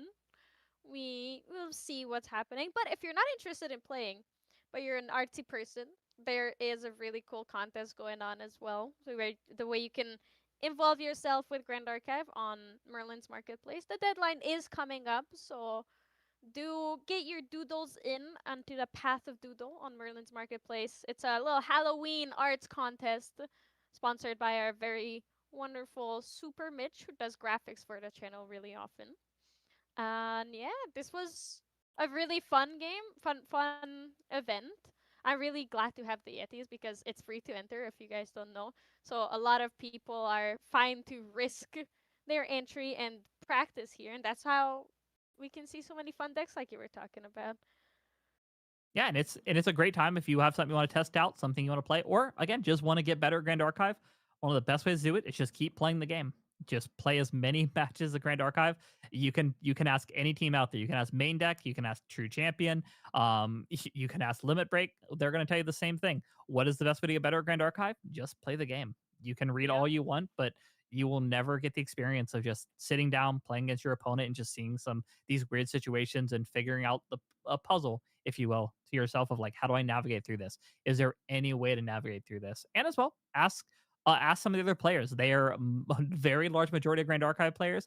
The reason we're casting here is we love talking about this game. If you sit there and say, "Hey, can you tell me why you do this in the deck?" I don't think you're gonna have many players be like, "Nah, I can't. I can't really explain it." Most of them are gonna be like, "Oh, you want to know? Oh, come on, sit down across me. I'm gonna tell you everything about this deck." And regardless if you want to hear it or not, they're gonna tell you everything. So Yeah. Yep. And then you can get a great grasp of the basics. And then when you sit down and look at the hands you draw, you're going to be like, what's happening here? I wasn't prepared for this. So that's why you also need. You should ask everyone and get the basics and get like the intricacies of the deck. But then also get some play experience by joining Yetis, by going to your local game store to just feel the cards in your hand and actually make the decisions and play the deck. yeah, and always ask your shop if they're okay with it. But I know most shops out there. I know in DFW we are like this. If you are still maybe on the fence of jumping in the game, you're really not sure if you want to play, ask when their next weekly is. Ask them, say, "Hey, I'm new to the game. I really like it, but I can't really, maybe I can't afford to pick up the games, or I don't know if I want to invest in the game yet or anything." Feel free and say, "Hey, are you cool if I proxy?" If you go over Yep. to the index for, you can go straight through Grand Archive site, go to their database. They have a awesome feature which any card you add, you can add to a print and play sheet, so you can print out those cards, slide them in a card sleeve, shuffle it up, and most players are going to be like, "Listen, it's a weekly. You really want to learn the game. I want to get better at the game. yeah, of course you can do that. But always ask ahead of time. Don't just show up and say, "Hey, I proxied everything." Just when the game starts, just ask your opponent, like ask the players, like, "Hey, I'm new. I want to try this." And the community is very welcoming. They're more than likely they're going to be like, "Yeah, like jump in, have fun." And people are also very likely to possibly be like, "Oh, you need some cards? Let me hook you up. Let me get you some stuff to get you started." Yeah, yeah, I absolutely agree with you. So do listen to NEETfull. He's a very well versed Grand Archive player, and especially having his own not good local community from what I've heard and what I've seen as well. So you should absolutely do that and explore and do your best. But speaking of locals, I do want to play some Grand Archive games myself. So I think that is going to be all from us today. Thank you everybody for watching. Don't forget to like the stream and subscribe if you want to see more live Grand Archive content. I've been Clem Hopkins here with my wonderful co-caster NEETfull. And see you guys in a couple of weeks. See you guys soon.